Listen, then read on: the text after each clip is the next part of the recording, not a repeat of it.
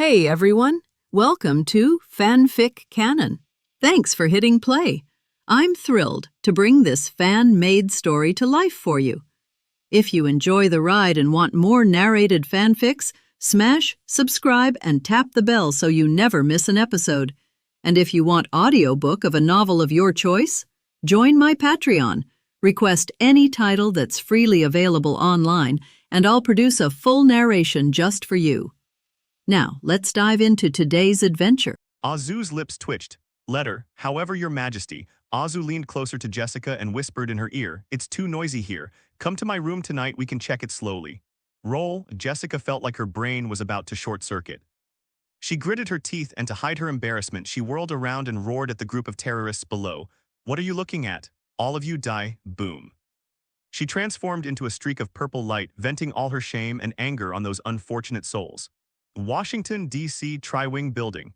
Alexander Pierce stood in front of the floor-to-ceiling window, his hand holding the whiskey trembling slightly. His prized authority is crumbling. In his time, controlling public opinion was simple. A phone call to the editor-in-chief of the New York Times or a few congressmen issuing a strongly worded statement on the evening news could turn black into white. But now the world has changed. The real-time data streams from dozens of channels, and countless social media platforms crashed down like a colorful avalanche. The people active on the screen are no longer the formally seated news anchors, but countless young people holding mobile phones and recording videos in their own bedrooms. On YouTube, a video titled "SHIELD vs. Vought, Who's Lying?" garnered 120 million views in just 3 hours. In the video, a blogger with green hair edited together Pierce's previous press conference accusing Captain America with a documentary about Steve Rogers during World War II, adding comical music and absurd special effects. "Hydra Captain, come on, is this old man senile?" When Steve Rogers was beating up Hitler, Pierce was still wearing diapers. The comments section below was even more appalling. "Disband SHIELD # taking taxpayers' money and then slandering our heroes. Walter is the true god. Look at what Homelander is doing. He's saving lives all over the world. And what is SHIELD doing? Engaging in office politics in Washington. My grandfather is a WWII veteran. He was so angry after seeing the news that he wanted to smash the TV. F***K Pierce." There are even more outrageous examples. Instead of publishing an editorial, Walter's Daily Bugle released several blurry but suggestive photos. The photo shows several high-ranking SHIELD agents making a clandestine deal with some notorious South American warlords. The caption was just one sentence. "Whose shield is SHIELD? This is not a balanced war of public opinion at all. This was a massacre. Vought's PR team doesn't just reason with you, they also create memes and stir up emotions. They turned anti-SHIELD into a trend, a form of political correctness. Sir." The Sitwell agent pushed open the door, his face pale, his hand holding the phone trembling slightly. "The call from the White House." The president refused to answer. "And our friends in Congress are all trying to distance themselves. Just now, 3 senators announced they will launch an independent investigation into the flow of SHIELD funds." Smack. Pierce crushed the crystal glass in his hand, the wine mixed with glass shards spilling all over his hand. He lost. "We lost to this damned internet age. This can't go on." Pierce closed his eyes, took a deep breath, and pulled a handkerchief from his pocket, slowly wiping the blood from the glass cuts on his hands. His gaze regained its calm and resolute tone. "We need to cut our losses." "Stop the loss?" Sitwell asked, puzzled. "When a leg becomes gangrenous, you have to cut it off before it poisons the heart. This is the price we have to pay." Pierce walked to his desk and picked up the secure phone. "Notify the action team to carry out Operation Cleaner." That afternoon, an even more explosive press conference was held. This time, however, the protagonist is not Pierce but the FBI. The FBI director announced with a solemn expression, "Following a joint investigation, we have uncovered a shocking infiltration case. SHIELD. Senior advisor and veteran agent Jasper Sitwell has been confirmed as an operative infiltrated by the terrorist organization Hydra." In the footage, Sitwell is forced into a police car by 2 burly detectives. His face is filled with despair and disbelief, as if he only realizes at the last moment that he has become the prisoner. It was this person who forged the false file about Captain Steve Rogers and attempted to incite internal conflict to weaken Earth's defenses. Following that, several Hydra strongholds around the world were taken down by SHIELD. More than a dozen Hydra agents were killed or arrested. SHIELD's official Twitter account released a statement. "We are cleaning house. Justice may be delayed, but it will never be denied." What a ruthless and self-sacrificing scheme. Although it was embarrassing, at least the SHIELD brand, though teetering on the brink of collapse, has barely managed to avoid complete disintegration. And the Hydra dormant teams that had been creating chaos around the world fell silent overnight. Pierce looked at the report in his hand about Homelander's global campaign against crime, and his teeth itched with rage. He created chaos to force the Security Council to pass the Insight program. And the result, chaos ensued. Instead of seeking his help, the Security Council cried out and begged Vought for assistance. Every time Homelander saves a city, Vought's market value jumps and SHIELD's budget gets cut. This isn't a terrorist attack, it's clearly just providing free background and atmosphere for that blonde B*******. Stop.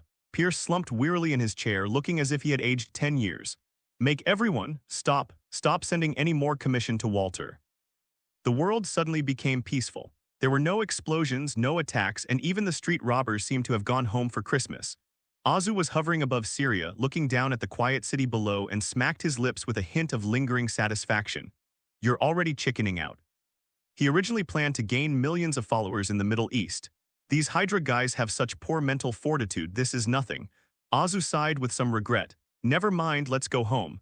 New York JFK International Airport. This was probably the most crowded day in the history of human aviation.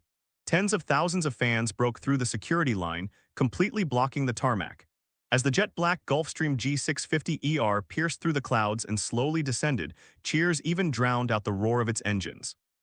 The hatch opened. Azu was the first to come out. A smile that illuminates the whole world adorns his face. He waved to the crowd, his cloak fluttering in the wind. Behind him were the members of the Seven. Jessica Jones tried to keep a straight face, but the corners of her mouth couldn't help but turn up in a smile. She looked down at the girls holding up light boards with her chibi-style portrait on them, and her heart almost melted. Angela blew a kiss to the camera, eliciting screams from the crowd. Robbie scratched his head sheepishly. Peter Romiximov, the former street thug of Sokovia, now wore an exaggerated pair of goggles, hands in his pockets, chewing gum, and strode with an air of arrogance. Quicksilver, Quicksilver. I want to do it with you. A group of girls screamed wildly at him. Pietro paused for a moment, then took off his goggles, turned his head in that direction, and winked at it with feigned affection. Oh. The decibel level of the screams reached a new high. Pietro felt his heart pounding because of this feeling of being needed, worshipped, and treated like a god. In Sokovia, he was a despised hoodlum as a child and later became a lab rat. And here in Walter, he is the light. He glanced instinctively at the man walking at the front. This is life, Pietro murmured to himself. VGD Global Defense Base, late at night. The massive alloy gate slid slowly open to both sides, emitting a muffled hydraulic sound. Azu strode into the command center. Welcome home, sir. Steve Rogers stood in front of the control panel, his posture as upright as a pine tree. Don't try that on me, Steve. Azu took off his gloves, tossed them on the table, and revealed a relaxed smile. Looks like you're settling in well. Azu walked over and patted the WWII veteran on the shoulder, a familiar gesture like that of an old friend reuniting. Better than I expected. Steve glanced back at the trainees still sweating on the training field, his gaze gentle. There's not so much backstabbing here, not so many lies must be hidden for safety. These kids, they're pure. They idolize you, Azu said with a laugh. I had Ashley conduct an internal poll, and your approval rating among the trainees is almost catching up to mine. All they need is direction. Steve looked at Azu earnestly. Thank you, Anthony. You gave me and you gave them a home. Azu responded with a smile. As long as you protect it, it will always be your home. All right, go and get some rest, Captain. I have some personal matters to attend to. 50 meters underground, the Cyberdyne T-850 production line. The elevator plummeted, the air temperature began to drop, and a chilly smell of engine oil mixed with metal wafted through the air. The elevator doors opened. What appeared before us was a huge underground factory. Countless robotic arms swung through the air, sparks flying. On the conveyor belt, silver-white metal skeletons were being assembled and welded. This is Azu's private arms factory. Welcome back, Mr. Starr. A monotone, devoid of emotion, echoed in the empty factory. How's the progress? Azu stopped in front of a machine that was performing a skin coating procedure. The metal skeleton was immersed in a pink biological solution, and active skin tissue was growing rapidly, covering the cold metal. They looked no different from ordinary people, and in fact, they even have the ability to mate in order to better penetrate the environment. The T-850 production line is fully operational, Skynet reported. As per your instructions, the appearance parameters of each unit have been randomized. Race, age, and body type are completely simulated according to a human social distribution model. No two units are identical in appearance. Very good. Azu nodded. How's the progress? Currently, 51 finished units have rolled off the production line. Each unit is equipped with a tactical module, a language module, and a human behavior learning program. Cough, cough. The sound of high heels behind them interrupted the conversation. Ashley strode over, tablet in hand, her expression serious. This strong woman from Vought rarely wore such an expression unless something truly serious happened. Sir, we need to talk about money. Ashley didn't waste any words and directly projected a financial statement into the air via holography. She pointed to the red curve. The cost of a single T-850, including the superalloy frame, the dual hydrogen battery core, and the expensive simulated skin culture material, is as high as $2 million. If we operate at full capacity over a year. Ashley paused, her tone serious. It will burn through $37 billion. Azu raised an eyebrow. Walter can't afford it. We can afford it. Ashley looked directly into Azu's eyes, but it's pure cash outflow, no returns, no profits. This will severely squeeze our budgets in media, film, and other areas. In the long run, our financial statements will look terrible, and it will affect the operation of our other businesses. Azu remained silent for a moment. That makes sense. He suddenly snapped his fingers, turned around, and gave instructions to Skynet. Skynet, adjust the production plan. The standard T-850 model will be produced in 3,000 units, after which the production line will be shut down and put into maintenance mode. 3,000 units. Skynet's data stream flickered.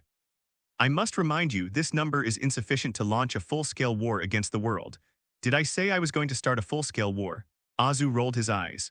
Even if I wanted to rule, war would be the lowest form of tactic. Relocate 50 units to serve as internal security for Vought headquarters and to guard underground facilities, Azu continued. As for the rest, scatter them all out and turn them into people. Make them Wall Street traders, Capitol Hill interns, Silicon Valley engineers, or even CNN directors. Let them infiltrate every corner of this world. Skynet's voice rang out at the opportune moment.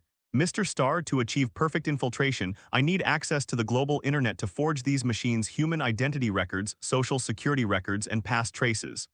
Ashley's expression changed. Sir, this. Letting an artificial intelligence connect to the internet, won't it launch a nuclear missile? It won't. Azu didn't hesitate at all. He still trusted the system's quality. Besides, a nuclear bomb couldn't kill him. Authorization approved. Connecting. Identity generation in progress. Penetration protocol initiated. Skynet's data stream frantically filled the screen. There's one more thing. Azu walked towards a separate, isolated room in the factory. Is that special custom item ready? It was taken offline 10 days ago, Skynet replied. The model was built entirely according to the data you provided, and the skeleton was made of vibranium casting. Furthermore, it was equipped with a more advanced combat module and tactical algorithms. The door to the isolation room slowly opened. The white, cold air dissipated. A naked man stood inside. He had an angular and aloof face. If Steve Rogers were here, he would definitely recognize this face. Brock Rumlow, Crossbones, the captain of SHIELD's Rapid Response Special Forces, but this is not Rumlow, this is a T-850. Vibranium version, the cost? I won't even ask, it must be an astronomical figure. Azu looked at the masterpiece and nodded in satisfaction. He reached out and patted Rumlow on the shoulder. Wake up. Those eyes, which were originally dull and lifeless, suddenly lit up with a red light, then quickly disappeared, turning into brown pupils indistinguishable from those of humans. It turned its head, looked at Azu, and bowed slightly. Commander. T-850's voice was exactly the same as Rumlow's, even mimicking his bandit-like manner perfectly. From this day forward, you are Brock Rumlow. Azu's voice echoed in the empty factory, carrying a sinister chill. Go find the original, end it, replace it. VGD Base, Senior Instructor Dormitory. Steve Rogers had just finished showering and was sitting on the edge of the bed, staring blankly at the black and white group photo in his hand. The photo shows his comrades from the Roaring Commando with Badgie standing beside him, smiling brightly. Sizzle, sizzle. The old-fashioned button phone on the table suddenly vibrated. Hello, I'm Rogers. Steve put down the photo in his hand and answered the phone. If you're here to sell insurance, I already have full coverage. Stop joking, Captain. In my current state, I'd have to crowdfund even to buy myself a wooden coffin. The voice on the other end of the phone sounded tired. Frey, it's me. Where are you? Steve sat up straight, his tone becoming serious. Listen, Captain. I don't have time for pleasantries. Natasha, Clint, and I are together in New Jersey. New Jersey? Yes, your second home. Fury sneered. We found the birthplace of Shield there, which was also Hydra's incubator. We found Anim Zola there. Steve's hands clenched tightly. Zora, he's still alive. His body died, but he turned his brain into data. Fury gritted his teeth. That Nazi B*** D said everything. Pierce. That son of a B*** CH, he's the current head of Hydra. For decades, they've been sucking blood and creating chaos within Shield. That's nothing new, Nick, Steve said with a nonchalant sneer. I went to the Tri-Wing building a while ago and confirmed it in less than 5 minutes. Your efficiency. It seems Shield really does need a budget cut. There was a 2-second silence on the other end of the phone. F***K. Okay, I admit I got tricked. Fury's voice was a little embarrassed but quickly hardened again. But there are some things you don't know. Zola developed an algorithm. Fury's voice turned extremely serious. It can predict a person's future by analyzing their past, bank records, voting preferences, even the flavor of the pizza you order. If the algorithm determines that you might hinder Hydra in the future, you're dead. Fury quickly composed himself, his tone becoming urgent. Listen, Captain, the situation is worse than we thought. Pierce has gone mad. He plans to brainwash the dissenting council representatives in 2 days and force the implementation of the Insight plan. Once those 3 carrier strike groups take off, they will network with the Insight satellites, instantly locking onto and eliminating 20 million targets. Among these 20 million people, there are neurosurgeons, news anchors, and of course you and me, and that iron-armed killer, the Winter Soldier. The Winter Soldier isn't alone, Captain. Pierce will unleash all those monsters. I need you, Steve. I need your help. Steve remained silent for a moment. Frey, I'm Walter's man now. If you need help, you should go through the proper channels. Talk to my boss, Homelander. He'd be happy to save his planet, and I believe he has the ability to handle a few wrecked ships. Homelander? Upon hearing this name, Fury was furious. You want me to go find that narcissist in the Stars and Stripes cape, that actor who only knows how to fake a smile for the camera? F***KU, Steve, are you out of your mind? I tried contacting him, I made countless calls, and what was the result? Every single time, it's that woman named Ashley who answers. Fury mimicked Ashley's tone, sharp and sarcastic. Oh, sorry, Chief Fury, Mr. Homelander is shooting a cover for Vanity Fair. Oh, Mr. Homelander is in Hollywood for a fan meet and greet. Sorry, Mr. Homelander is playing golf with the president. I can't get in touch with him at all. He's busy being a star, not a hero. You want to entrust the fate of the world to people like this. As Steve listened to Fury's roar, a slight smile involuntarily crept onto his lips. Frey, maybe he just doesn't want to talk to you because you're prejudiced against him. He may be vain, he may enjoy putting on a show, but in crucial moments he truly protected the world. And Steve paused, he's strong, stronger than all of us combined. If it really comes down to facing several helicopters and a bunch of super soldiers, he's the best choice. F***KU. Fury cursed on the other end of the phone. I really don't want to owe that guy a favor. Then there's nothing to talk about. Steve made a move to hang up the phone, etc. Fury panicked. Steve, there's one more thing. Fury's voice suddenly became very low, carrying a heavy weight as if he wanted to keep the secret to himself. About that Winter Soldier, that iron-armed assassin who sent you flying, we've identified him. Steve's fingers froze. Who is he? His name is James Buchanan Barnes. Fury slowly uttered the name. Your old friend, Bucky. Buzz. Steve's mind went blank. All the surrounding sounds seemed to disappear, leaving only that name echoing in my ears. Pakistan, Bucky is still alive. That killer with the metal arm. Is it Bucky? Impossible. Steve muttered to himself. I saw him fall with my own eyes. Hydra rescued him, then turned him into a monster. Fury's voice was cold. That's what Hydra excels at. Steve, if you want to save him or if you want to free him, you have to stop Pierce. Of course, I could also throw away my dignity and go to Homelander, kiss his boots and beg him for help. But hopefully he won't use his laser eye to blow Bucky's head off. Silence fell on the other end of the phone. 5 seconds later, Steve's eyes hardened. I see. I will ask Homelander for leave. Wait for my message. After hanging up the phone, Steve grabbed the shield from the table and strode out of the dormitory. General Manager Zoo's office. Azu was leaning back in his chair, enjoying Ashley's report. Your new film, The Seven Odyssey, has broken box office records again. Also, Time magazine would like to invite you for a Person of the Year interview. Bang! The door was pushed open. Steve Rogers rushed in, his face showing an unprecedented level of anxiety. "Steve, you look like you just found out your wife cheated on you." "It's more serious than that," Steve said bluntly. "I'm here to ask for leave." "A request for leave?" Azu raised an eyebrow, walked behind his desk and sat down. "What's the reason? If it's because of that blonde nurse, I can approve 3 days." "No." Steve shook his head, his expression serious. "It's a personal matter, some old scores that haven't been settled yet." "No problem." Azu answered crisply and decisively, without the slightest hesitation, as if Steve were simply asking for a day off to buy a sandwich. Steve paused for a moment, and all the prepared arguments about personal grudges, things that had to be done, but I promise not to harm Vought's interests stuck in his throat. "Anthony, aren't you going to ask me what I'm going to do, or where am I going?" "There's no need for that." Azu stood up, walked to the liquor cabinet, poured himself a glass of fresh milk and poured one for Steve as well. "Trust those you employ and don't employ those you don't trust. This is an old saying from a great Eastern nation." He turned around, raised his glass to Steve and said, "You're Captain America. Your moral compass is stronger than the foundation of this building. If you say it's something that must be done, then you're definitely right." Steve looked at the man before him. Sunlight danced on his blonde hair, and his flamboyant uniform seemed less commercial at that moment, instead exuding a warm, trustworthy aura. That feeling of being unconditionally trusted dispelled the gloom in Steve's heart. Go do what you're supposed to do. "But remember one thing," Azu pointed to the VGD badge on Steve's chest. "You're not just Steve Rogers anymore, you're also Walter's S-Class registered hero, the hero instructor. If you encounter problems you can't solve outside." Azu laughed, a laugh tinged with arrogance. "Call Ashley anytime. Remember, Walter is your strongest trump card." Steve stared at the milky white liquid swirling in the glass, remaining silent for a long time. After arriving in this era, it took him a long time to get used to the suspicious relationships within SH. IELD Nick Fury only ever speaks 3/10 of what he means, even to himself, the so-called Captain America. Here, in this company that Fu Rui criticized as only good at putting on a show, he felt the same unconditional trust he had felt back in the trenches. "Thank you, Anthony." Steve downed the milk in his glass in one gulp and slammed the empty glass down on the table. "I'll be back as soon as possible. No rush." "I think the students will be more willing to have Angela lead them in yoga these days, rather than being forced to run 10 kilometers by you," Azu joked. Steve smiled, turned around, and strode out of the office. Gained a special popularity bonus of +10000 from Steve Rogers. Upper Potomac River, Maryland.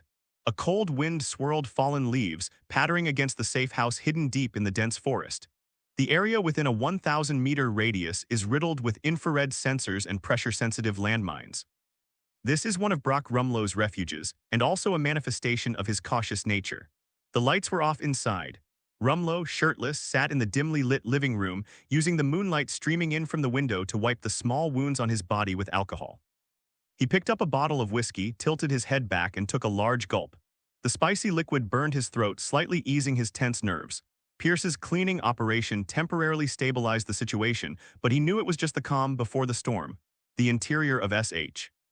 IELD is already a volcano about to erupt, and he is the one sitting in the crater. Click. With a soft click, Rumlow's movements froze instantly. His intuition as a top agent made the hairs on his body stand on end. That was an intuition honed through years of living on the edge. It's too quiet. The chirping of insects in the forest had disappeared some time ago. Rumlow slammed down the bottle, drew his Glock from his waist with lightning speed with his right hand, and grabbed the tactical knife from the table with his left. He held his breath like a wary cheetah and slowly moved towards the window. The external sensors did not trigger an alarm. The pressure-sensitive landmine did not detonate. Everything on the surveillance footage is normal. But the suffocating feeling of being targeted by a top predator only grew stronger. "Who's there?" Rumlow gave a low shout into the dark corridor. No one answered. Only the mournful sound of the wind blowing through the chimneys could be heard. Click. A soft, crisp sound came from above. Rumlow suddenly looked up, raised his gun, and fired. Bang, bang, bang. 3 bullets arranged in a triangular pattern pierced through the ceiling. Wood chips flew everywhere. The next second, boom, the entire ceiling collapsed with a roar. A dark shadow carrying splinters of wood and dust crashed heavily onto the floor. Rumlow reacted extremely quickly, dodging the landing point with a side roll, and then fired 3 more shots. Bang. Bang, bang, 3 bullets, all hitting their mark at close range. Sparks flashed and disappeared in the darkness. By the dim light of the fire, Rumlow could make out the intruder. In that instant, he felt his blood freeze and his breath stop. That person. He was wearing the exact same tactical vest as him, she has the exact same hairstyle as him, even the faint scar on his face was perfectly accurate, that was himself. What the hell is this? Rumlow was horrified. The Rumlow stared as he slowly straightened up, tilted his head, and moved with a strange fluidity amidst the stiffness, as if he were performing some kind of calibration. It opened its mouth. What the hell is this? The voice was exactly the same. Even the tone of fear was imitated perfectly. Who are you? Rumlow took a step back and switched to an armor-piercing magazine. The man named Rumlow did not answer. He simply looked down at the bullet hole in his chest from which a faint trace of blood was seeping. He showed no sign of pain and even reached out his finger to pry out the bullet. What are you? Rumlow asked again, his voice filled with terror. The man named Rumlow raised his head, a mocking smile appearing on his lips, exactly the same as Rumlow's usual expression. I am your Pro Max. The voice, the tone, even the distinctive nasal quality were completely identical. Hold. Without another word, Rumlow raised his gun and fired a volley, but he discovered a horrifying truth. The first time, the other party simply endured it. The second time, the opponent began to employ subtle tactical evasion. The third time, when Rumlow attempted to use a tactical roll to retrieve the shotgun from under the bed, the clone made the exact same move the other person is studying, and faster and more accurate than him. Bang. A large foot slammed into Rumlow's chest, and the sound of bones cracking rang out. Ah, Rumlow screamed as the shotgun slid out of his hand. The replicant picked up the shotgun, skillfully cocking it with one hand, his movements as graceful as Rumlow had practiced countless times in front of the mirror. Cough, cough. Rumlow spat out a mouthful of blood, staring at the other person in shock. This power reminded him of Steve Rogers. However, the clone didn't rush to finish off the enemy. He simply stood there, assuming a fighting stance. That pose, Rumlow's pupils contracted sharply. That was his most proficient Krav Maga opening stance, lowering his center of gravity, protecting his head with his left hand, and making a feinting motion with his right. Come here. The clone beckoned to him, humiliation, a blatant humiliation. Rumlow's ferocity was unleashed. He is Crossbones SH. IELD's top operations specialist, not someone easily intimidated. Go to hell, you imposter. Rumlow roared, pulled a spare military knife from his boot, and charged forward. He didn't believe in superstitions. He's been in close combat for over a decade and has never been afraid of anyone. The two instantly became entangled in combat. The wind howled from the punches and the shadows of the legs danced. Rumlow delivered a whip kick aimed at his opponent's temple. The clone didn't dodge, it took the kick head-on, its head snapping to the side. But the next second, in the same posture and at the same angle, it retaliated with a whip kick. Bang! Rumlow was kicked and sent flying, crashing into the wall. Rumlow gritted his teeth and struggled to his feet, then delivered another cunning stab to the opponent's ribs. The replicant didn't flinch, letting the blade pierce its body. It gripped Rumlow's wrist as if sensing his technique. It twisted its hand backwards. Snap! Rumlow's left arm was broken off. Aria screams echoed through the safe house. The next 5 minutes were the longest nightmare of Rumlow's life. He used all the knowledge he had acquired in his life. All the killing moves, all the underhanded tricks, all the tactical maneuvers. Shooting, explosions, even biting. But no matter what he does, the other party will perfectly replicate it in the next second and return it to him with greater power and faster speed. The monster is learning from him. Rumlow was in despair. His face was covered in blood. He leaned against the corner of the wall, panting heavily, clutching the last high-explosive grenade tightly in his hand. His eyes were fixed on the clone, his expression gradually turning ferocious. Until the clone, Rumlow, came up to them. Without hesitation, he pulled the pin on the grenade. Okay, baby, let's go together. Boom! The flames engulfed the entire room. The shockwave from the explosion ripped off the roof and flames shot skyward. In the raging fire, a figure slowly walked out. Most of its bionic skin was burned away, revealing a vibranium skeleton with a cold, eerie luster. Its electronic, prosthetic eyes gleamed crimson in the flames. It picked up the nameplate that had survived the explosion from the ground. It was Rumlow's identification tag. Mission report: Primarch Brock Rumlow has been defeated. Identity spoofing synchronization rate 99.8%. Skynet's report was transmitted to Azu via an encrypted channel. Well done. Now we can update the mission instructions, Azu ordered. Instructions confirmed. Remain in hiding and, if necessary, protect Alexander Pierce and the core Hydra members. The red light in Rumlow's eyes, which had recovered his skin at the Skynet base, faded, turning into a pair of brown eyes full of human emotion. He stood up, straightened his tactical vest in front of the mirror, and a roguish smile characteristic of Rumlow appeared on his lips. Go get to work now. I have a question, Commander, Skynet's voice intervened again. According to big data analysis, Hydra is a terrorist organization that will create chaos to achieve its goals. Its core ideology is fundamentally in conflict with Mr. Star's Vought international system. In short, they are your enemies. Why not take this opportunity to completely eradicate them? Instead, why invest resources in protecting them? Azu smiled. Skynet, you may possess all of humanity's knowledge, but you do not understand human nature. If a person is hungry, they have only one desire to be full. But once he's full, he'll start thinking about other things. Azu sneered, then changed the subject. Similarly, if a person is frequently beaten, living in constant fear, his demands are very low, just don't hit him. He's willing to give you everything as long as you can protect him from being beaten. But what if nobody hits him? He'll start to nitpick.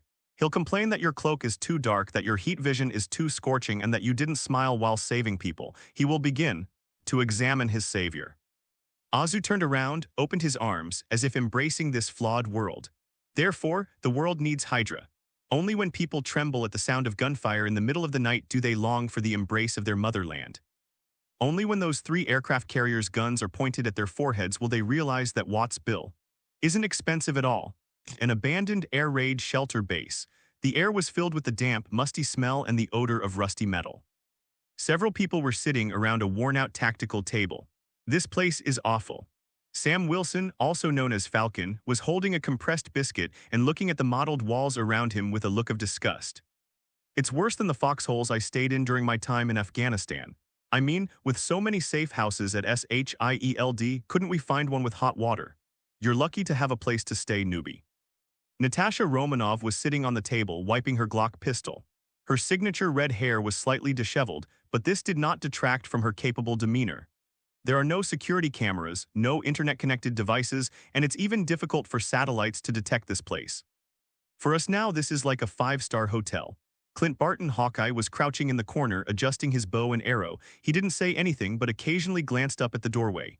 Who is he waiting for? Sam nudged Natasha's arm and asked in a low voice. Steve Rogers. Natasha didn't even look up. Looks like our Captain America has finally come to his senses.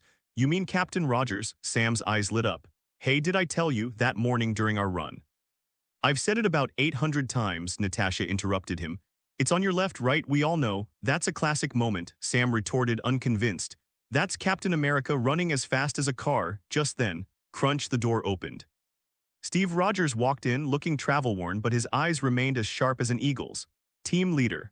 Sam was the first to stand up, a fan's smile upon seeing their idol spreading across his face. I knew you'd come. Steve looked at Sam and gave him a tired but genuine smile. Sam, I'm sorry to have dragged you into this. Don't say that, Sam shrugged. Retirement life is too boring, I'm looking for some excitement. Steve nodded, his gaze sweeping over Natasha and Clint, and said, looks like the Avengers haven't disbanded yet. We'll barely make ends meet.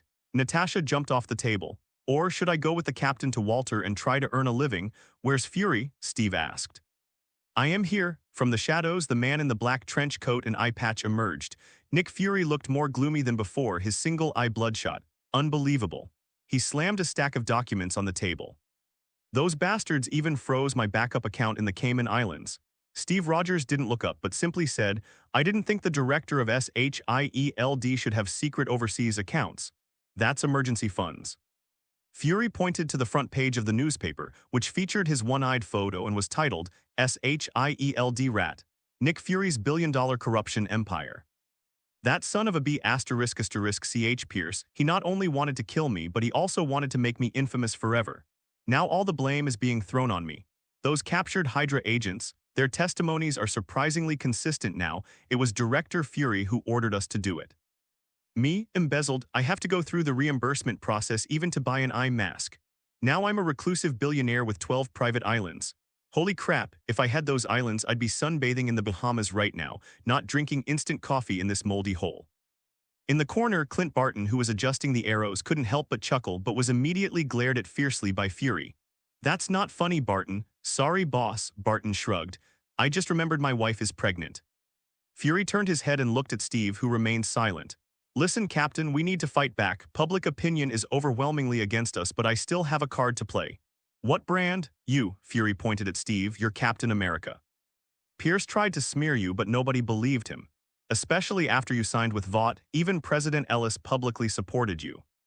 If you just stand up, Fury leaned closer, stand in front of the cameras and say to the whole world, Nick Fury is innocent, I believe him, the situation will turn around. What if not? Steve finally raised his head to look at Fury, but his eyes held no fervent expectation Fury had hoped for, only a chilling calm.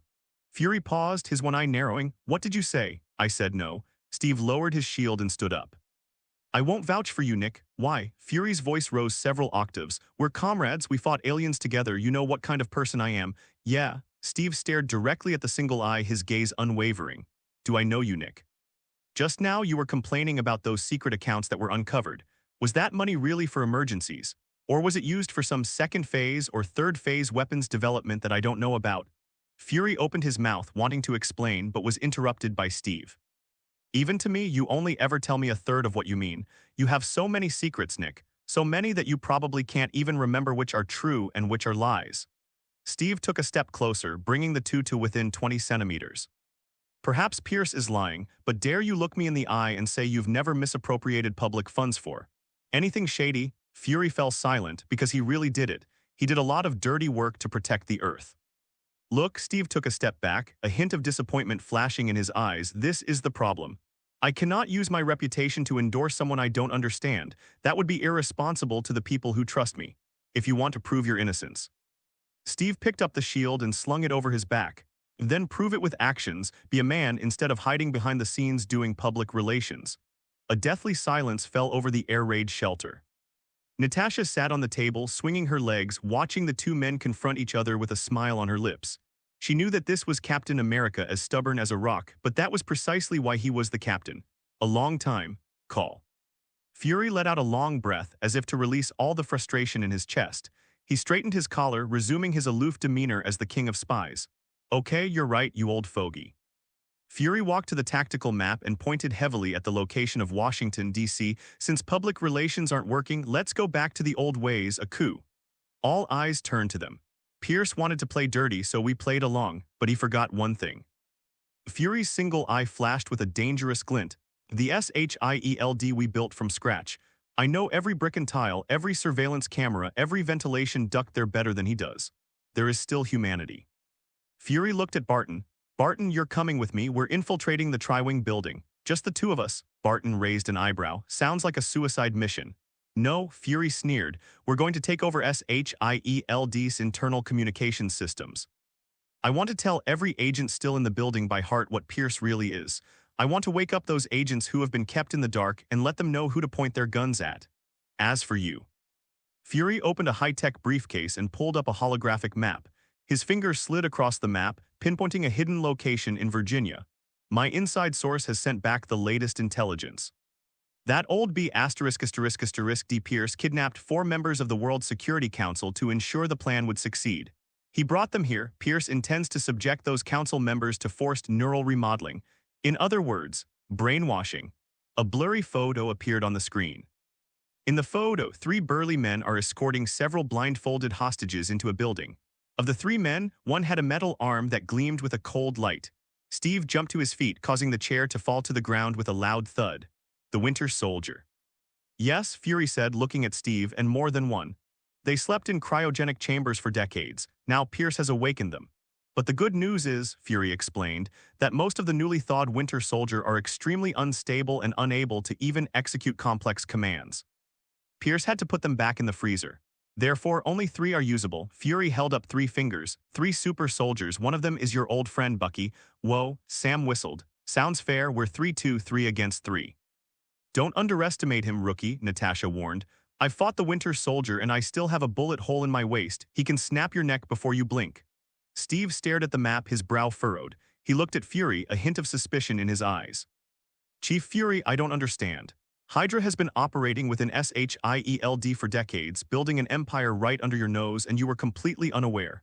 And now, Steve pointed to the detailed intelligence. You know everything about their operations, even about this secret brainwashing base. This information is too detailed, so detailed it's like someone deliberately fed it to you. The atmosphere in the room froze instantly. Sam and Clint both looked at Fury. Indeed, the contrast is too great. Fury was silent for 2 seconds. He took off his sunglasses and a complex light flashed in his single eye. I have my own channels, Captain. While Hydra thought they had everything under control, I also planted my own spies. Hydra isn't the only company in this world that knows how to infiltrate. You don't need to worry about where the intelligence comes from. Fury tapped the table. We have to move out. Steve paused for a few seconds before speaking. Okay, Fury. Hope your intelligence is accurate. Don't worry, Captain. Fury straightened his trench coat collar. Good luck. Half an hour later, a black SUV sped along the highway leading to the suburbs of New York. Natasha was in the driver's seat, speeding along while observing Steve through the rearview mirror. Steve sat in the back, holding that old-fashioned flip phone, dialing a number. Who are you calling? Natasha asked. If it's that blonde megalomaniac, I suggest you put it on speakerphone. I want to hear how he's mocking Fury, not Anthony. Steve waited for the connection to be established. Beep, hello, Captain. Ashley's slightly surprised voice came from the other end of the phone. At this hour, you should be enjoying a well-deserved vacation, right? The holiday's over, Ashley. Steve's voice was low. I have plans. An operation? Ashley's tone immediately became alert. Official or private? It's somewhat private, but I need it to be official. Steve glanced at the trees rushing past the window. I'm with some friends on my way to the Erie Dam in upstate New York. There's a Hydra group there. They kidnapped a member of the Security Council. My God, Ashley gasped. This is huge news. I'll let Mr. Homelander know. He just got back from Paris and is in a good mood. Thank you, Ashley. Steve hesitated for a moment. I do need help. I have a bad feeling. A bad feeling? This time it's not just Hydra. Steve's eyes dimmed for a moment. There might be an old friend of mine there. I want to handle it myself, and if possible, don't let Anthony get involved directly. You know his temper. I don't want to waste my time piecing together my friend. I understand. Ashley, being quite shrewd, immediately grasped Steve's unspoken meaning. You want to catch up? Say what you want. Yes, Captain, since you've asked, we'll give you the best treatment. Thanks. Steve breathed a sigh of relief after hanging up the phone. Sam in the passenger seat turned around, his face filled with disbelief. Captain, were you just calling Vought? Are you really going to turn this into a business operation? Times have changed, Sam. Steve put his phone in his pocket. Sometimes a spotlight is more protective than a shield. Well, I never thought I'd hear Captain America say times have changed. Natasha joked. Vought has definitely piqued my curiosity. The Yili Hydroelectric Power Station. This is a colossal structure built during the Cold War, hidden deep within a dense forest. The massive concrete dam, like a gray tombstone, cuts off the rushing river. It looks very quiet. Natasha observed the entrance through her binoculars. There are only 4 sentries, and the shift changes very infrequently. It doesn't look like they're holding important hostages. I have a bad feeling. Steve tightened his belt on his shield. Since Pierce dared to let Furicha here, he's probably prepared some kind of welcoming ceremony. Forget about any ceremony. Sam unfurled his mechanical wings. It's just a matter of kicking a few more asses. Action. The 3 of them sneaked in like ghosts. The cleanup of the surrounding area went exceptionally smoothly. Although the guards were well equipped, they were taken down by the Avengers before they could even sound the alarm. Natasha stunned a guard with a Black Widow sting and dragged him into the bushes. They advanced all the way to the core area, which was a huge underground reservoir that had been converted into temporary prison cells. 4 board members dressed in suits were tied to chairs, their mouths gagged, and they looked terrified. There. Sam pointed down, etc. Steve suddenly reached out and stopped Sam, who was about to spread his wings and swoop down. His gaze was fixed intently on the depths of the shadows. Come out, Steve said in a deep voice. I know you're there. The silence lasted for 3 seconds. Click, click, click. Heavy footsteps echoed from the darkness. 3 people. The leader, wearing the iconic half-face mask, had a silver metallic sheen gleaming on his left arm. Bucky Barnes, the Winter Soldier. Behind him followed 2 burly men with equally empty and cold eyes. They didn't have metal arms, but their oppressive aura and murderous intent were exactly the same as Bucky's. Steve looked at the steel-armed warrior, feeling a surge of excitement. Bucky, he called out tentatively. The Winter Soldier didn't react at all. He simply raised his semi-automatic pistol and pointed it at his former best friend. What do we do now? Sam asked. What else can we do? Steve raised his shield, his eyes hardening. Hard fight. Let's do it. Boom, the 3 Winter Soldier warriors also launched their attacks simultaneously.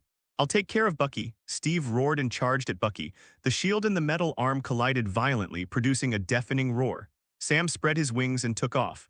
I'm going to rescue the hostages. However, he had only flown halfway into the air. One of the unfamiliar super soldiers suddenly leaped into the air, reaching an astonishing height of 5 meters, matching Sam's current flight altitude. What? Sam exclaimed in surprise, quickly dodging to the side. The soldier grabbed Sam's ankle in midair, used the momentum to swing, and mounted Sam. Then he reached out and grabbed the falcon's wing, preparing to tear the falcon backpack's balance system apart. Warning, left wing damaged, warning.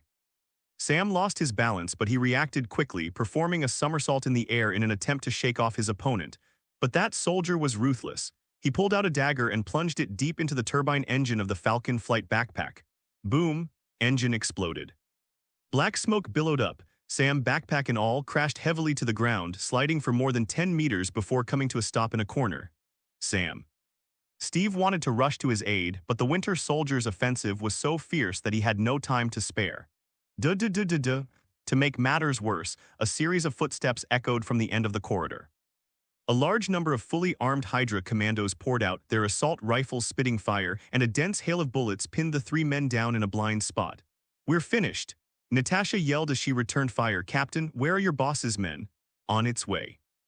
Steve held up his shield, blocking wave after wave of bullets. The Hydra soldiers pressed closer and closer, tightening the encirclement. "All right." Natasha loaded the last magazine, glanced at Steve beside her, who remained calm, and said, "Captain, at this point, why don't you tell me you have magic? Give me some hope." Steve glanced at the communicator on his wrist. The red light above is flashing rapidly. He raised his head, looking at the Winter Soldier and Hydra warriors who were approaching step by step, and spoke calmly. "I don't know magic, Natasha, but I have a boss who loves to show off." The words had barely left his mouth. Zai. A sudden high-frequency noise pierced through the wall. That was the sound of thermal imaging cutting concrete. Immediately afterwards, boom, the reinforced concrete wall beside them, a meter thick, was blown apart from the outside. Gravel flew everywhere and dust billowed. All the gunfire ceased abruptly at that moment. The Hydra soldiers turned in horror to look at the enormous gaping hole. Blinding sunlight streamed in through the gap, illuminating the dim space. Within that light, a figure hovered in midair. A red and blue battle suit, a slicked-back golden hairstyle, and a stars and stripes cape fluttering in the wind. He stood with his hands on his hips, backlit, a smile on his face that was 3 parts arrogance and 7 parts mockery. People of the motherland. Beside him, Jessica Jones was striking a punching pose. Clearly, the notch was her doing. "I don't like dark places like this. Yahoo!" Pietro burst in like a silver lightning bolt, showing no regard for his Hydra colleagues, and instantly disarmed the dozen or so soldiers in the front row. He was back in the group in the blink of an eye, twirling a submachine gun in his hand. Barbecue time. A burst of flame followed closely behind, and Angela descended like a fire goddess. The Super 7, except for a certain red-clad pervert, are all present. Behind them, beyond that enormous gap, there are countless SWAT team members behind the special police. Were dozens of news broadcast vans carrying long-range cameras and microphones. Several helicopters were hovering outside, with cameras pointed directly at the hole. The aircraft is printed with the logos of major news media outlets: Fox, CNN, BBC. Fully armed SWAT officers are shouting in front of the camera, "Federal police, drop your weapons, put your hands where I can see you." Natasha's lips twitched as she looked at the scene. My God, Sam was dumbfounded. Are they here to fight a war or to walk the red carpet? That's Walter. Steve breathed a sigh of relief. Whatever you do, you have to make a good impression. Azu landed slowly, not even glancing at the stunned Hydra soldiers, and directly addressed the camera with his deep voice. No matter how deep the darkness lies, no matter how rampant evil's laughter may be, when the world needs heroes. Azu waved his hand, and the 7 members behind him, though looking somewhat helpless, still cooperated by striking a cool pose that they had rehearsed beforehand. The Super 7 have arrived at the call. Click, click, click. The flashes of light came one after another. The Hydra soldiers were dumbfounded. Is this some kind of war or a movie shoot? After finishing speaking, Azu turned around to face the 3 Siberian super soldiers and a group of Hydra minions. The smile in his eyes remained unchanged, but now there were 2 points of scarlet deathlight. What are you all standing there for? Time to clear the area. At Azu's command, the Super 7 descended like tigers from the mountain. The Hydra crew, who had been dominating Steve and his group just moments before, were now completely powerless to retaliate. This was a completely one-sided massacre. Azu didn't even lift a finger. All he needs to do is look good, smile at the camera, and provide good commentary. Look. That's Quicksilver. His speed makes girls scream, makes the Invisible Man cry. Oh, that punch from Treasure Heroine, it was full of feminine power. Less than 2 minutes, there were no enemies left standing on the ground. Besides 3 figures resembling cheetahs, they were frantically fleeing towards the back exit of the hydroelectric power station. Trying to run away, Azu's eyes turned cold. This is being broadcast live across the entire US. If the bad guys get away, what will become of the Seven's reputation? Ashley. Tell the director to blur her face. Azu's eyes suddenly flashed with a crimson light. Zzzzz. Two beams of high-energy thermal vision instantly sliced through the air. There was absolutely no suspense. The two Siberian super soldiers who were still running had their heads explode like rotten watermelons. Bang, bang, the headless corpse continued to run 2 steps due to inertia before collapsing heavily to the ground. Perfect. Azu nodded, praising himself. That's what you call a decapitation strike. Then his gaze settled on the last person, the man with the metal left arm, one left. The red light in Azu's eyes condensed again, aiming at the back of Bucky's head. Etc. Steve Rogers suddenly rushed over and blocked Azu's line of sight. The red light in Azu's eyes gradually faded, and he slowly landed in front of Steve, looking at him with a half-smile. What's wrong, Captain? Azu pointed to the figure still desperately fleeing. Could he be your cheating wife? Cough, cough. Natasha almost choked on her saliva. What kind of outrageous language is this? Anthony, don't joke like that, Steve said with a wry smile, lowering his voice. He's Bucky, my brother. Oh, tilde tilde tilde. Azu drawled out his words with an expression that said, I understand, but I won't say it out loud. All right, since it's your family matter, I won't interfere. Go after her, don't let your Juliet get away. Steve didn't bother refuting Azu's nonsense. Thanks. He picked up the shield and chased after Bucky in the direction he had disappeared. Just as the captain turned around, a pleasant system notification sound suddenly rang out. Ding! The system has detected a strong character bond. Characters, Steve Rogers, Captain America, and James Barnes, Winter Soldier. Trigger hidden combo effect, Captain and Winter Soldier. Special effects description. When Captain America and the Winter Soldier are both on the host's side and participate in any public actions or media exposure together, the host will directly receive 30% of the total popularity points gained by both as an additional bonus. Ding! Team module upgraded. Unlock a brand new team composition. Roaring Commando, current team size 1-5, core team members Captain America, Winter Soldier missing. If either is missing, the team effects will not work. Team special effect. When members of the Roaring Commando are within 3,000 meters of the host will gain tactical intuition, super will, and bonuses to all attributes. Bonus, each member receives a 40% boost to all attributes, maximum 200%. As Azu watched Steve's disappearing figure, he gave the camera a compassionate expression. Did everyone see that? That's the cruelty of war. It turns friends into enemies and brothers into bitter rivals. But please trust Walter, trust us. We will bring the lost sheep home. Ashley. Azu suddenly remembered something and turned to call out to Ashley, who was still directing the scene. Arrange for drones to follow me, then release a press release. For example, Captain America, with Vought's help, is redeeming a WWII veteran who has gone astray. The title needs to be emotional, it needs to be tear-jerking, it needs to convey that brotherly bond that transcends centuries. Ideally, this would make every housewife in America cry. Do you understand? Understood, boss, Ashley replied loudly. Potomac River downstream dam. This is the end of the hydroelectric power station. The rushing river water pours down from the dam, making a deafening roar. Bucky Barnes stopped in his tracks. There's no road.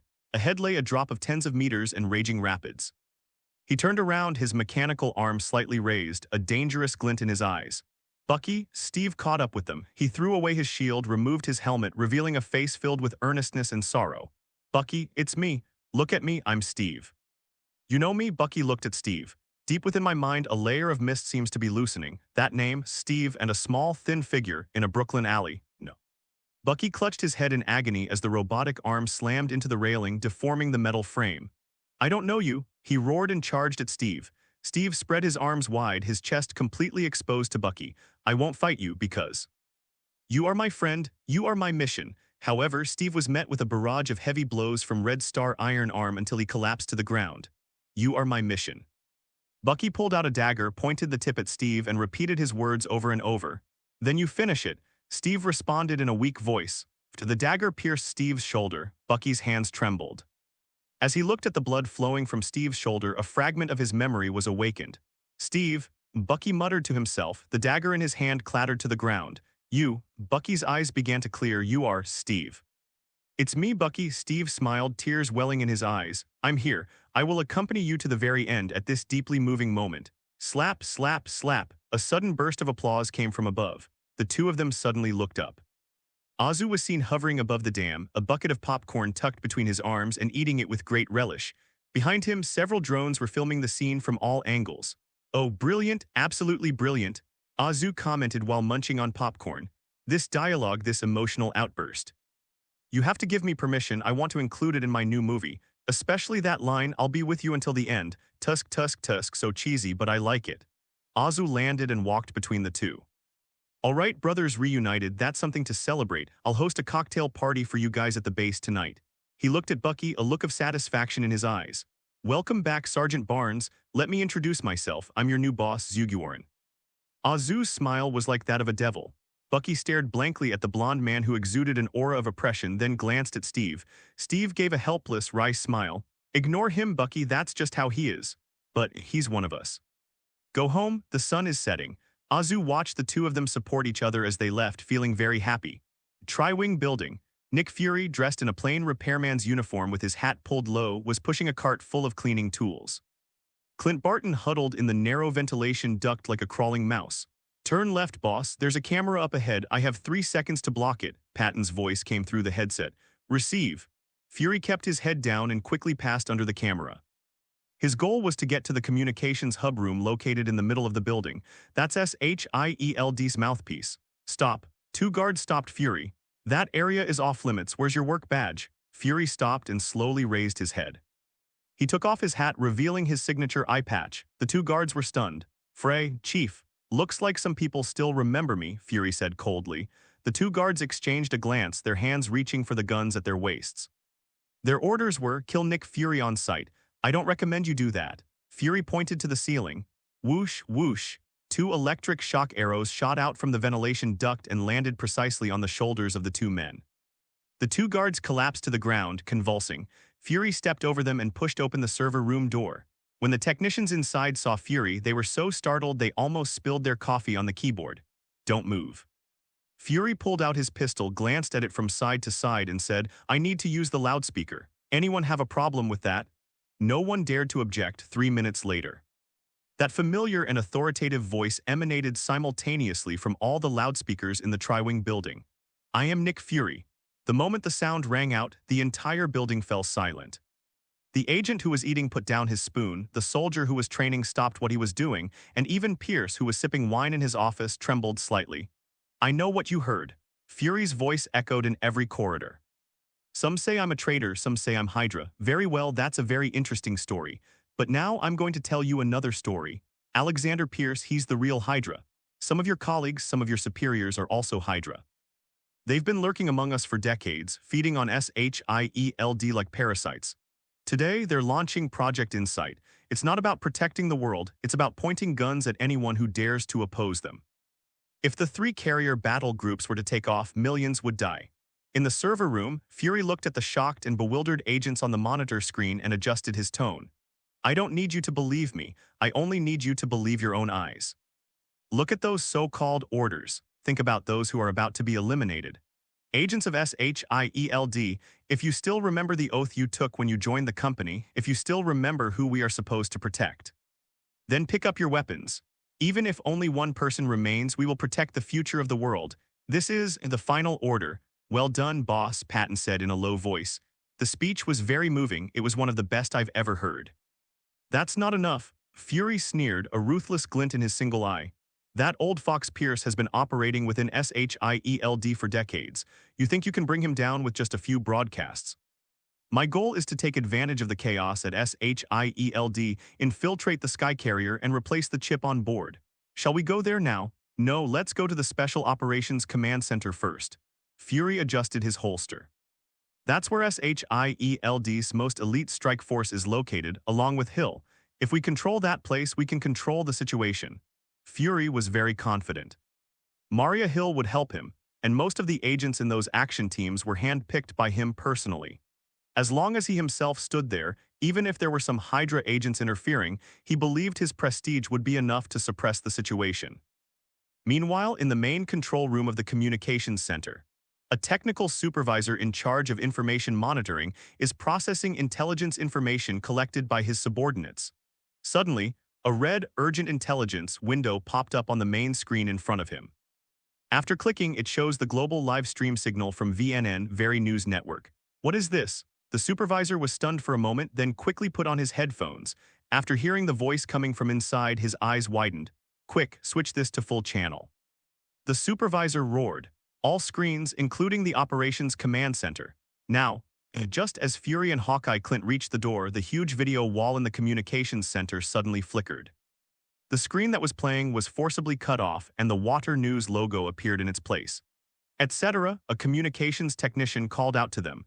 He looked at the screen as if he had seen something unbelievable, exclaiming, "Chief Fury, you'd better take a look at this." On the screen, a blonde, blue-eyed news anchor is broadcasting in an impassioned tone. This is Water News breaking news coverage from around the world. Just now, Homelander, leading the Seven, launched a swift and devastating raid on one of Hydra's hidden strongholds. The camera cut to the scene. Amidst the ruins, Azu was helping an elderly man, disheveled and terrified, out of the rubble. That elderly man was one of the Security Council representatives. Behind Azu, Jessica Jones and Pietro were escorting the other 3 board members.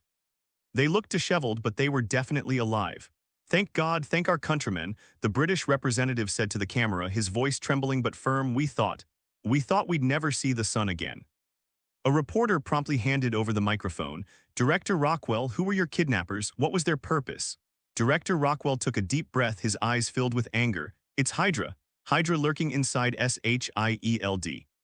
Upon hearing this, Fury's lips curled into a slight smile. HMPH, it seems that although Homelander is a B*****D, he did a decent job at this. However, the next second, Director Rockwell's words were like a bucket of liquid nitrogen poured directly onto Fury's head. "They kidnapped us to threaten us, to force us to veto Project Insight in the upcoming Security Council vote." Fury's smile froze instantly. "What?" Barton was stunned. On the screen, Director Rockwell continued his impassioned accusations. "Those Hydra thugs, they're terrified of Project Insight. They're afraid that once those 3 helicarriers take to the skies, they'll completely wipe out their terrorist networks lurking around the world. They are trying to obstruct the process of world peace through such despicable means. Here, we hereby announce." Facing the camera, Director Rockwell produced a dusty but already signed document. "We, the 4 permanent board members, have completed the authorization and signature process. The Council passed the Insight Plan with 9 votes. It can be implemented immediately. Anyone who tries to prevent the mothership from taking off is an accomplice of Hydra, an enemy of all mankind." And another council member chimed in, adding a crucial detail. "The Hydra leader in charge of guarding us arrogantly declared before his escape. Even if the plan succeeds, it's useless because they've already arranged for an old friend who knows everything about SHIELD. To sabotage the mothership's algorithm chip inside SHIELD, the image freezes. All the clues, all the truth formed a perfect closed loop at this moment. Hydra opposes Project Insight. Nick Fury opposes Project Insight. Nick Fury is causing trouble inside SHIELD, so Nick Fury is Hydra. OMG, F***K. Fury felt as if a red-hot coal was stuck in his throat. "Boss," Barton looked at Fury, his face grim. "We've been tricked, those board members." "Are they Hydra?" "I know." Fury gritted his teeth, drew his gun, and ran out of the communications center. "Damn it, let's go to command post first. Hill's there, she's got brains, she'll understand." The door to the Special Operations Command Center was pushed open. "Hill, organize the action team, don't listen to the news." Fury's voice abruptly stopped. In the huge circular command hall, hundreds of technicians and agents simultaneously stopped what they were doing.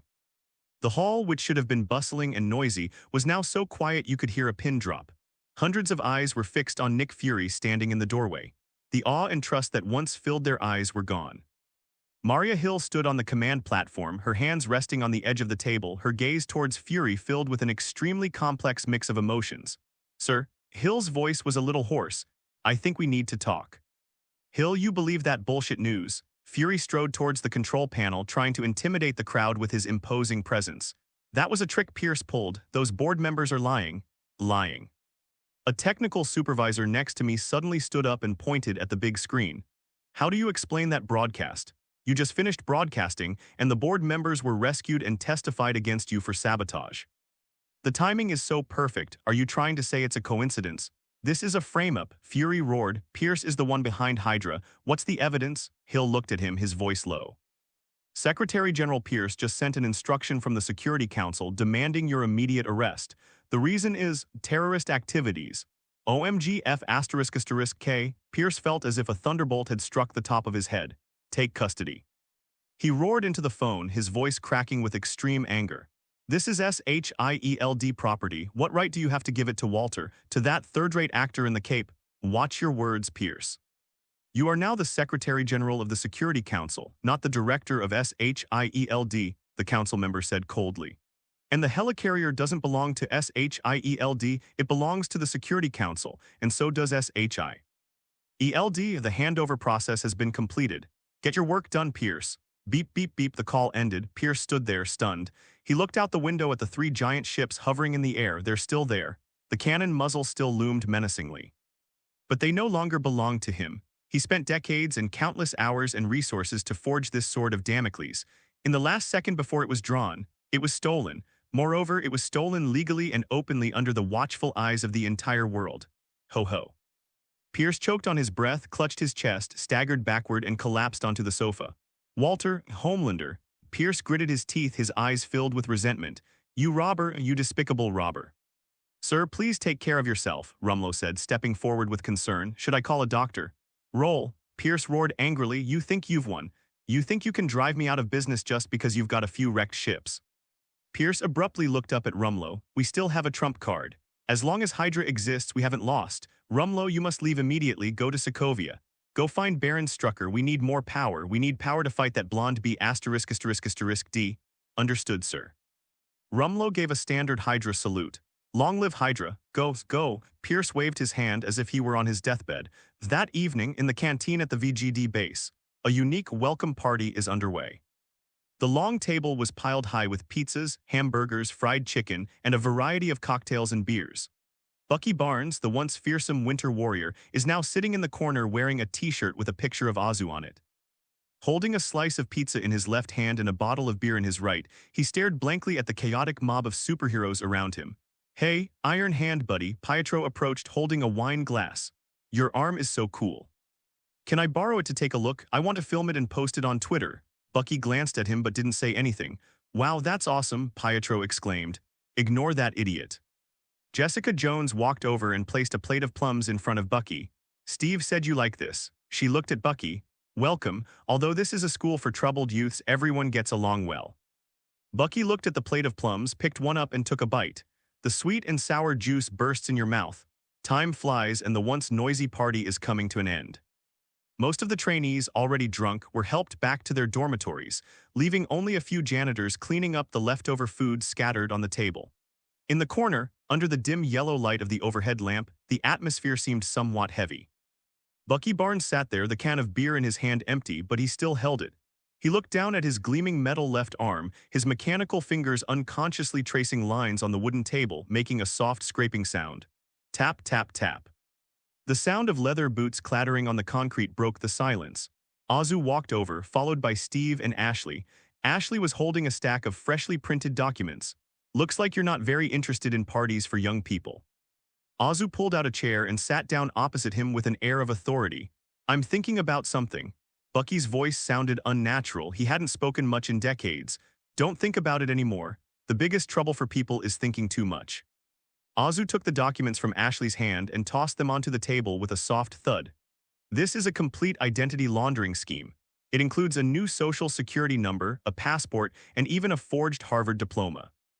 All you have to do is sign the last page, and Winter Soldier James Barnes will vanish from this world completely, and you'll even have a new arm, the kind that bleeds. Azu pointed to the document, a confident smile playing on his lips as if he could handle anything. From now on, you'll be VGD's top-tier instructor, or you can become a superhero with a fan club if you wish. Vought can make it all happen. Stay here, Bucky, Steve eagerly chimed in, gripping his arm tightly. It's safe here. Carmelo Anthony may be a show-off, but he keeps his promises. Here, no one will brainwash you, no one will force you to do anything you don't want to do. We can train new players together, just like back in Brooklyn. Bucky raised his head, his gray-blue eyes bloodshot, filled with deep confusion and pain. He looked at Steve, then at Azu, and slowly withdrew his hand. No, Steve. Bucky shook his head, his voice soft but unusually firm. I can't stay here. Why? Steve cried out. You've already broken free of Hydra. Bucky pointed to his temple, his eyes so empty it was unsettling. I know I've done a lot of things. A lot of bad things. Some images flash through my mind when I'm sleeping, gunshots, screams, blood, but I don't know who they are or why. I don't even remember who you are, Steve. Bucky looked at Steve's expectant face, then painfully closed his eyes. I'll try to find you. Bucky reopened his eyes, his gaze sharpening. I want to find my past. I want to know just how much debt I owe the world. You want to reclaim the past? Azu leaned back in his chair and said calmly, forgive my bluntness, but that's not a good idea. Sometimes forgetting is a form of kindness, Bucky. Azu leaned forward slightly, his tone becoming meaningful. Did you know? The truth often hurts more than a lie. Your current blank space might be a subconscious way of protecting yourself. If you really unearth those buried past events. Azu paused, his gaze sweeping almost imperceptibly over Steve before settling back on Bucky. You might find that some consequences are simply unbearable. It might even destroy everything you have left. I don't care. Pakistan met Azu's gaze without flinching. If that was my sin, then it was my sin.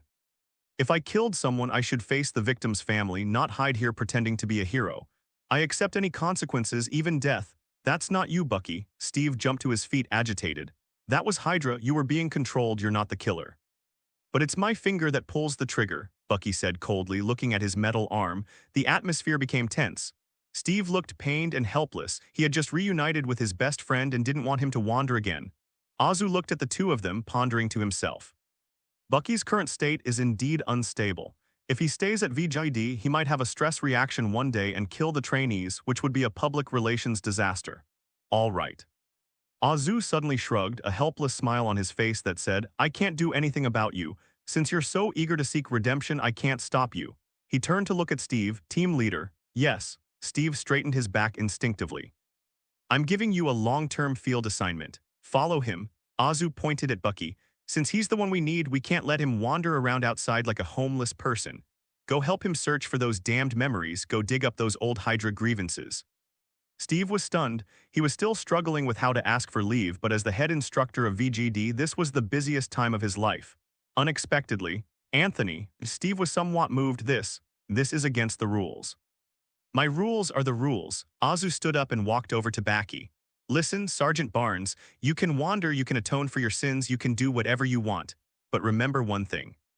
Azu stretched out his hand and pointed to the dim yellow light above his head. Steve belongs here, and there will always be a light left on for you. Bucky looked at Azu, and a flicker of emotion appeared in his usually wary eyes. He remained silent for a long time, then nodded. Thanks. Azu then turned to Steve, speaking in a tone like a superior officer. As for you, Steve Bucky, you're my designated employee. You've brought him back to me the way you took him out. Do you understand? Steve also cooperated by giving a solemn military salute. Understood, sir. He knew that this was Azu upholding his dignity and also fulfilling his selfish desires. In this world where profit reigns supreme, this act of kindness is truly rare. Ding, you have gained 5,000 special popularity points. From Steve Rogers, ding, you have gained 5,000 special popularity points. From James Barnes, Azu listened to the notification in his mind, then turned and left with satisfaction.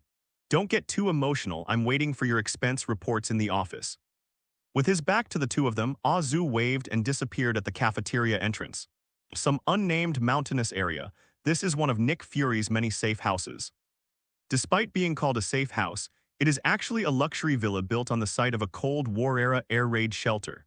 The thick lead plates can block all radiation and scanning, and the independent ecological cycle system is enough to sustain survival for several years. There are even hundreds of bottles of fine red wine stored in the wine cellar. Click. The airtight door opens. The fully intelligent home system automatically starts. Soft lights illuminate the room, a warm flame ignites in the fireplace, and even soothing jazz music fills the air. Clint Barton walked in, carrying a bow and arrows and two huge tactical backpacks. He looked around at the open kitchen, which was even bigger than his living room, and couldn't help but whistle. Wow. Patton threw his backpack on the ground and plopped down on the expensive-looking sofa to test its elasticity. Seriously, boss, he said, looking at Fury making coffee in the kitchen. If you have a place like this, why were we eating biscuits in that rat hole before? A cunning rabbit has 3 burrows, Patton. Fury walked over with 2 cups of coffee. That bomb shelter was used to evade regular tracking, but here, he pointed to the top of his head. It was used to hide from the eye of God. Patton sat up straight. You mean the InSight satellite? That's right. Fury's face darkened, a deep worry flashing in his single eye. Our names are definitely in the top 10 of the elimination list. Fury took a sip of coffee, the bitter taste spreading in his mouth. Therefore, we must be prepared to remain in hiding for a long time. Long term? Patton astutely grasped the key word. That's right. Fury put down his glass, his brow furrowed. Our names will definitely be at the top of the purge list for Project Insight. Although the sky carrier hasn't fired yet, as long as the satellites in the sky keep rotating, as long as that algorithm keeps running. Fury pointed to the sky. If we walk out onto the street now, it can see the hands of our watches clearly. If we show our faces within a minute, several high-powered bullets will turn us into mincemeat. So, Clint, Fury turned around, his expression serious. Be prepared. We might be here for a long time until we find an opportunity to completely destroy the Insight system. Clint Barton's hand holding the coffee cup froze. His face instantly turned ugly. A long time? How long is that? A few months, a few years. Barton stood up and paced restlessly in the living room. Boss, you know I have a family, Laura, and the kids. Cooper's math is just starting to improve and Leela's ballet performance is next month. Besides, the tractor on the farm hasn't been repaired yet. If I don't go back, the whole season's corn harvest will be ruined. This is for their safety. Fury's voice rose several octaves. If you go back now, you'll only be inviting Hydra to your doorstep. Do you want Laura and the kids to watch you get blown up in the head? Barton fell silent, plopped back down on the sofa and downed his coffee in one gulp. Damn Pierce. Damn Hydra. It was in this oppressive atmosphere that... Drip, drip, drip, the encrypted communicator on the table suddenly rang. Fury's expression hardened, and he immediately picked up the communicator and inserted the decryption key. It's me. A series of static noises came from the other end of the communicator, followed by a voice that had been altered. Frey, get to the point, Fury said in a deep voice. Just now, the Security Council unanimously passed a resolution to activate the emergency takeover clause. Control of the 3 carrier battle groups, as well as command of the entire Insight system, has been transferred to Vought International. Now those ships don't listen to Pierce anymore. Their current steward is Homelander. What? Fury's hand trembled and he almost dropped the communicator. Wow, Homelander, what's wrong? Barton sensed something was amiss. Hydra has attacked. Fury slowly raised his head, looked at Barton and spoke in a somewhat evasive tone. Even more outrageous than that. Insider information, the Security Council has just passed a resolution. Fritz paused as if to process the enormous amount of information. Project Insight has been handed over. Transfer? Patton was taken aback. To whom? The military, to Walter. Fury tossed the communicator to Patton. Full handover, those 3 motherships are now stars. Wait. If the mothership falls into Vought's hands, does that mean no one will use it to kill us? That's the theory. Fury frowned, pacing back and forth in the living room. Homelander may be a B*****D, but he wouldn't use weapons of mass destruction for a purge. Are we safe now? Barton jumped up. Can I go home now? It's safe for now, Fury corrected. The sword is still in someone else's hands. Patton didn't care about any of that. He had already started packing his backpack. I'm going to call Laura, tell her that that damn tractor is finally fixed. Looking at Hawkeye's relaxed expression, Fury's face showed a mixture of joy and worry. The good news is that millions of lives have been saved. What I'm worried about is, before the barrage of Project Insight had even ceased, Hydra had not yet revealed its fangs. Fury sighed inwardly. I have no evidence to prove my innocence. In the eyes of the world, I am still that SHIELD rat who embezzled public funds and colluded with terrorists. Fury picked up his coffee and took a big gulp. This is F***G miserable. Ciudad Juarez, Mexico. The scorching sun baked the earth and the air was filled with the smell of burning. Damn it, what are those guys holding? Laser cannons. The city hero, Bulletproof Man, hid behind a pickup truck riddled with bullets covered in dust and dirt. Although he's called Bulletproof Man, those Chitauri-modified weapons really hurt when they hit him, and they would burn his expensive custom-made suit. Beside him, another female hero, Green Vine Girl, who could control vines, was trying to summon plants from underground, but the land was too dry and only a few withered grass roots sprouted.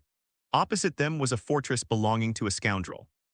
Dozens of armed men wielding modified alien weapons formed a crossfire network that pinned down the Vought heroes' squad. Should we call for reinforcements? Ching Teng shouted. VGD's rapid reaction force won't be here for 20 minutes. 20 minutes, by then we'll be meat filling in a burrito.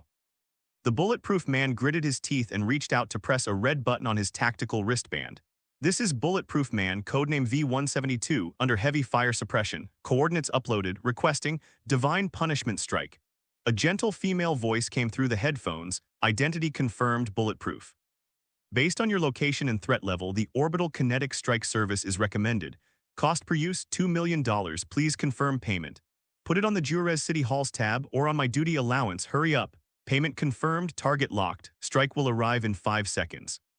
Have a nice day. 543. The bulletproof man grabbed the girl's head and pressed it down. Lie down, cover your ears. 2, 1. On the sky carrier, several cannons in the antimatter cannon array were slightly adjusted in angle. A stream of eerie blue particles gushed from the hexagonal muzzle, accompanied by infrasound and high-frequency howls, instantly piercing through the clouds and precisely striking the center of the fortress. Buzz, the sound was stripped away. The reinforced concrete fortress, along with the dozens of rioters inside, was reduced to dust at the same time. The ground trembled and a shockwave swept out, uprooting all the surrounding cacti. All that remains is a deep pit, 20 meters in diameter, with lava still flowing along its edges. The bulletproof man dusted himself off, stood up, looked at the large crater, and whistled. That was awesome.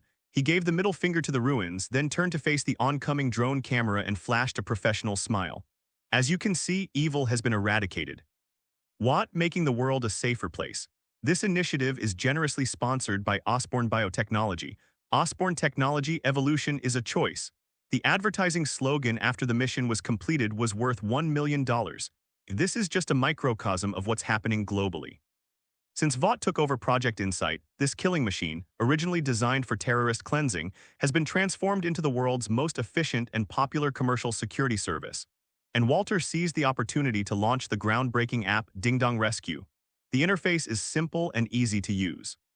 With just one click, you can choose Regular Hero Service, which can help you catch thieves or rescue cats, or you can choose Elite Hero Squad to help you deal with terrorists and armed thugs. Even if you encounter a penguin riot in Antarctica, as long as you can afford it, within 30 minutes, a supersonic Quinjet will descend from the sky carrying fully armed superheroes. If the situation is too urgent, after a quick review by the backend, the Sky Carrier's antimatter cannon array will arrive first to help you physically eliminate the enemy. Justice will prevail. On the cover of Time magazine, Azu stands on the deck of a space carrier with Earth in the background, accompanied by the following caption. Under this almost inhumanly efficient operating model, even Gotham's Joker would have to get a driver's license before he could hit the road. Under this relentless and merciless saturation attack, the Seven have ironically become the most idle group of heroes in the world, because it's simply not their turn to act. Any criminal who dares to show their face is dealt with by aerial artillery or second-tier heroes on the ground before they even have a chance to declare their villainy. Therefore, in order to maintain the popularity of the Seven, Ashley did everything she could: movies, variety shows, and commercials. Simply put, it's a full-time celebrity. Hollywood Vought Studios set. In front of the green screen, Jessica Jones, wearing her purple armor, floated in midair with a look of utter despair. All right, treasure heroine, make your expression more pained. You need to convey that broken feeling of losing a loved one, yet still having to live on strongly for the sake of the world. The director shouted through a megaphone, F***K your brokenness. Jessica muttered, cut perfect. The director exclaimed as if he'd heard heavenly music.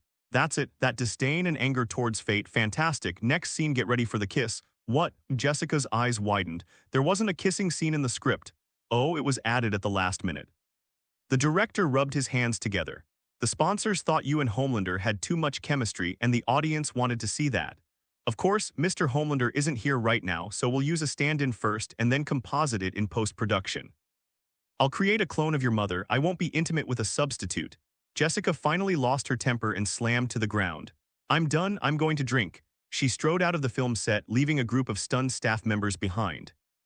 In another photography studio, Angela was idly playing with the fireball in her hand, complaining as she watched Pietro getting his makeup touched up by the makeup artist. We're superheroes, not supermodels. I've been filming shampoo commercials for 3 weeks straight. My hair's practically soaked in the fragrance. Be content, hot girl. Pietro looked at himself in the mirror and raised an eyebrow. I just finished filming a running shoe commercial yesterday. All I had to do was run 2 laps, then say lightning fast to the camera, and $2 million was in my account. Where else can you find such an easy job? You've changed, Pietro. Angela sighed. You used to have that, well, rebellious spirit. Rebel against whom? Franklin, Pietro scoffed. Forget it, he's so adorable. He glanced at the Patek Philippe on his wrist. I have more important things to do now. What's up? Tony invited me to Monaco to watch F1. Pietro stood up and patted Angela on the shoulder. That's life, Angela, enjoy it. Monaco, Monte Carlo.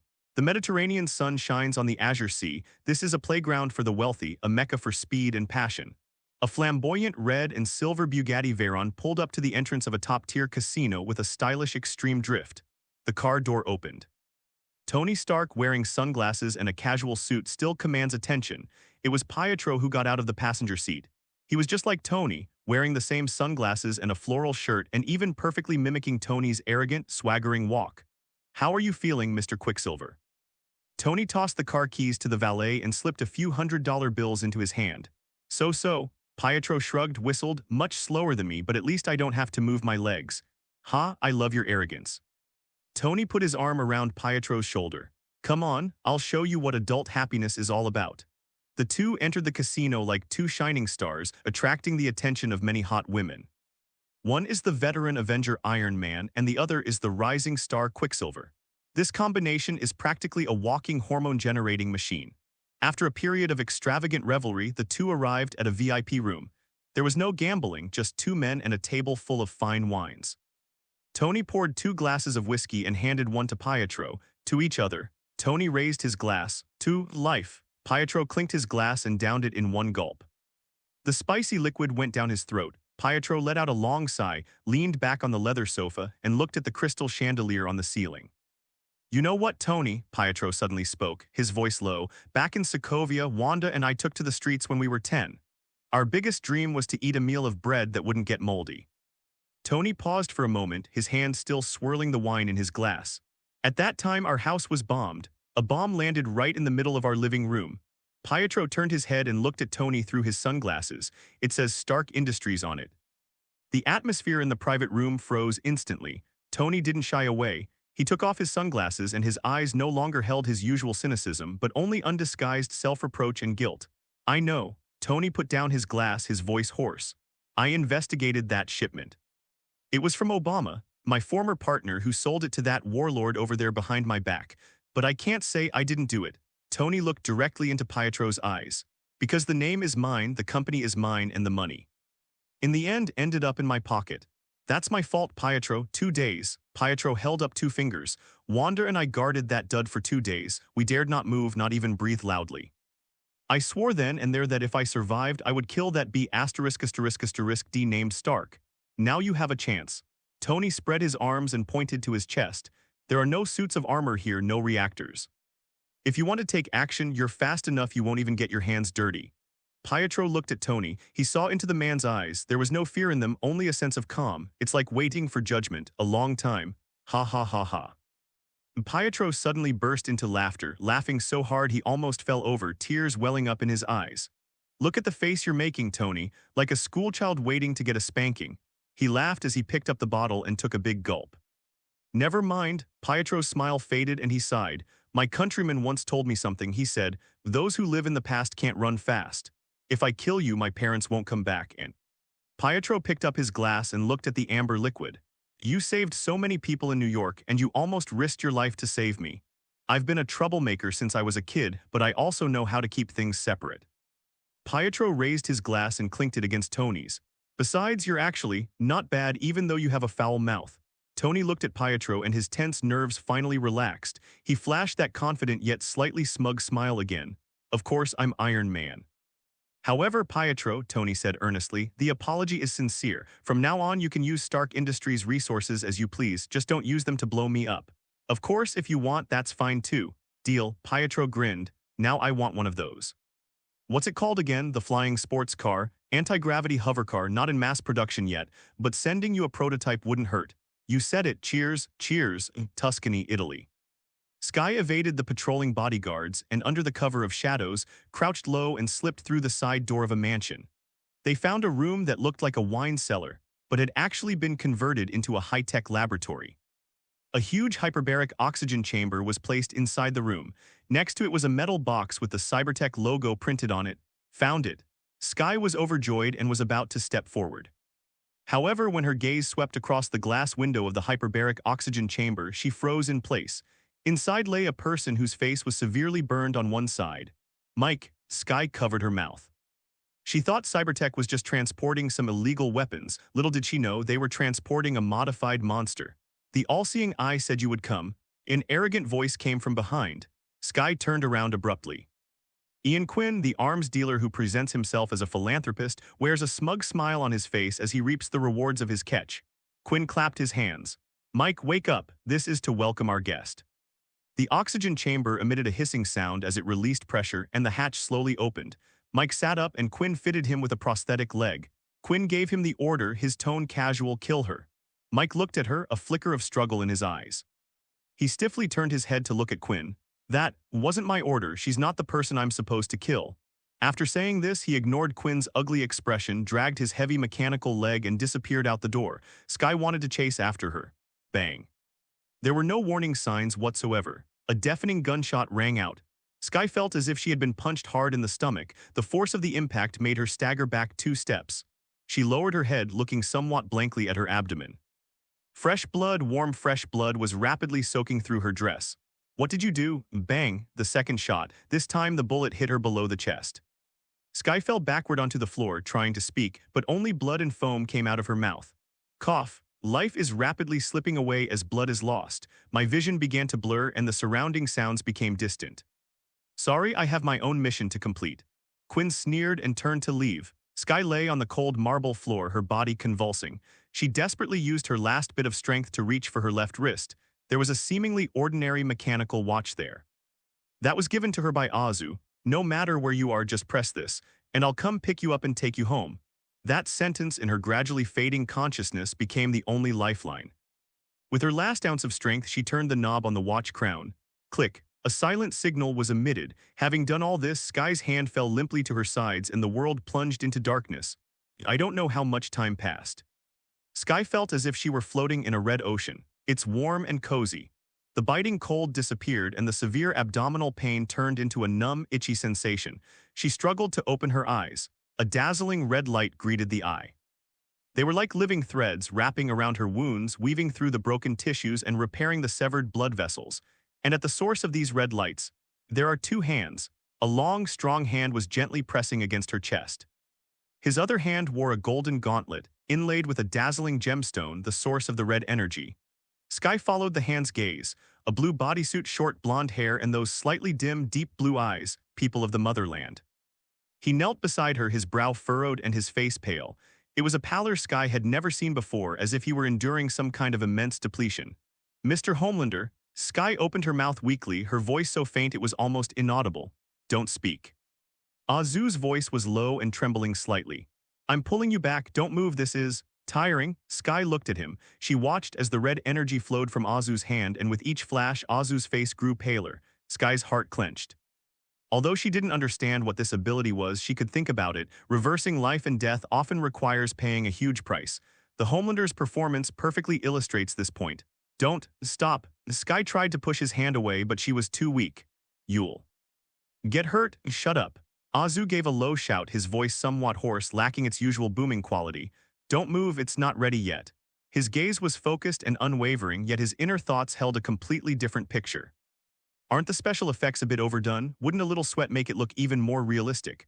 Why isn't this girl crying yet? I've been acting so hard. Hurry up. Why haven't I received the special popularity points yet? System, are you lagging?" Finally, seeing Azu suffering so much pain, Sky shed a tear. "Gained a special popularity bonus of +10000." From Mary Sue Potter, hearing this heavenly sound, Azu breathed a sigh of relief. The money has arrived. He slowly withdrew his hand, and the crimson light that filled the sky vanished instantly. Azu swayed as if he were exhausted and sat down on the floor, panting heavily. Huff, huff. Looking at Sky, who had fully healed, she gave a weak but relieved smile. "It seems the goddess of death doesn't want to take you in yet." Sky sat up, she touched her abdomen. Smooth as ever, without a single scar.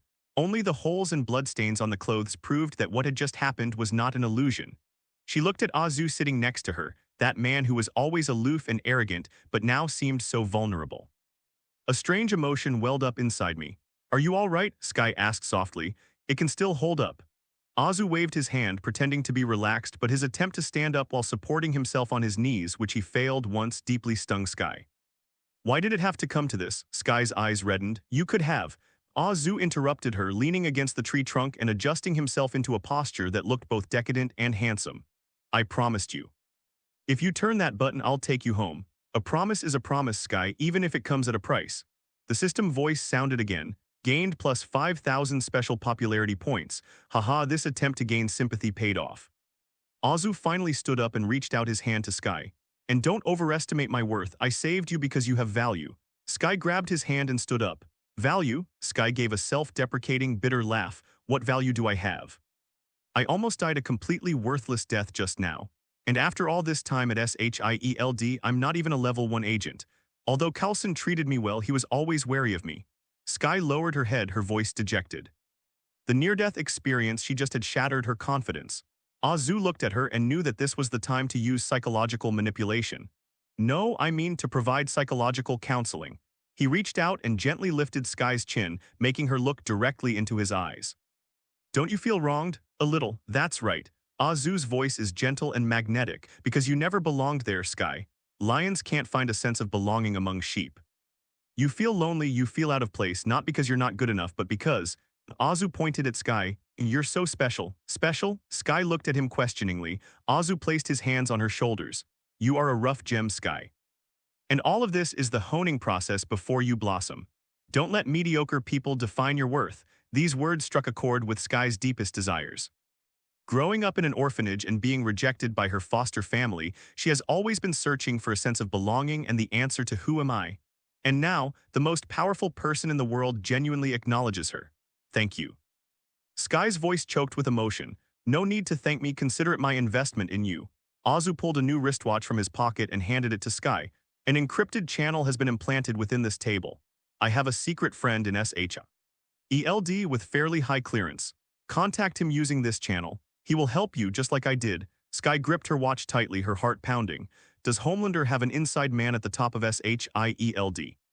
Who was it? She didn't ask. I will, Sky nodded solemnly. I will definitely find out about my origins. You will find it, Azu patted her head. All right, I should go now. The SHIELD. Agents are almost here and I don't want to run into them. Remember, Sky. Azu stood up and walked past her, tilting his head to give her a resolute profile along with a 50% charm boost. Whatever truth you discover, whatever you become. I'm on your side. Whoosh. Azu transformed into a streak of red and blue light, soaring into the clouds and disappearing into the sky. Sky stood there, staring blankly in the direction he had disappeared. Sky, Sky, are you there? Carlson's anxious shouts could be heard from afar. Sky snapped out of her daze. She carefully put the watch on her wrist, then he responded loudly. I'm here, Carlson. Her voice was unusually calm. In New York, Azu returned to his office and poured himself a glass of milk. That move just now, although it took a little effort, was very rewarding. Sky's line is practically secured. Once the Terrigen crystal appears, the awakened Quake will become one of his top generals. Of course, there are also the Inhumans. At the same time, Peter Ramiximov was lying on a soft bed holding the latest game controller, furiously firing at the 100-inch TV in front of him. Quicksilver's life is simply perfect. He is famous, rich, and has countless fans. He just picked up a Ferrari yesterday. Although it's not as fast as his, the feeling of being pushed back in your seat while driving it is still very exhilarating. Drip, suddenly, his phone, which was on the bedside table, vibrated. It wasn't a regular text message notification sound. Rather, it is a special frequency whose meaning only he knows. Pietro's fingers froze. The characters in the game lost control and were executed by the boss. Game over. Pietro put down the handle and slowly picked up the phone. It was an encrypted text message from an unknown number. The content consists of only one line of garbled text, but in Pietro's eyes, this garbled text automatically rearranged and combined to become a command. Pietro stared at his phone screen, his expression shifting between anger and uncertainty. Baron Strucker. T-Vex serum. The T-Vex Hydra has been studied countless times. It cannot be reversed or replicated. The root cause lies in the lack of an earliest arrangement. Hydra scientists speculated that T-Vex has an upper layer of medicine, that is, the original solution. Pietro gritted his teeth. He knew what it was. It wasn't a secret among the members of Vought. All the current drugs were developed based on that original solution. It was Vought's lifeblood and the strongest trump card that made Vought's heroes fearless in the face of death, if he steals this. Once discovered, he'll have everything he has now: mansions, sports cars, fans, the freedom to run in the sunshine. Everything will vanish into nothingness. Moreover, he will be facing his Homelanders. The thought of that always smiling man whose eyes occasionally flashed with a red light sent a chill down Pietro's spine. But, if not, Wander is still in their hands. Damn it.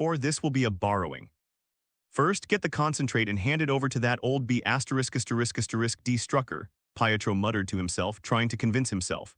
Once Wanda's safe, even if it means tearing down that fortress, I'll get it back. Then I'll escape back to America with Wanda. Yes, that's it. I'll return the concentrate to Walter and then confess to Mr. Starr. Even if I get fired, I can always become a pizza delivery driver. At least I'll be one of the fastest delivery drivers in the world. But the thought of Homelander's red eyes shining in the darkness sent a chill down Pietro's spine. As long as I'm fast enough, he looked at his hands. As long as I'm fast enough, no one can catch me. The next day at 5:55 p.m., Wotech International Headquarters Core Laboratory Area. This is one of the most heavily guarded areas in the entire building.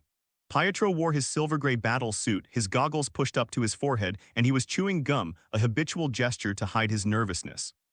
Hey Debbie, he leaned against the counter at the supplies distribution center, flashing the administrator a killer smile. You know what? Your makeup today is absolutely stunning, like Avril Lavigne. The slightly chubby girl named Debbie blushed slightly. Come on, you say that to every girl. Are you here to collect your monthly quota? Of course. Pietro tapped on the counter. The training intensity has been a bit high lately, you know. Ashley practically wants me to run my legs off the treadmill. I need some spinach juice to perk me up. Spinach juice is an internal nickname for T-Vex. For the Super 7, it's the best training aid. Through testing, they discovered that superhumans who undergo extreme training after using T-Vex achieve training efficiency dozens of times higher than usual. Moreover, as long as the frequency is controlled to 1 dose every 2 weeks, the body can perfectly metabolize the toxins and will not develop drug resistance. Debbie smiled and shook her head, then turned and opened the safe, taking out 2 exquisite metal briefcases. This is your share 2 sticks, and this is Angela's. She said she'd ask you to collect it for her when you came last time. No problem, I'll hand it over to that hot-tempered girl. Pietro took the box, but he didn't leave immediately. Drip. The digital clock on the wall ticked. 17:58. There are 2 minutes left until the shift change of the core researchers in the laboratory. Thanks, Debbie. Pietro, carrying his suitcase, turned and headed towards the elevator. But instead of going in, he went into the restroom next door. He locked the stall door and sat on the toilet seat, opened the suitcase. A blast of cold air escaped, and 2 syringes emitting a faint green glow lay quietly inside the shock-absorbing foam. Pietro adjusted his breathing rhythm, then picked up a cigarette. For Wanda. The needle went straight into the thigh muscle. Pushed the lever all the way down. Hiss, that familiar yet violent feeling surged through me instantly. The sound of my heartbeat seemed to echo in my ears. The surrounding air became thick, and the world seemed to stand still in his eyes. A single drop of water hovered in midair above the leaking faucet in the bathroom, reflecting the light from the overhead lamp. Pietro stood up, feeling his body brimming with boundless energy, every cell yearning to run. Let's begin. Pietro disappeared. In this almost still world, the busy water employees are like lifelike wax figures. Coffee spilled from someone's mouth, forming brown beads in midair. A document slipped from someone's hand, hovering beside their knee. Pietro moved among these sculptures as if they were his own. He arrived at the entrance to Vought Labs. There is a half-meter-thick, airtight titanium alloy door that requires triple biometric authentication to open. He doesn't have the authority, but he has speed. At that very moment, 2 researchers in protective suits were pushing a trolley out. The door had been opened, with a gap only about 30 centimeters wide. He easily slipped through the crack in the opening door. The researcher who was walking out had just lifted his foot, which was still suspended in midair. Pietro slipped under his arm and entered the core storage area. In the center of the cold storage, a blue liquid sits still in a transparent container. That's the original solution. Pietro didn't reach for it, as that would trigger the gravity alarm. Instead, they took out a specially made sampler that they had prepared beforehand. Extract. After the blue stock solution is extracted, a liquid of the same color is poured into the sampler to maintain the original weight. After finishing, he turned around and once again passed through the crack in the door that wasn't fully open. He returned to the corridor. I returned to the bathroom door. He struck a pose as if he had just stepped out of the restroom. He let out a breath. The world has resumed its flow. Click. The blast door opened completely and 2 researchers came out, chatting and laughing, completely unaware that someone had gone in and out in the blink of an eye. The alarm did not sound perfect. Pietro's heart was pounding, but he forced himself to remain calm. He whistled and swaggered toward the elevator, carrying the briefcase containing the quota. "Hey, Pietro," a passing staff member greeted him. "See you later, buddy," Pietro waved with a smile. No one knew that he was carrying a priceless secret. Pietro walked out of the headquarters building and stood in the square outside, looking at the bustling street. His feverish mind calmed down a little. It was a success. Now, by running at full speed, you can reach Sokovia in 10 minutes. Just then, he saw someone standing next to the huge Homelander statue in front of Water Square. It was a figure dressed in red and blue. That's right, it's the people of our own country. He was facing away from the gate, his hands behind his back, seemingly admiring his own statue. Pietro's heart skipped a beat. "Calm down, Pietro, calm down," he told himself. "He doesn't know, nobody knows. Just be natural, say hello, and then leave." Pietro forced a smile, preparing to call out Captain Homelander. But at that moment, a primal biological fear gripped his heart. You cannot greet them. Do not approach. Run, you must run. Pietro trusted his intuition, an intuition that had saved him countless times in Sokovia. He didn't speak but pretended not to see it, and with a light tap of his toes, his body instantly accelerated. The effects of TVEX are still at their peak. The world around us came to a standstill once more. The pigeons in the square hovered in the air, their wings still flapping. The smiles of the passers-by froze on their faces. The fountain's water droplets resembled a curtain of still crystal beads.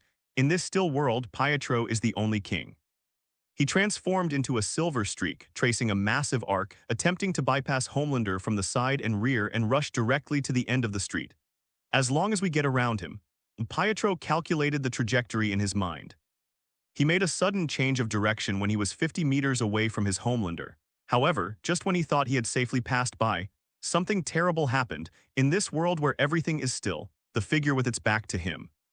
That head, which should have been still like a sculpture, it turned slightly to the side. It's only about 15 degrees Celsius. But to Pietro, that 15 degrees was more terrifying than an earthquake. He moved. In this realm where time stands still, he can actually move. Then something even more terrifying happened to Pietro. Homelander's deep blue eyes were slowly turning, following Pietro's high-speed trajectory.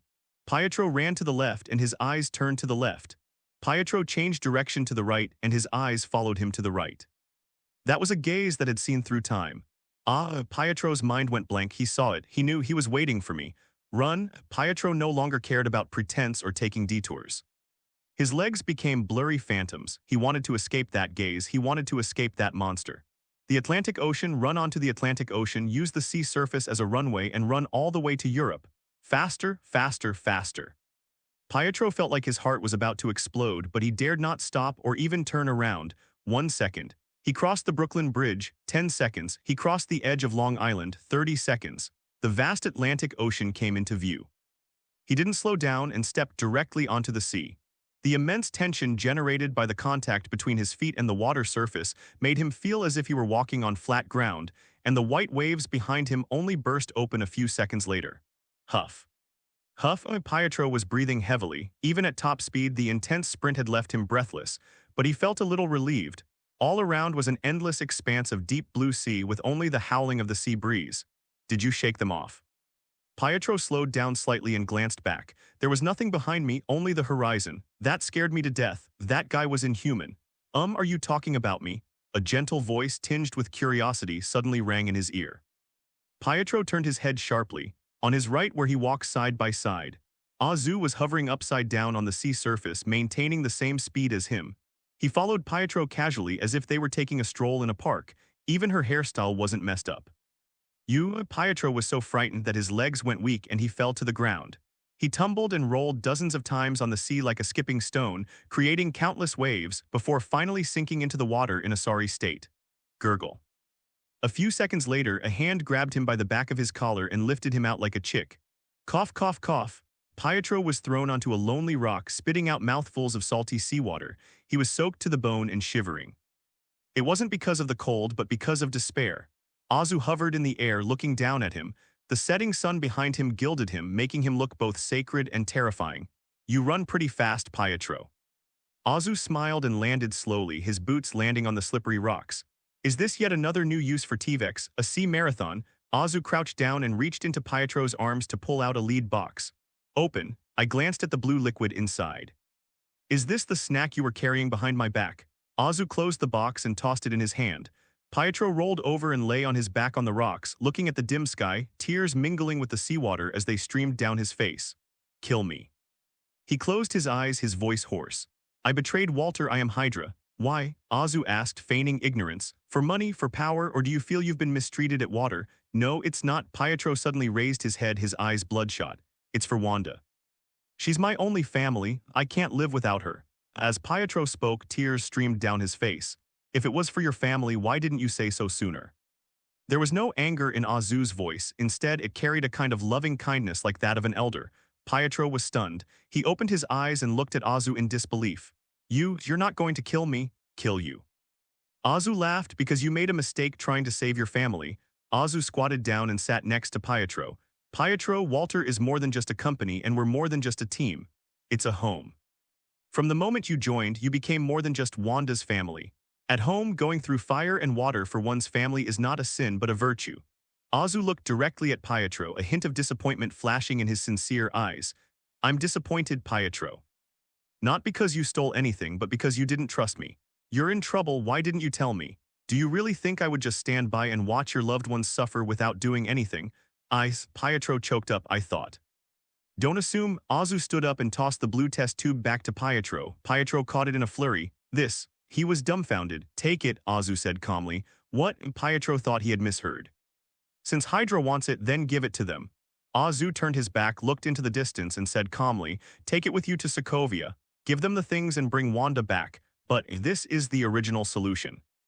Pietro cried out anxiously, it's Walter's most precious asset. No, Pietro, that's not it, it's you. Walter's most precious possessions are you all, always have been. Pietro felt his eyes welling up with tears. He used to think Homelander was nothing more than a megalomaniac and a showy celebrity. But now he felt he deserved to die. This is a true hero. Ding, you have gained 10,000 special popularity points. From Peter Romiximov, Pietro stared into Azu's eyes and said solemnly, I swear. I will bring Wanda back, I will bring her home. In fact, Azu also had his own considerations. Research on Compound 5 has reached a bottleneck at Water. Although Dr. Connor was a genius, he was ultimately a conscientious scientist who was too focused on safety and did not have the ambition of Hydra to rule the world at all costs. Therefore, there has been no progress on the development of an enhanced version of T-Vex. Since we can't figure it out ourselves, we might as well outsource it. Once Hydra has produced the finished product, he will then execute justice and seize all the results. A win-win situation, gaining both fame and fortune. We'll have to get Skynet to send more T-850s to Sokovia later, Azu thought to himself, and get that Rumlow to give this shipment the green light. Thinking of this, Azu was in high spirits and prepared to fly away. Go, Pietro, I'll be waiting for your good news. However, boss, Pietro's weak voice came from behind. What's wrong? Is there something else? Azu turned around. Pietro lay there like a lump of mud, his limbs hanging limply at his sides, only his eyes still moving. I think I won't be able to go today. Pietro looked embarrassed and even seemed about to cry. The effects of T-Vex have worn off. Right now, apart from my mouth, there's not a single part of my body that can get hard. Azu looked at the noodle-like Quicksilver and his lips twitched. Weren't you running around happily just now? Azu laughed in exasperation. That's because the drug's still working, boss, Pietro wailed. I'm a cripple now. Forget going to Sokovia, I need someone to help me even to pee. Azu took a deep breath, suppressing the urge to throw him into the sea to feed the sharks. Okay. He reached out and grabbed Pietro's suit from the back, lifting him up like a sack of potatoes. Then let's go back to base first. Tell Hydra to wait a couple more days. Ouch, boss, take it easy, you're choking me. Pietro swayed in the air, his face filled with despair. Can we try a different position? A Princess Carrie would be fine too. I'm a global idol now. If my female fans saw me being carried around like a dead dog, my image would be completely ruined. Say one more word and I'll throw you down. Azu coldly uttered a sentence, picked up Pietro, and transformed into a streak of light flying towards New York, back at VGD base. Azu flew directly to the balcony of the medical center and tossed the limp Pietro to the doctor sitting there. Give him 2 injections of glucose or something else to help him regain his strength. Azu clapped his hands and gave Pietro a disdainful look. What a troublemaker. Thank you, boss. I love you, boss. Pietro lay on the stretcher, weakly making a heart shape with his hands. Azu ignored him, turned around, went out, and entered the elevator. He needs to go back and catch up on his sleep. He's been mentally exhausted from acting these past few days. New York, Avengers Tower. Inside Stark's holographic lab, the air temperature was kept constant at 22 degrees Celsius, but Bruce Banner still felt somewhat hot. He unbuttoned his shirt collar and rubbed his perpetually tired eyes. Before him, a massive blue holographic projection constructed a complex model named Veronica. The data is wrong, Tony. Banner's voice was weary as his fingers tapped on the virtual keyboard. The parameters of this restraining field. If it's targeting the Hulk, it's not enough. Tony Stark leaned casually against the lab bench, a glass of chlorophyll juice in his hand. Although his palladium poisoning was cured, he still retained some strange health habits. Some flavors, once you get used to them, can be addictive. Not enough, Bruce. This is Stark Industries' most advanced force field generator. Theoretically, it can trap a Godzilla in heat. Tony raised an eyebrow. Have you been under too much stress lately? Should I arrange a yoga class for you? Or do you need to find a therapist for your cuckolded partner? This is no joke, Tony. Banner looked serious. He pulled up another set of data models, which were simulation results derived from the T-Vex serum in Tony's hands. Look at this metabolic rate. Banner pointed to the wildly fluctuating numbers on the hologram.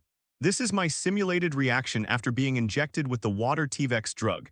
Just microgram-level contact increased Hulk cell activity by 300%. Isn't that a good thing? Tony said, pulling a bag of blueberries from under the table. Faster, stronger, greener, and we have Homelander. If the Hulk gets out of control, I don't think it's a problem Homelander can't solve. It's not that rosy, Tony. Banner pointed to the wildly fluctuating curve on the screen. I studied the molecular structure of T-Vex, this compound. It's not just an enhancer, it's an extremely potent biocatalyst. If injected into an ordinary person, it could grant them 20 to 50 times their normal strength. But if, Banner paused, his Adam's apple bobbing, if it reacts with gamma rays, that is, if Hulk was injected with this stuff.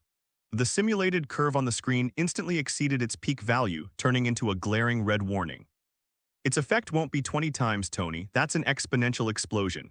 Banner's voice trembled. 100 times? No, that's just the basics. Hulk's rage will be amplified infinitely and his sanity will be completely burned away. 100 times the size of the Hulk. Tony whistled. That does sound like a bit of a problem, but who's going to give the Hulk a shot? I doubt anyone dare go near that behemoth. Where there's a will, there's a way. Banner shook his head. An alien madman or some other madman. Then he won't be the Hulk anymore. Banner looked at Tony, his eyes filled with fear. He'll become a walking gamma storm. One of his punches might not pierce the earth, but the shockwave it generates will be enough to level Manhattan. Homelander won't be able to handle him, and even if he could win, the earth couldn't withstand that level of combat. Tony put down the dried blueberries in his hand, and his expression finally turned serious. You mean apocalyptic level? I mean, I've even considered exiling myself to space, Banner said with a wry smile. The Veronica system is like paper in front of that thing. Okay. Tony snapped his fingers. Don't do anything stupid, Dr. Banner. Hulkbuster Armor 2.0. No, Hulkbuster Ultimate Edition project is starting. We need stronger alloys. Maybe I can ask Homelander for some vibranium. He has underground connections. Sir, Jarvis's gentle British voice broke the silence. While I don't wish to interrupt your doomsday seminar, there are visitors downstairs requesting entry. The glass door slid open. 3 figures emerged. Natasha Romanov, dressed in casual black, looked travel-worn. Close behind her was Clint Barton. Finally, there's Nick Fury with his ever-present black leather trench coat and one-eyed, bald head. Although he is now a globally wanted criminal, known in the media as the Big Rat of SHIELD, he still walks with a swagger. Wow. Tony spread his arms wide in an exaggerated gesture, but instead of going over to hug him, he leaned against the lab table with a mocking smile on his lips. Look who this is. Nick Fury, the director of SHIELD, Tony. Natasha nodded in greeting. His gaze then settled on Banner, a smile playing on his lips. Hi, Bruce. Natasha. Banner responded somewhat awkwardly. Nick Fury ignored Tony's taunts and strode to the center of the laboratory. His single eye scanned the surrounding high-tech equipment before finally settling on Tony. We need to talk, Stark.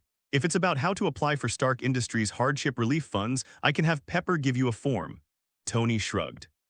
I'm busy right now figuring out how to prevent my green friends from tearing the Earth apart. I just want my things back. Fury ignored Tony's sarcasm, walked straight to the holographic display, placed his hands on the table, leaned forward, and exuded an air of dominance. Your stuff, Tony scoffed. Every single screw here belongs to Stark. I want to go back to my team, Fury said in a deep voice, the Avengers. Ha, Tony spread his hands out dramatically as if he had heard the biggest joke of the year. The Avengers? You mean that loosely organized group that can't even get enough people for their regular meetings? Tony walked up to Fury, pointed out the window. Nick, wake up, look outside. This is Vought's era. Homelander and his 7 are outputting out fires all over the world, 1,000,000 times more efficient than us. The Avengers, they're outdated. Wow, Fury sneered, his tone filled with disdain. It's just a private company, a capitalist monster that only cares about ratings and profits. Tony, you're a smart man. Do you really think it's a good thing to entrust the world's safety to a bunch of actors packaged by a PR department? Actors? Tony retorted. At least these actors are doing their jobs. And what is SHIELD? Doing? Playing a Hydra breeding game. Right under your nose, Hydra has riddled SHIELD with holes. And now you want to talk to me about trust. That was my mistake, I admit it, Fury said through gritted teeth. So now I'm going to correct it. We need the Avengers. The world needs a team that isn't swayed by capital or controlled by sponsors. Save your breath, Nick. Tony turned around, picked up a screwdriver, and fiddled with a small part. I'm capital too. Stark Industries' capital isn't any smaller than Vought's. By your logic, I'm not trustworthy either. You're different, Natasha teased. You have a conscience, Tony, not much, but you do. Thank you for the compliment, Miss Romanoff, but my conscience tells me to stay out of this mess. Tony said without turning around, I'm busy right now and don't have time for your spy games. He waved with his back to Fury. If there's nothing else, Jarvis, please ask them to leave, and pack them a few sandwiches, it's on me. After several rounds of heated debate, Fury realized he couldn't persuade the stubborn billionaire at all. He knew he had to resort to his ultimate move. Tony Stark, Fury growled behind him. What makes you think you can stand here drinking your green sludge right now? Tony stopped what he was doing. Is it because you're smart, because you're rich, or because of that iron suit you wear? It's because I G saved your life.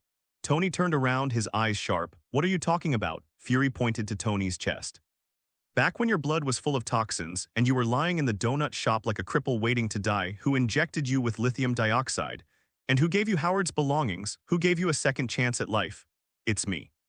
Fury pointed to his chest. I pulled you back from hell, I gave you your father's belongings, I helped you solve the reactor problem, and I saved your life. You owe me, Stark, it's a debt you haven't paid off yet. The laboratory suddenly fell silent. Only a faint humming sound came from the holographic projection. Banner stood awkwardly to one side, pretending to look at the data.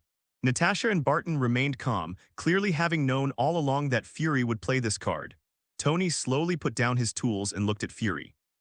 A complex emotion flashed in his eyes. He hates being morally blackmailed, but he's a proud man. He dislikes owing favors, especially those that save his life. Tusk, Tony irritably downed his green juice in one gulp. All right. He pulled over a chair, plopped down, and crossed his legs. You won one-eyed, this round is yours. Tony waved his hand impatiently. Tell me, what do you want? If it's about me hacking into the Pentagon to remove the arrest warrant, I can get Jarvis to do it right now.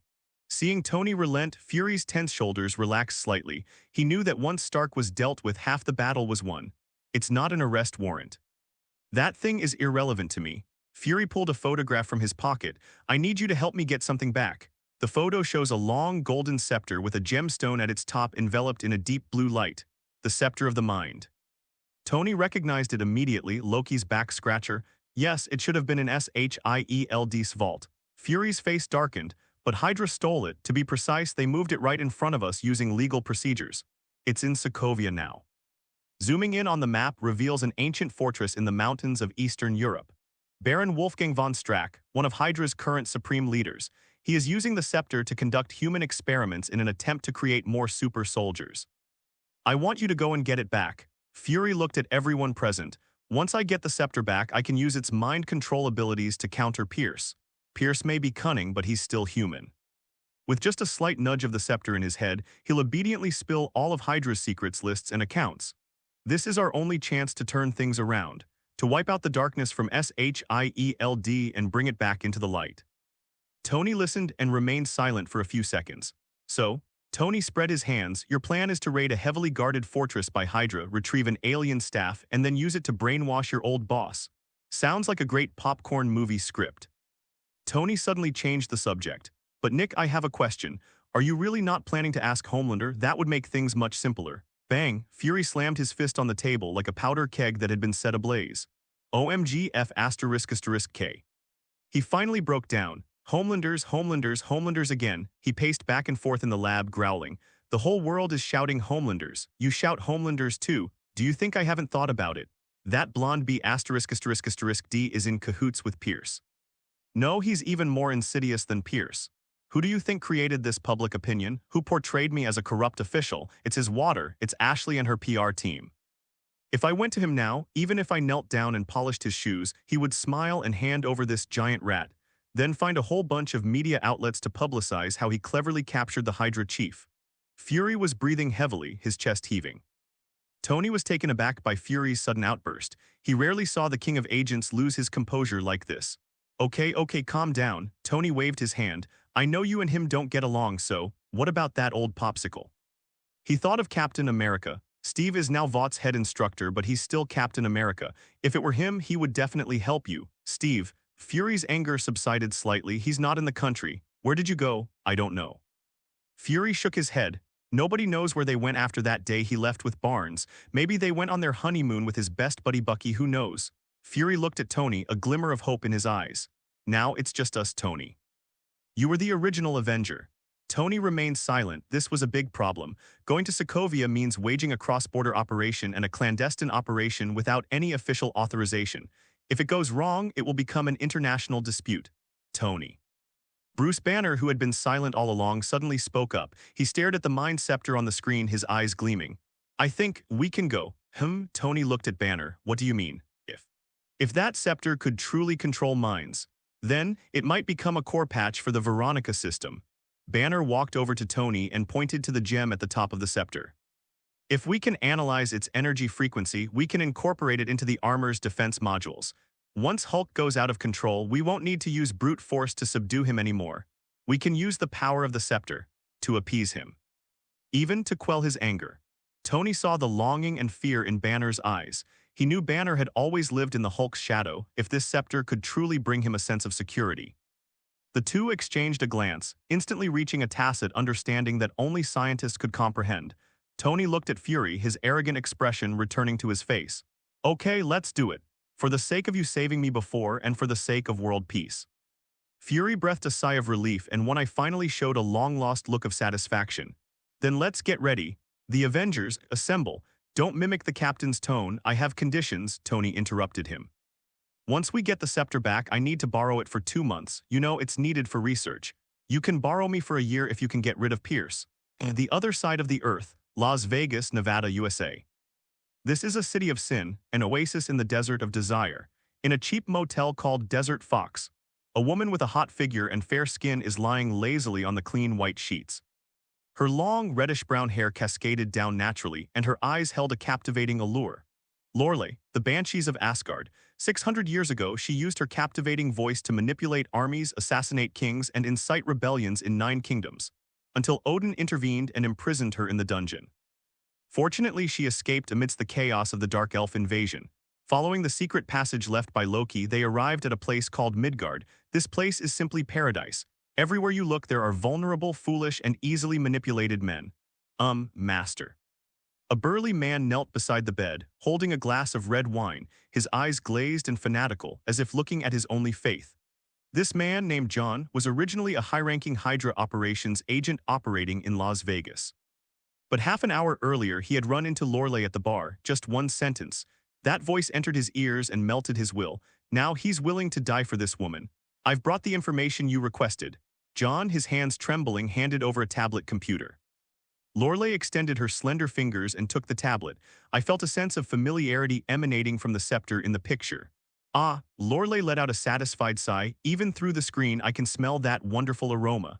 Tell me, my slave. Lorelai's voice slid like silk across John's eardrums, sending shivers down the spine of the well-trained agent. Where is this thing now? In Sokovia, John said eagerly, looking at her longingly, in Baron Strucker's castle. I was in charge of that transport mission before I know the route. Sokovia, Lorelei kept repeating the place name. She had been imprisoned in Asgard for 600 years. Now she has arrived in Midgard. This place is brimming with desire, brimming with vulnerable men, and brimming with opportunity. If I could get my hands on that scepter. Lorelei's fingers lightly swiped across the tablet screen, plus my voice. I can control everyone on this planet. She watched a propaganda video playing on TV featuring a man draped in the stars and stripes, powerful, handsome, and full of a desire to conquer. That was her perfect prey. Prepare the chariot, my slave. Lorelei stood up, her silk robe slipping off to reveal a breathtakingly perfect body. Take me to Sokovia. I want my scepter back. Then. Lorelei walked to the window, looked at the dazzling night view outside, and a bewitching smile appeared on her face. I want to build my harem in this world. Asgard, the fairy palace. Jane Foster sat on the edge of the bed, her fingers tracing lines in the air. Before her, a holographic star map was slowly rotating. This was a data model of celestial convergence that she had recalibrated using an Asgardian star mapper while she was bored in her hospital bed. The gravitational parameters here are incorrect. Jane bit her lip, her brow furrowed, the light pen in her hand piercing through the holographic image. If it's based on the theory of 9 overlapping realms, Midgard's gravitational constant should have a deviation of 0.3%, but the data here is smooth. Still working, Saul walked in, carrying a basket of golden fruit. Jane looked up and the anxiety in her eyes instantly turned into tenderness. Thor, I have to go back. Jane turned off the star map and stood up. Her movements were light, and the weakness she had felt from being eroded by the ether particles had completely disappeared. Go back where? Earth. Thor placed the basket on the table, frowning. Your body has only just recovered, as Guardian energy hasn't completely eliminated the hidden dangers within you. I'm all better now, really. Look, Jane jumped up and down twice, showing off her slender but energetic arms. And my paper's deadline is only 3 days away. 3 days, I need to go back and input the data from the celestial convergence. This is a Nobel Prize-worthy discovery. Thor looked at her and sighed helplessly. The pursuits of mortals. He shook his head, an indulgent smile playing on his lips. All right, if you insist. Just then, the doors of the main hall were pushed open. Sif strode in, the blade of her sword still stained with blood, clearly having just returned from some unfortunate rebel. Saul Heimdall has made a discovery. Sif's voice was cool and direct, getting straight to the point about the escapee. An escapee? Jane asked curiously. Lorelei, a banshee. Sif's expression was grim, the one who 600 years ago bewitched almost every man in the 9 kingdoms with her voice. She escaped the dungeons during the Dark Elf invasion. Heimdall saw her. Thor's expression turned serious. Yes, in Midgard. Sif glanced at Jane. She went through a secret passage left by Loki. Now she's enjoying her queen life in Las Vegas. Damn it, Thor clenched his fists. The men of Midgard can't resist her sorcery. If we don't stop her, she'll turn the place upside down. So I've come to bid farewell to Odin. Sif sheathed her sword. I'll go and bring her back, it's my duty. No, Thor suddenly raised his hand, interrupting Sif. I'll go. Sif paused for a moment, then raised an eyebrow, her eyes filled with a playful glint that only old acquaintances could understand. You're going? Sif crossed her arms, her gaze shifting between Thor and Jane. Are you sure, Thor? If I remember correctly, 600 years ago, you almost threw Mjolnir into the void for that banshee. Jane's radar activated instantly. She squinted at Thor. 600 years ago, almost threw the hammer. Cough, cough. Saul coughed violently twice, a blush creeping onto his face. He hurriedly avoided Jane's gaze and turned to glare at Sif. That's all in the past. I was young and naive back then. Is that so? Sif sneered.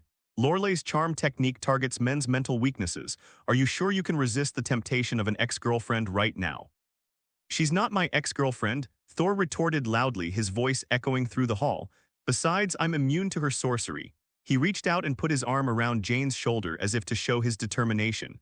My heart has already found its home. Lorelei's voice to me now is like the sound of Heimdall's broken sword scraping against his shield.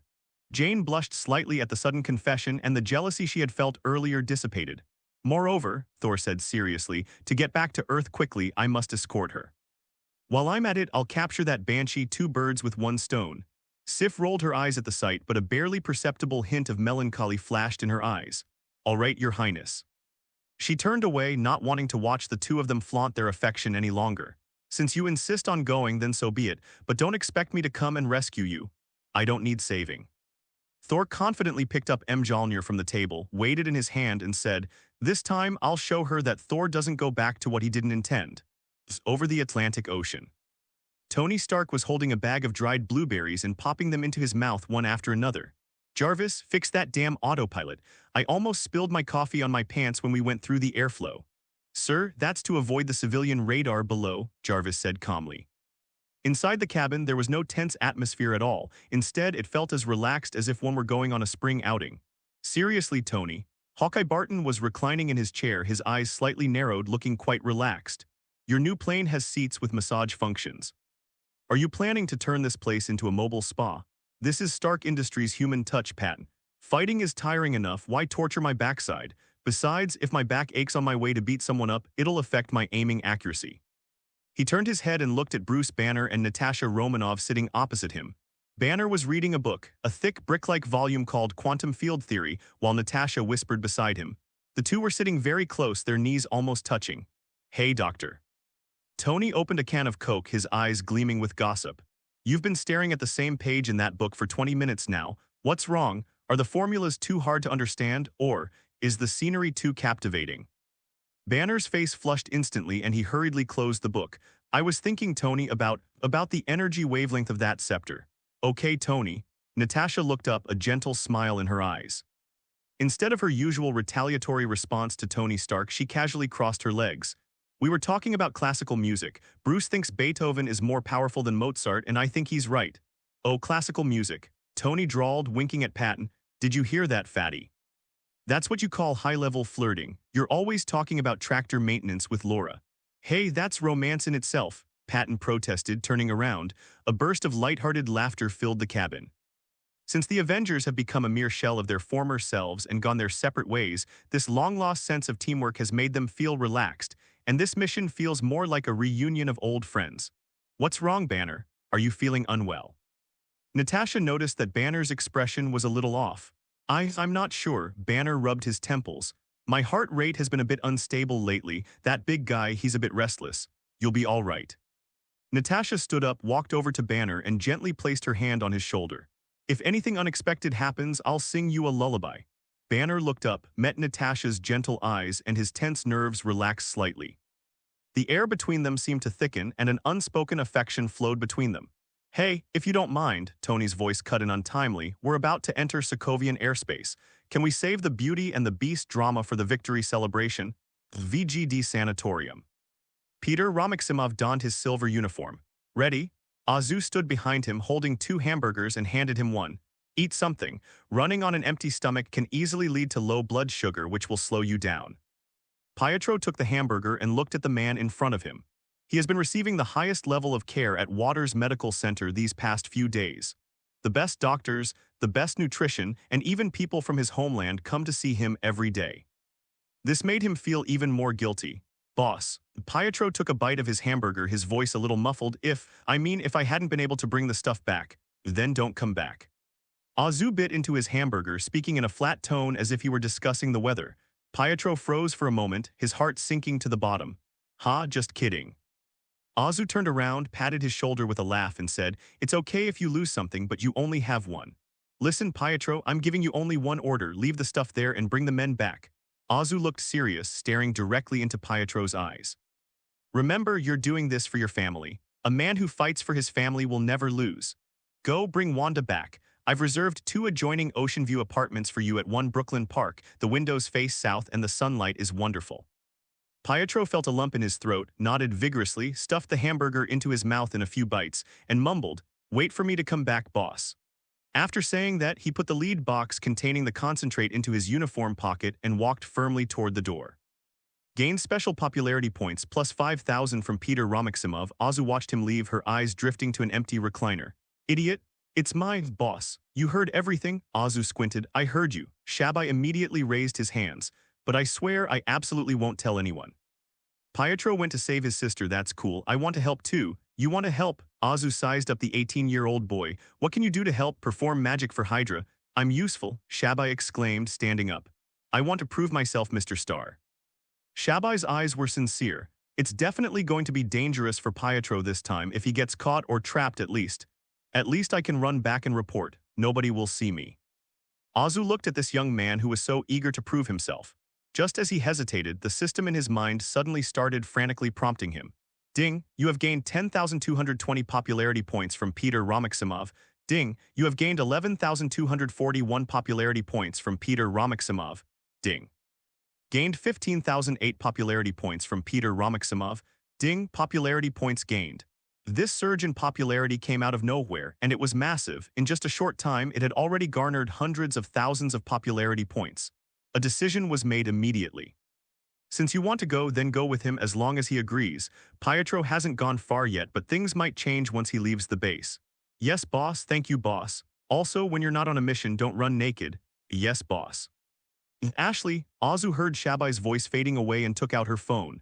What did Pietro do today? Pietro? Ashley's voice sounded excited. Have you forgotten? Today is the premiere of Fast and Furious. Is it that independent film starring Pietro? That action romance movie? Yes. Although the Rotten Tomatoes score isn't out yet, audience reviews are phenomenal, especially among female viewers. Ashley read the data quickly. The hashtag #Quicksilver is so cool has topped the trending charts on Twitter. Tens of thousands of GIFs of his scenes from the movie are circulating online. I see. Azu suddenly realized, and then a satisfied smile appeared on his face. This kid's not bad, we need to keep an eye on him. Wait, Pietro. A voice called out to Pietro, who had already reached the base gate. Pietro turned around but saw nothing. Here, look down. A baseball cap floated in midair. Idiot, Pietro frowned. What are you doing here? I don't have time to play hide-and-seek with you right now. I didn't intend to play either. The voice of the invisible man, Shabai Loden, came from the air, carrying a hint of youthful stubbornness. I want to go with you. Where are we going? I'm going to buy pizza. Are you coming along? Pietro asked dismissively. Stop pretending I know what you're up to. Shabai's hat swayed. I heard what you and the boss were saying. Even though you can't see me, I've been watching you both. Pietro's expression changed and his hand instantly reached for his waist. Don't be nervous, buddy. Shabai quickly raised his hands, though only the cuffs were visible. I didn't tell anyone, I just wanted to help. This is too dangerous, you idiot. This isn't a reality TV shoot, Pietro whispered. I'm going to meet a bunch of ruthless terrorists. If I mess this up, I'll die. I know. Shabai's voice lowered, revealing a sense of loss. But I don't want to be a mere accessory anymore, Pietro. In the 7, Homelander is a god, you're an idol, Jessica is the leader, even Deadpool has fans. Only me? I don't even have a face on the poster. People call me the Invisible Man, not just because I can't see, it's because I really have no presence. I want to do something. I want to prove that I can be a hero too. The suspended baseball cap rose up, seemingly watching Pietro. Take me with you if something really happens. At least someone can run back and tell you. Anyway, as long as I'm not dressed, even God can't find me. Pietro stared at the hat hanging in midair, remaining silent for a few seconds. He recalled the days before he met Homelander, that yearning for recognition, that desire to prove himself. All right. Pietro sighed, but one thing when we get there, keep quiet, no farting, if you disobey I'll leave you stranded halfway. Yeah, the baseball cap jumped up excitedly, deep within the ancient castle in the command center. Baron Strucker looked at the silver-haired youth who appeared at the gate on the monitor screen, a cold smile playing on his lips. He's here. I knew it, he'd do anything for his sister. Let him in. A few minutes later, the heavy iron gate opened. Pietro walked in alone, trying to appear relaxed, even chewing gum. Yo, Baron, Pietro whistled, glancing around at the Hydra soldiers armed with high-powered weapons. Is this your hospitality? I thought there would be a red carpet and champagne. If you bring me what I want, there will be champagne. Strucker sat in the high-backed chair, his fingers tapping lightly on the armrests. Where is the stuff? Pietro took out the lead box and placed his hand on the lid. I want to see Wanda first. Of course, Strucker waved his hand. The large screen on the wall lit up. In the video, Wanda is sitting in a white isolation room holding a book in her hands. She didn't appear to have been abused, just somewhat thin. Pietro stared intently for a while, trying to confirm that it was a live feed. She misses you very much, Baron Strucker smiled. I know you do too, don't you? She misses you terribly, Baron Strucker smiled. I know you do too, don't you? Give me the things and you can go and reunite. Strucker gestured. Of course, here's what you wanted. Pietro tossed the lead box over. Strucker caught it and eagerly opened the lead box. The pure version of Compound V, emitting a faint blue glow, lay quietly inside. He gave Dr. Lister beside him a wink. The doctor stepped forward, carefully removed the stock solution, took a sample with an extremely fine dropper and placed it into a precision analyzer next to him. Drip, drip, drip after a long wait of several seconds. The energy readings match. The doctor turned, his eyes gleaming with fervor. The molecular structure contains immense biological activity. Baron, it's the real deal. A fleeting glint of greed crossed Strucker's eyes. Very good, son of miracles. Strucker stood up, a satisfied smile on his face. You've proven your worth, now go and reunite with your sister. He pressed a button and a side door next to him slid open. She's on level B3. Without hesitation, Pietro turned and left. As he passed the table where the concentrate was placed, his fingers twitched slightly, but he forced himself to stop. The top priority now is to ensure Wanda's safety. B3 level isolation room. The access card was swiped and the airtight door opened. Wanda looked up. When she saw the silver figure, her wary gaze instantly melted away. Pietro, she threw down the book and rushed over. Pietro hugged his sister tightly, feeling her real body temperature. At that moment, all the adventures were worth it. Are you all right? Did they do anything to you? Pietro asked anxiously, checking on Wanda. I'm fine, they just had me read books and do tests. Wanda shook her head, then looked at Pietro anxiously. Are you all right over there? Did the Baron complete his mission? Yes, it's done. Also, I'm here to take you away. Pietro placed his hands on Wanda's shoulders, his eyes resolute. Where are we going? Wanda asked, puzzled. Listen, Wanda, I've found a place, a home. There is dignity, there is freedom, and a group of somewhat eccentric but reliable companions. We no longer need to hide in this underground place where we never see the sun, nor do we need to be guinea pigs for these Nazis. We can live freely in the sunshine. Wanda looked at her brother with some confusion. Does such a place really exist? Trust me, Wanda, Pietro said with a smile, you'll love it there. Although Wanda didn't know what Pietro had gone through in the past year, she saw the light in her brother's eyes. That light was one she had never seen before in Sokovia. I believe you. Wanda nodded. Good. Pietro breathed a sigh of relief. Now I need to retrieve something. It's something I borrowed and I have to return it. Although Azu didn't say it, Pietro couldn't get over it if he didn't get the original solution back. Moreover, leaving that thing in Hydra's hands would be a disaster. Wait here for me 2 minutes. Pietro kissed Wanda on the forehead. Whoosh! A flash of silver light and the figure vanished from the room. Using his memory of the base's structure, he evaded the patrols and sneaked back into the laboratory. The tube of blue stock solution was placed on the display stand in the center of the lab bench. There was no one around. That's too easy. Pietro was on edge, but he had to take the gamble, partly because he was very confident in his speed. He rushed over, grabbed the reagent in his hand, and wore a smug smile on his face. Ha, Baron, this thing is too valuable. Let me keep it for you. After saying that, he turned around and was about to start his high-speed departure. Buzz! The gravitational field of the entire room suddenly became violently distorted. Countless hexagonal energy nodes lit up on the floor. Pietro felt as if his legs were filled with thousands of pounds of lead. He was caught by gravity at high speed and crashed to the ground, the liquid in his hand slipping out. Oh. A slow, deliberate male voice came from outside the door. The laboratory door opened. Strucker entered with a squad of soldiers. I knew it. Strucker looked down at Pietro, who was lying on the ground like a dead dog. You're like a stray dog raised on the streets. You can never be tamed. He raised his hand and used some kind of magnetic device to pull the blue test tube that had fallen to the ground out. You think you're fast. Strucker walked up to Pietro, who was immobilized by the gravitational field, and looked down at him. This is a gravity onium matrix prepared especially for you. Let me go, you be *****D. Pietro struggled desperately, but he couldn't get up. Originally, I wanted to make you a sharp blade for Hydra, but since you won't listen, Strucker shook his head, his eyes turning cruel, and then let's make you a specimen. Your genes should be of great research value. What? Just then a piercing alarm sounded throughout the entire castle. Sir, intruders detected. Strucker's expression changed. He glanced at the trapped Pietro, then turned and hurriedly left with his men. Pietro was left alone in the laboratory, desperately pounding the floor. 20 minutes ago.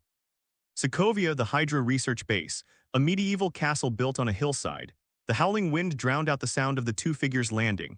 Natasha and Patton, dressed in white snow camouflage, glided nimbly through the snow-covered forest. 2 sentries, 3 o'clock, Patton whispered, his compound bow already fully drawn. Receive. Natasha ducked low, using the snowdrifts as cover, and quickly approached. Whoosh! A silenced arrow pierced the left sentry's throat precisely, without uttering a sound.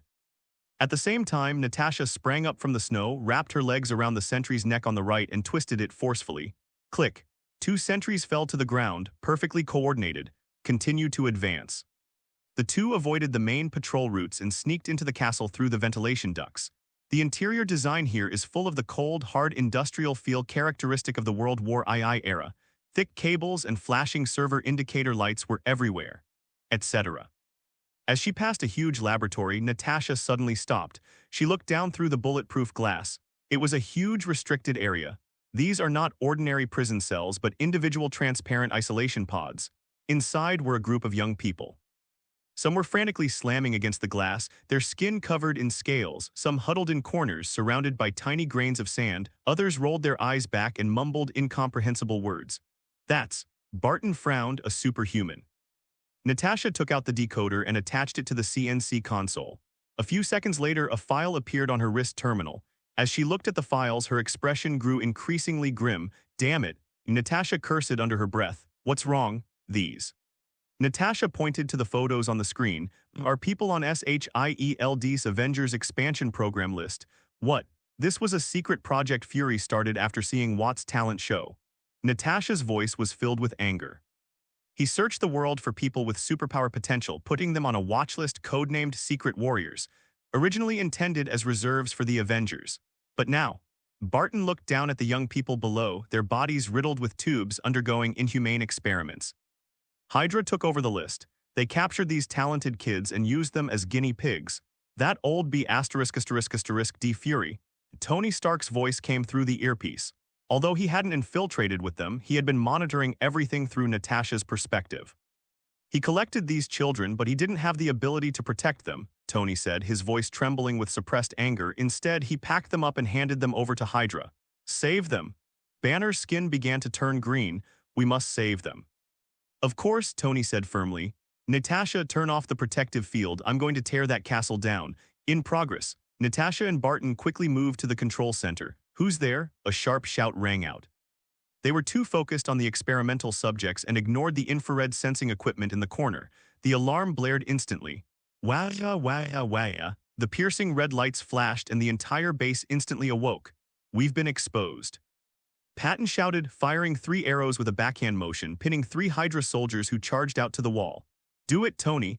Natasha stopped sneaking around and threw an electromagnetic pulse grenade, destroying the control panel. Zai. The energy shield enveloping the castle flickered twice and then went out. The party's starting. Tony Stark, who had been waiting impatiently for some time, had his visor slip off. Jarvis, Iron Legion, move out. Boom. More than 20 fully automated steel-armored vehicles shot out of their cockpits, accompanying Tony's Mark 43, and hurtled towards the castle like a meteor shower. Palm-sized cannon at maximum power output, Tony roared, his palms crackling. The battle erupted with a roar. Command room. The piercing alarm made Baron Strucker frown. What happened? Reporting Baron, an intrusion. It's the Avengers. Iron Man and Hawkeye from SHIELD are both there. Strucker's expression changed.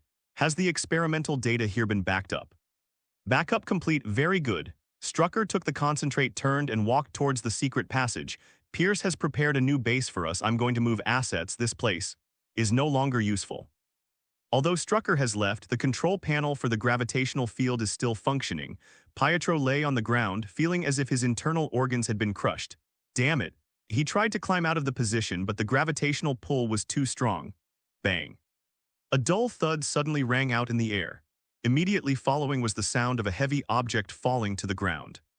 A Hydra soldier who had been standing in front of the control panel suddenly collapsed to the ground, his head lolling to the side as if struck by a ghost. Then comes the second one. The remaining guards raised their guns in terror. Bang. A chair suddenly flew into the air and slammed into the guard's head. I'm right here, you idiot. Shabai's voice echoed in the air. Although you can't see people, you can see the buttons on the control panel being pressed one by one. Buzz. The gravitational field pressing down on Pietro vanished instantly. Pietro sprang up, taking deep breaths of fresh air. Thanks, you idiot, don't mention it, came Shabai's smug voice from the air. I told you I could help. This is called Ghost Operation. Pietro stretched his limbs, a flash of anger in his eyes. The Baron ran away. They went to the secret passage to the east. Go find a safe place to hide. Pietro glanced at the monitor. I'll go pick up Wanda in B3 floor. The alarms and explosions reached this place. Wanda stood in front of the glass of the isolation room, looking at the surveillance screen in the corridor. On the screen, a golden-red iron figure is wantonly destroying the castle's defenses. Cannons roared from the palms, missiles flew erratically. That iconic helmet, that glowing reactor on the chest, Tony Stark. In that instant, Wanda's mind was filled with the memory of that night 10 years ago, the bomb that fell in the middle of the living room with the word Stark written on it. Tick-tock, tick-tock. That was the rhythm of her childhood nightmares. Fear instantly turned into anger, endless rage. Stark. Wanda's pupils were stained with scarlet energy, her slender fingers gripped the reinforced glass tightly. Zzzzzzz. Red chaotic energy overflowed from her fingertips like living vines climbing all over the glass wall. Bang, first time the glass has developed cracks. Bang, the second time, splash, the glass shattered. Wanda stepped out of the cage, her feet crunching on the shards of metal. Her long, flowing hair moved without wind, and she was surrounded by a chilling red light. You will pay the price for this, she whispered to herself as she walked toward the battlefield. Castle Hall. Hydra soldiers armed with energy guns modified with Chitauri technology wove together a dense web of fire. But even they were forced into a series of defeats by the Iron Legion. Tony hovered in midair, the miniature missile pods on his shoulder opening. Gush, gush, gush. Precision-guided missiles, as if they had eyes, penetrated bunkers and firing positions, triggering a chain of explosions. Left wing clearing, Natasha, you move up. Receive. Natasha, wielding 2 pistols, moved nimbly through the ruins, each shot taking a life. Patton, positioned on higher ground, ensured that every arrow hit its mark. Just then, a red mist suddenly rushed into the battlefield. What is that? Just as Barton was about to speak, he felt a tremendous force strike his chest. Wanda Maximoff, dressed in a red leather jacket, danced with her hands, crimson energy swirling around her fingertips. She stared at Iron Man, who was right in front of her, her eyes brimming with hatred. Tony, watch out, Natasha shouted, but it was too late. Wanda pushed him away forcefully with both hands. A red energy wave covered Tony's head. It was not a physical attack. Tony felt a wave of dizziness wash over him. The scene before him began to distort. He was no longer in the castle in Sokovia. He saw an apocalyptic scene. Everyone is dead. Captain America was reduced to half a body, his shield shattered. Thor's hammer lay on the ground, its luster gone. Natasha and Barton lay in pools of blood. Amidst this mountain of corpses and sea of blood, Homelander's jaw was smashed open, and a gigantic hand emerged from the ground. You could have saved us. In the illusion, Captain America grabbed Tony's hand, his voice shrill and mournful. Why didn't you try your best? Why, impossible. I've never even seen Homelander's clothes have a single tear. Tony gasped in terror inside the helmet, his chest heaving, his heart rate instantly soaring to 200. Sir, abnormal brainwave interference detected. Attempting to cut it off. Jarvis rang in his ear. Whoosh, an electric shock arrow hurtled through the air. The arrow landed precisely in the puddle at Wanda's feet. Sizzle. The high-voltage current is conducted along the water flow. Ah, Wanda screamed in agony as the red magic vanished. Tony snapped back to reality, his inner lining soaked with cold sweat. Thanks, Clint, don't mention it, Barton nodded, giving Tony a smile. I have experience, that trick works very well against mind control. Wanda clutched her leg, which was numb from the electric shock, and glared angrily at Barton.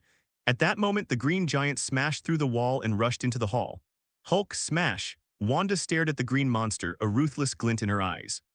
Since we can't control Stark, we'll control this big guy. She endured the pain, gathered crimson energy in her hands once more, and pushed it towards the back of Hulk's head. The red mist instantly seeped into Hulk's brain. Hulk's movements froze. Those green eyes, which were originally just filled with anger, were instantly covered with red blood vessels. Hooray! The Hulk's voice changed, turning into a simple beastly roar. His eyes held only pure killing intent. Hey, big guy, the sun's gone down. Tony Stark stepped forward to try and wake Banner. Hulk stared at Tony, extending his enormous hand. He slapped him away. Hooray! With a roar declaring victory, they immediately launched an indiscriminate attack, targeting both the Iron Legion and the Hydra warriors. Iron Man, who had fallen to the ground, was once again given an opportunity by Wanda. Crimson energy enveloped Iron Man's entire body. The armor alarm sounded loudly. Tony felt as if he were being grabbed by an invisible hand and pressed tightly against the wall. He struggled to lift his head and saw the girl. Wearing a red leather jacket, he waved his hands, emitting an eerie red light. Stark. Wanda's voice was icy and chilling. She clasped her hands together abruptly. Tony felt the air around him compressing his armor. Click, click. The titanium alloy armor began to slowly deform. Who is this girl? Tony exclaimed in shock. Does she want to crush me like a sardine? Natasha, Clint, I need support. I'm being bullied both mentally and physically. And just then, a flash of silver light. Wanda, stop. Pietro rushed into the battlefield and stood between Tony and Wanda. Pietro? Wanda was stunned, and the energy in her hand loosened slightly.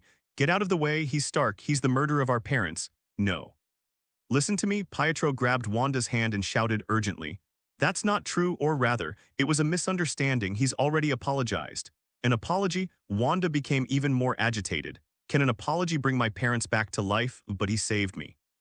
And he saved many others, Pietro pointed at Tony. He was constantly trying his best to save as many people as possible. Wanda, look at me. Pietro cupped his sister's face in his hands. We cannot live in hatred. The Baron has been using this hatred to control us. Come with me, let's see the world. If you still want to kill him then. Pietro glanced at Tony, who was still pinned against the wall. I'll hand you the knife myself. But not now. Wanda looked at her brother. The red light in her eyes flickered uncertainly, a mixture of anger and reason, just then. Hulk, who was smashing things wildly, seemed to feel that the space was too cramped and not enough for him to vent his anger.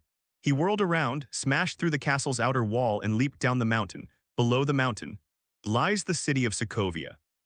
There are hundreds of thousands of civilians there. No, damn it, Tony's heart nearly stopped when he saw this. He's going to the city center. Oh no, Wanda was startled and dissipated her crimson energy. Tony didn't even have time to talk to Pietro. He chased after him through the hole. If the Hulk were allowed to storm the city, it would be a massacre. The Avengers would become the sinners of the world. Jarvis, activate Veronica, send over all the parts. Yes, sir, the Veronica system has been deployed from orbit. Outside the atmosphere, a massive satellite disintegrated and a dozen enormous components engulfed in flames plummeted toward Sokovia like meteorites.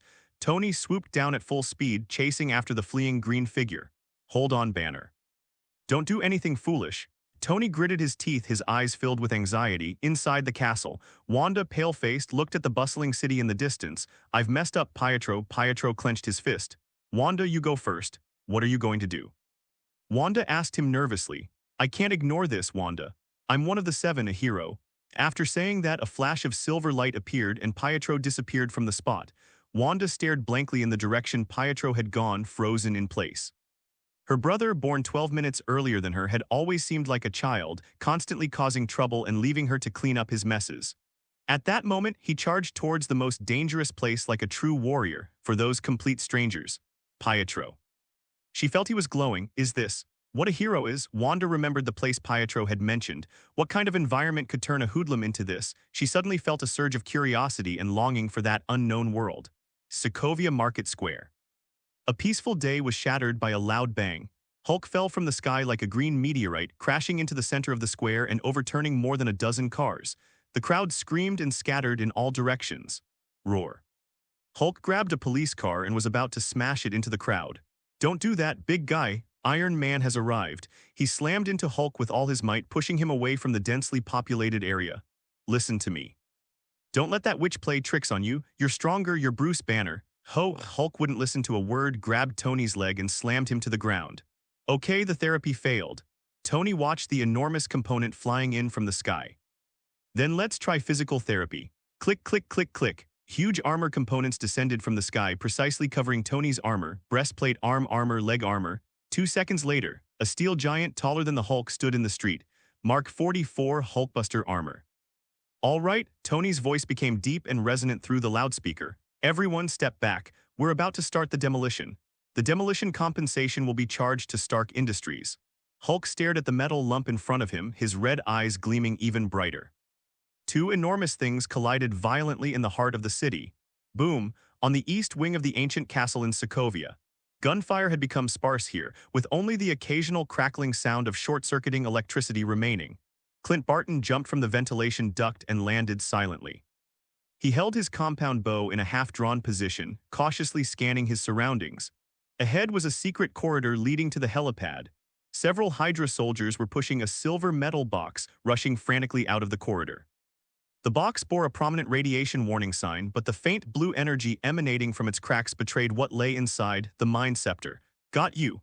Barton narrowed his eyes and loosened his grip. Whoosh. A bursting arrow pierced the air and landed precisely at the foot of the leading soldier.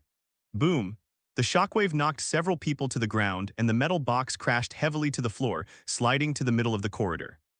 Just as the remaining soldiers were about to raise their guns to retaliate, Patton had already slipped out of the shadows with fluid, effortless movements. Drawing the arrow, knocking the bow, and firing, the 3 actions were executed in one fluid motion. The 3 soldiers didn't even see the enemy's position before they were pinned to the wall. Done, Barton pressed his earpiece. Natasha, Tony, I've got the scepter, evacuation in progress. He strode towards the box and reached out to grasp the handle. If I were you, I wouldn't touch that thing, mortal. A languid female voice with a strangely magnetic quality suddenly rang out in the empty corridor. Patton's muscles tensed instantly. He whirled around, drew his bowstring taut, and pointed the arrow directly at the source of the sound. A woman slowly emerged from the shadows of the corridor. She was wearing a modern leather jacket, but the outfit on her exuded a classic elegance. Her long, reddish-brown hair was casually draped over her shoulders, and her eyes were like unfathomable lake water. "Lorelei, don't move," Patton warned. "I don't hit women, but Hydra is an exception." "Hydra?" Lorelei chuckled softly, a laugh that felt like a feather brushing against Barton's heart. "I am Lorelei. I conquered the world long before your ancestors were still picking fruit from trees." "Halt." Patton sensed something was wrong. His heart was racing and his palms were sweating as he gripped the bow, not from fear but from a strange restlessness. "Look at me, Archer." Lorelei stopped 5 meters in front of Barton. She didn't use any weapons, but simply raised her chin slightly, her eyes gleaming with a captivating light. "You look tired." Her voice penetrated Barton's ears, bypassing his rational defenses and directly caressing his weary soul. "Put it down." Lorelei reached out her hand and gently hooked her fingertips together. "You don't need to carry these burdens. Come with me and I'll give you everything a man should have. Glory, wealth, and slove." Barton's eyes struggled for a moment, his pupils contracted and then completely lost focus. Patton lowered his compound bow, gazing at the goddess before him like a devout believer. "Yes, my lady." He turned around, picked up the box containing the scepter of the mind, and then obediently walked behind Lorelei like a most loyal guardian. "That's right." Lorelei stroked Barton's cheek with satisfaction, then turned and walked into the darkness. "Let's go, my warrior." Sokovia City Center Square. Boom! A bus full of passengers was lifted into the air by a giant green hand, tumbling twice before crashing into a nearby coffee shop. "Careful!" A flash of silver light. Peter Romiximov rushed in at the last second. At top speed, he first carried the customers out of the coffee shop one by one and placed them across the street. Then he rushed onto the falling bus. Time seemed to stand still. He saw the terrified passengers inside the car and the shards of glass floating in the air. "Don't vomit on me, buddy." Pietro grabbed a screaming middle-aged woman and dragged her away from her seat. 1 trip, 2 trips, 3 trips. When the bus finally crashed to the ground with a loud thud and became scrap metal, it was completely empty. Huff, huff. Pietro was exhausted. His silver battle suit was soaked with sweat. This intense, continuous rescue work made him feel like his lungs were on fire, and he was only able to keep going through it all thanks to his willpower. "I'm a hero. I'm a hero." Pietro chanted to himself as he ran, for that oceanfront apartment. For that damn oceanfront apartment. "Aw!" The Hulk's roar echoed from afar. Pietro looked up. The green monster was riding on the Hulkbuster armor, its fists pounding down like a pile driver. "Hulk, Tin Man!" Clang, clang, clang. With each punch, a large dent appeared in the thick titanium alloy armor, sparks flew and hydraulic oil sprayed wildly. "Damn it. Banner, you should learn how to generate electricity from anger. You could save a lot on your electricity bill." Although Tony Stark's Mark 44 armor was thick and heavy, it was still smashed into sparks by this brute force, and the chest plate was severely dented. "Jarvis, spare parts." "Quick," Tony yelled from inside his helmet. "Sir, the transport capsule was intercepted by the crane that Hulk just threw out. The spare left arm will arrive in 1 minute." "Oh shit." Boom, Tony's chest pulse beam fired at Hulk's face, blasting him away. Hulk crashed into a department store, instantly turning it into ruins. Beside the ruins, Wanda watched this scene, her face turning pale. She saw the crying children and she saw the destroyed homes. "This is my fault." Wanda's hands trembled. It was she who had used magic to disturb the monster's mind, leading to this disaster. I shouldn't have done that." She looked up sharply at the ferocious green figure. Guilt transformed into a kind of resolve. She wants to make amends. "I can stop him." Wanda took a deep breath, her palms glowing crimson as she tried to soothe the beast. "Calm down. Calm down." Red mist drifted towards Hulk like ribbons wrapping around his head. Hulk, who had just crawled out of the rubble, paused for a moment. He felt something drilling into his brain. It felt like countless ants were crawling on him, or like someone was forcibly revisiting the scenes he least wanted to recall. Abomination, Ross, the cage, and the cursed warrior. Hulk's agonizing howl. Wanda's red magic, instead of calming Hulk, who was in a state of extreme rage, was like pouring cold water into boiling oil. "Hulk, I hate witches." Hulk suddenly turned his head. Those bloodshot eyes were fixed on Wanda not far away. "Ow!" A deafening roar. Hulk threw down the giant Iron Man, and with a burst of power from his legs, the ground instantly shattered. Like a green cannonball, it hurtled straight towards Wanda. As Wanda watched the enormous creature draw ever closer, the sheer force of its violence left her mind blank, and the magic she had been gathering instantly dissipated. She was so frightened that her face turned pale and her legs felt like lead, making it impossible for her to move. Wanda, a flash of silver light, Pietro tackled his sister at the last second and the two rolled together for more than 10 meters. Boom! The spot where Hulk landed was smashed into a deep crater and the surrounding ground churned like waves. "Are you all right?" Pietro asked anxiously as he helped Wanda up. Wanda was pale and trembling. "I'm sorry, Pietro. I messed up. I wanted to help." Hooray! Having missed his first attack, Hulk didn't stop and chased after him again. He was on all fours like a giant gorilla and each step covered tens of meters. "Hey Hulk, look this way," Tony Stark arrived. The thrusters on the back of the Hulkbuster armor spewed blue flames, using the momentum to slam the Hulk to the ground. Click, click, click. The hydraulic piston inside the arm began to reciprocate wildly.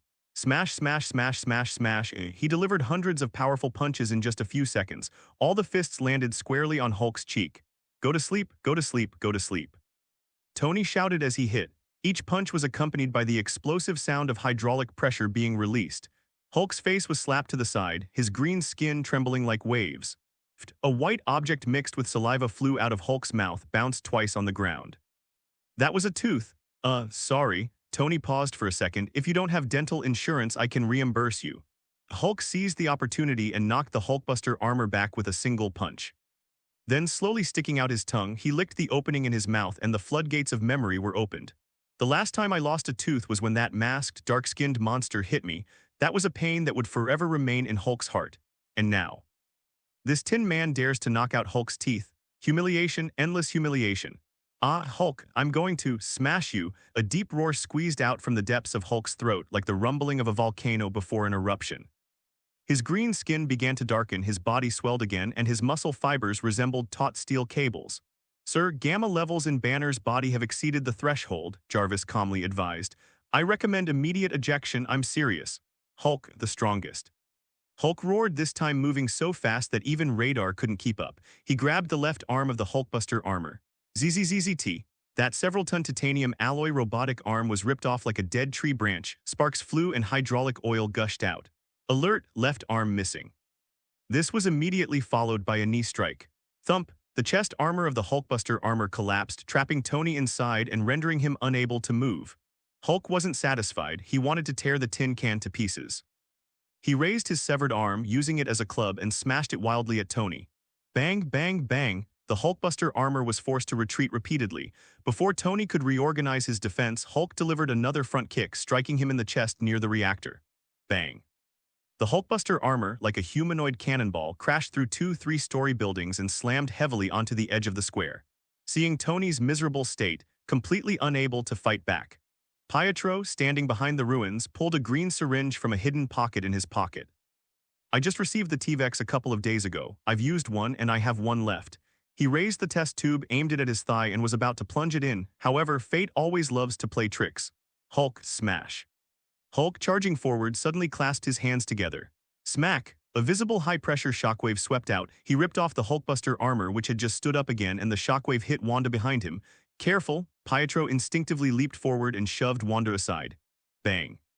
He himself was hit squarely in the chest by the shockwave and slammed heavily against the load-bearing pillar of the residential building behind him.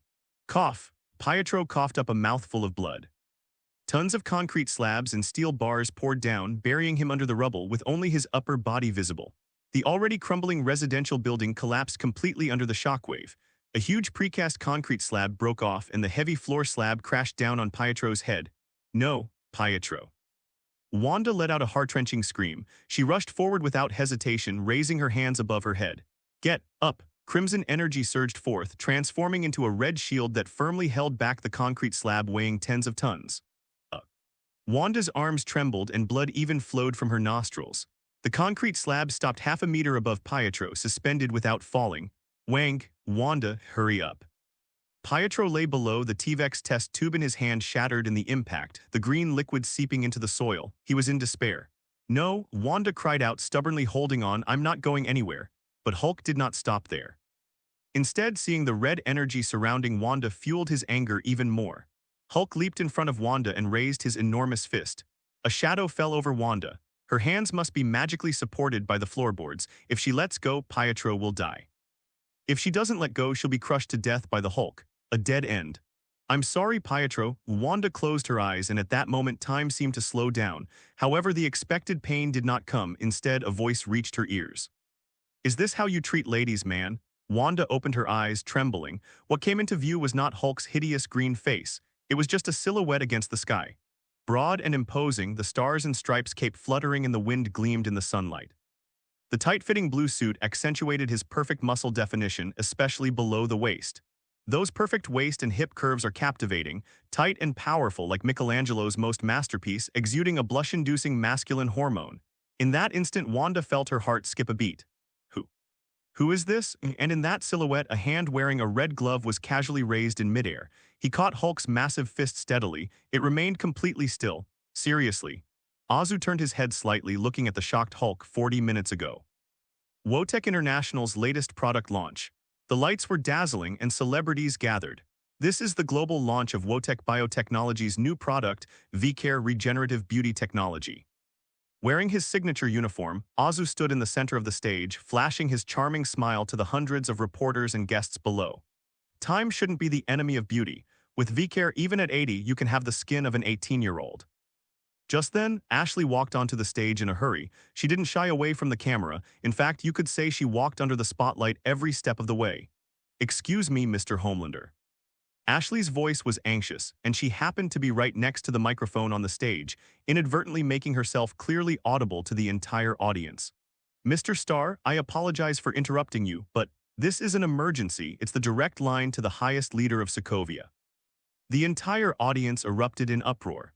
The reporters instantly turned on Ashley like sharks smelling blood, all pointing their cameras and microphones at her.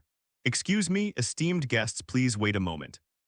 Azu's smile vanished instantly and he walked to the side with a serious expression to answer the phone. A moment later, the call ended. Azu was silent for 2 seconds. When he looked up again, his eyes were filled with compassion for humanity. I'm sorry, everyone. His voice was steady and powerful, carrying through every corner. The press conference has been cancelled. As everyone knows, I received an urgent request for assistance from the Sokovian government. As a global citizen, I cannot stand idly by. Business can be discussed again, but life only comes once. Azu looked at the camera with a gaze that seemed to encompass the entire world. Even if it's not America, life is equal. We want them to know that Walter always stands with the innocent. After speaking, he walked to the edge of the balcony outside the press conference venue, his back to everyone, his stars and stripes cape unfurled. Boom, the red and blue figure vanished into the horizon in an instant. Ashley is the camera crew that arrived early ready. Azu asked Ashley through a miniature bone conduction headset. Ready, sir? The drone swarm is in position. All preset airspace and orbits have been set. Very good. Back to the present, above the ruins of Sokovia. The footage of Azu catching Hulk's fist with one hand was instantly transmitted to hundreds of millions of viewers worldwide via Hummingbird drone in 360-degree high-definition quality. My God, he caught it. That pose, so cool. Look at that back, that silhouette, I'm going to die. Hint, you've gained 54-52 popularity points. Hint, you've gained 66-82 popularity points. Azu slightly turned his head and glanced at Wanda, who was standing there dumbfounded out of the corner of his eye. Her words were uttered with just the right amount of tenderness. Don't be afraid, sweetheart, take a little back. This isn't the kind of pressure a beautiful girl like you should be under. After saying that, he turned his head and looked at the bewildered Hulk in front of him. Hulk was genuinely stunned. He tried to pull his hand back but found that his fist was as if it had been cast into vibranium and it wouldn't budge. Huh? Hulk growled in confusion, then grew even angrier. He raised his other hand, trying to grab Azu's head, but Azu was faster. Bang! A light straight punch landed on Hulk's cheek. The Hulk's heavy body was knocked off the ground by the punch, tracing an arc in the air before crashing heavily onto the riverbed in the distance, sending up a water column several meters high. Then Azu dusted off his gloves, turned around and looked at the girl who was still struggling to hold up the floorboards. Wanda looked at him, her pale face filled with shock. Azu gently curled the corners of his mouth, reached out and stroked Wanda's hair, revealing a paternal smile. With his other hand, he gently supported the massive concrete slab. All right, girl, she said gently, you can rest now. I'll take care of everything. He exerted force with one hand.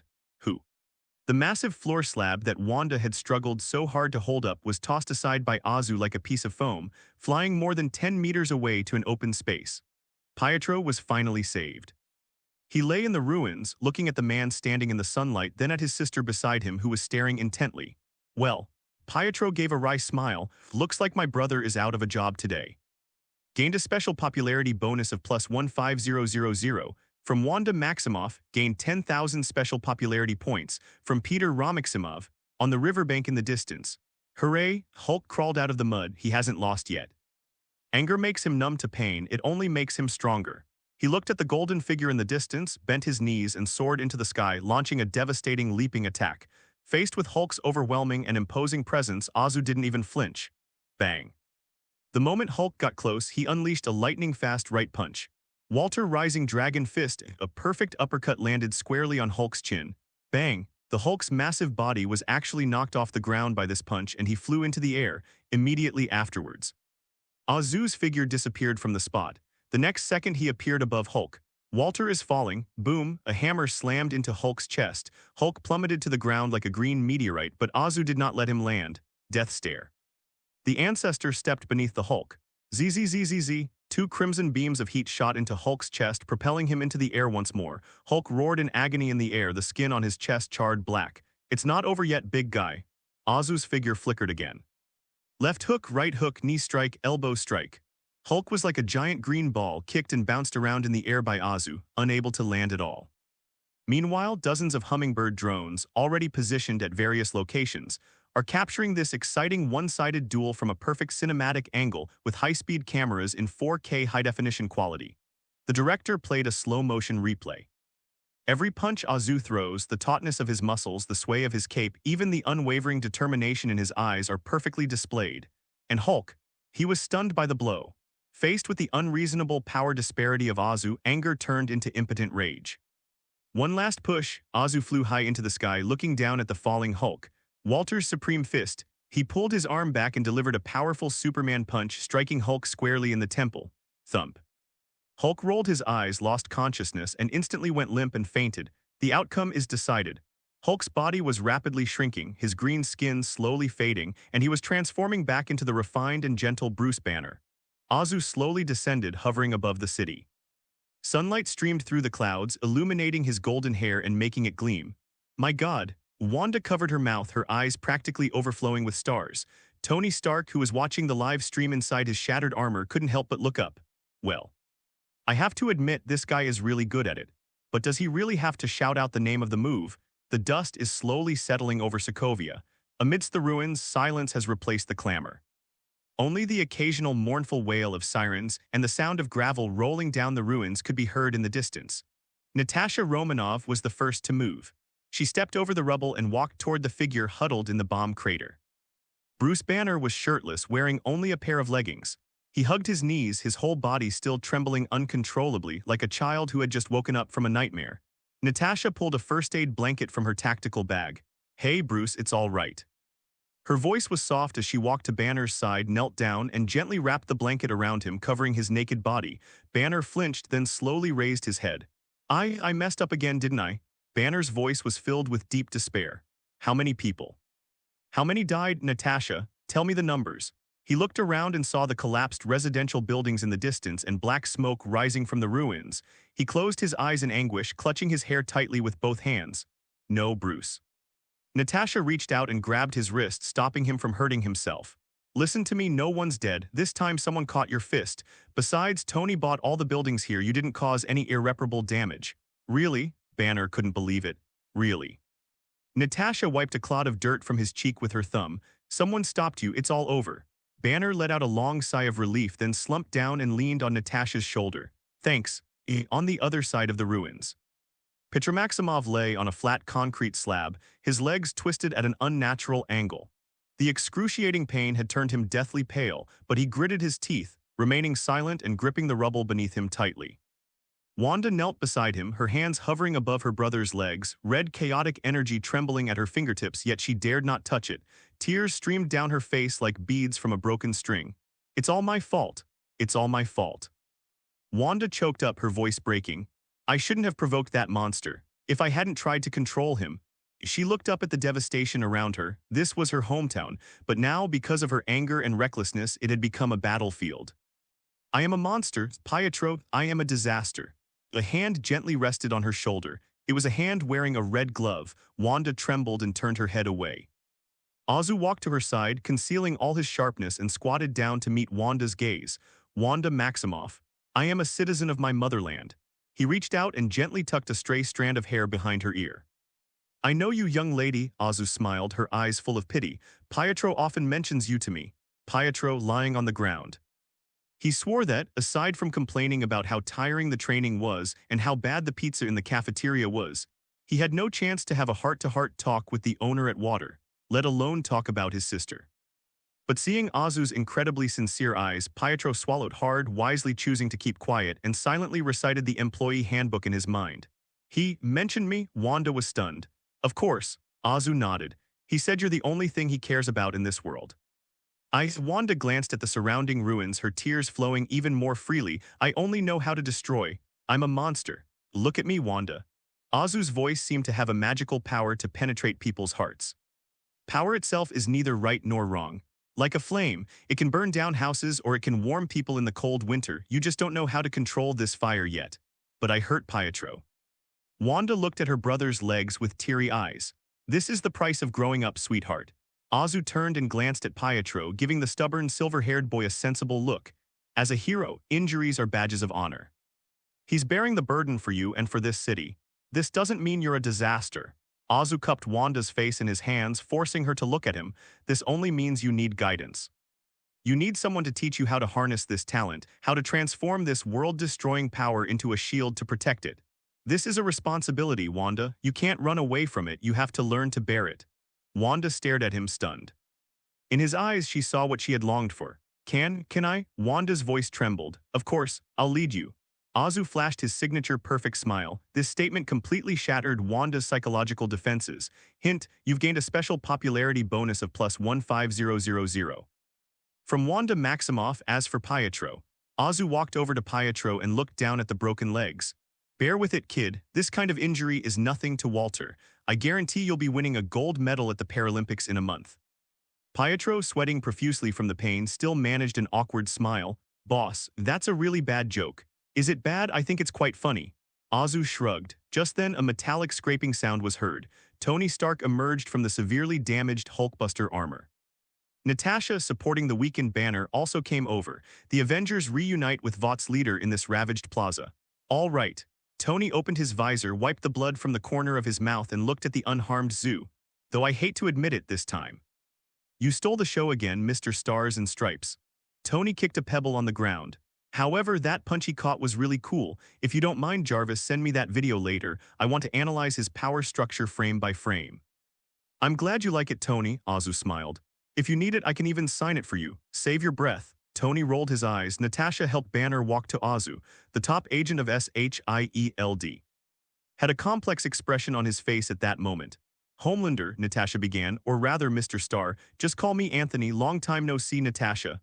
Okay, Anthony, Natasha shrugged. I just realized something, in this world having the right boss is crucial. That old Fox Fury, I've had enough of his mess.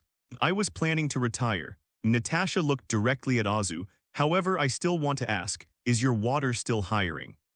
I don't need one of those dozens of pages of application forms.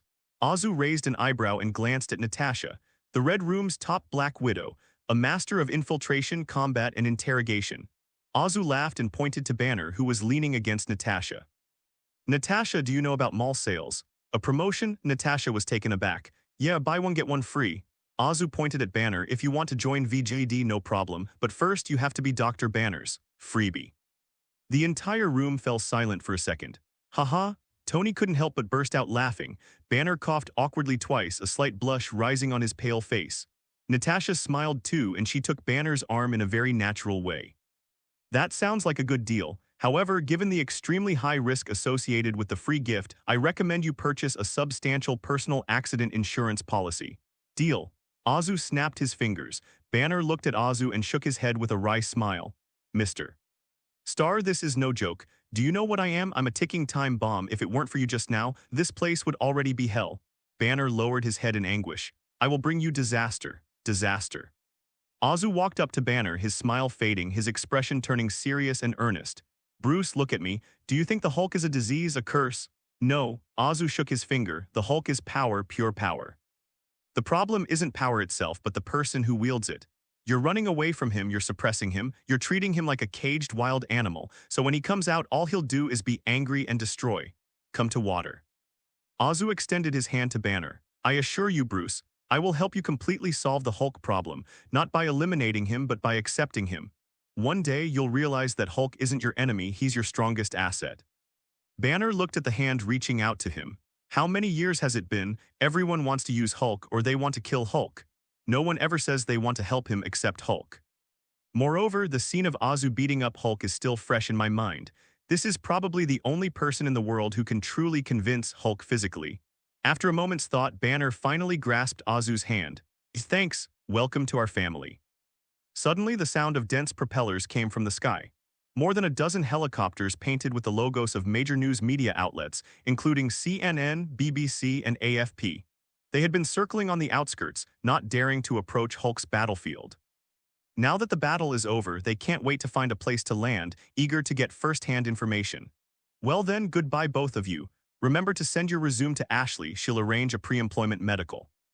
Azu waved to Banner and the others, then turned towards the direction where the reporters had landed.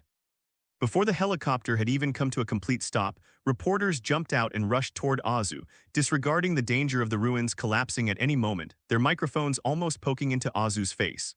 Mr. Homelander, is all of this related to Shield? What are your thoughts on Hulk's atrocities in Sokovia?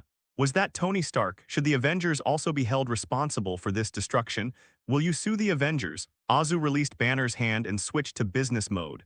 Dear media friends, please be patient.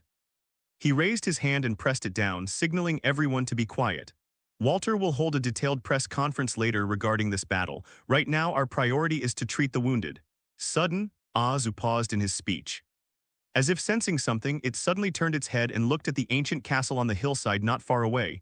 His brows were furrowed and his ears twitched slightly as if he had heard something. What's wrong, Homelander? A bold reporter raised the microphone and asked. Lie. Azu raised one finger, signaling everyone to be quiet. A few seconds later, dear journalists, Azu's tone turned somber, his expression shifting from shock to anger. The battle is over, but justice has not yet been served. I'll be leaving for a bit. What? The reporters looked at each other in bewilderment. Before they could react, Azu had already gotten up and slowly flew towards the castle. Hurry, hurry, hurry up and keep up. The reporters went crazy, grabbing their cameras and running over there. This was an exclusive scene for Homelanders. When they ran breathlessly to the foot of the castle, they witnessed a breathtaking scene. Azu hovered in midair, his eyes shooting out two precise heat beams. Zzzzz. A thick stone wall covered in moss was cut open by the crimson heat of the gaze. The stones collapsed with a loud crash. Sunlight streamed into the damp, dark room. Oh my God! A female reporter covered her mouth, tears welling up instantly. The camera lenses were shaking. The scene inside was laid bare before the cameras of the entire world. It was a huge, restricted area. A group of ragged children were imprisoned in dozens of small, transparent isolation wards. The older one looked to be 17 or 18 years old, while the younger one was only 11 or 12. They huddled in a corner, their eyes filled with terror. Some had various tubes inserted into their bodies, and some still bore the marks of electric shocks and chemical experiments on their skin. This is hell. This is a living hell hidden in the darkness of the civilized world of the 21st century. Azu landed slowly and walked in on foot like an ordinary older brother. Don't come any closer. A little girl in a hospital gown screamed in terror when she saw Azu break through the wall and hugged her knees tightly. Don't be afraid. Child, don't be afraid. Azu walked step by step toward the little girl, her voice as gentle as water. He crouched down, ignoring the disgusting slime and wounds on the girl's body, and stretched out his arms to hold the trembling little body tightly in his embrace. It's all right. You can all go home now, I promise. Wow, the moment the little girl felt that warm embrace, her long-suppressed fear finally erupted and she burst into tears. That cry seemed to open an outlet for venting. All the children gathered around and their cries filled the air. Azu knelt on the dirty floor, letting the children hug him. He opened his arms, trying to embrace everyone. He let the children's tears and snot stain his uniform. He looked up and was met by cameras from various media outlets outside the hole. And Azu's azure eyes were brimming with tears. That was anger, that was compassion, that was an indictment of this cruel world. Click, click, click. This scene was frozen in time. Light shines into hell. This photograph will undoubtedly win the next Pulitzer Prize, becoming a footnote to this era. At that moment, another tremendous roar echoed over Sokovia. A supersonic vertical takeoff and landing transport aircraft painted with the Vought medical logo hovered nearby. The landing platform unfolded, and dozens of water medical personnel in white uniforms rushed out, pushing rescue equipment. Kids, don't be afraid, there are unlimited hot dogs, pizzas, and water energy drinks. Those who can't move, get them on stretchers. Those with minor injuries, come with me. With the help of Water's professional rescue team, the injured child was immediately placed on a stretcher and wrapped in a warm blanket. The wounded were treated one by one. Azu stood up, handed the little girl in his arms to the nurse, and then walked in front of the camera.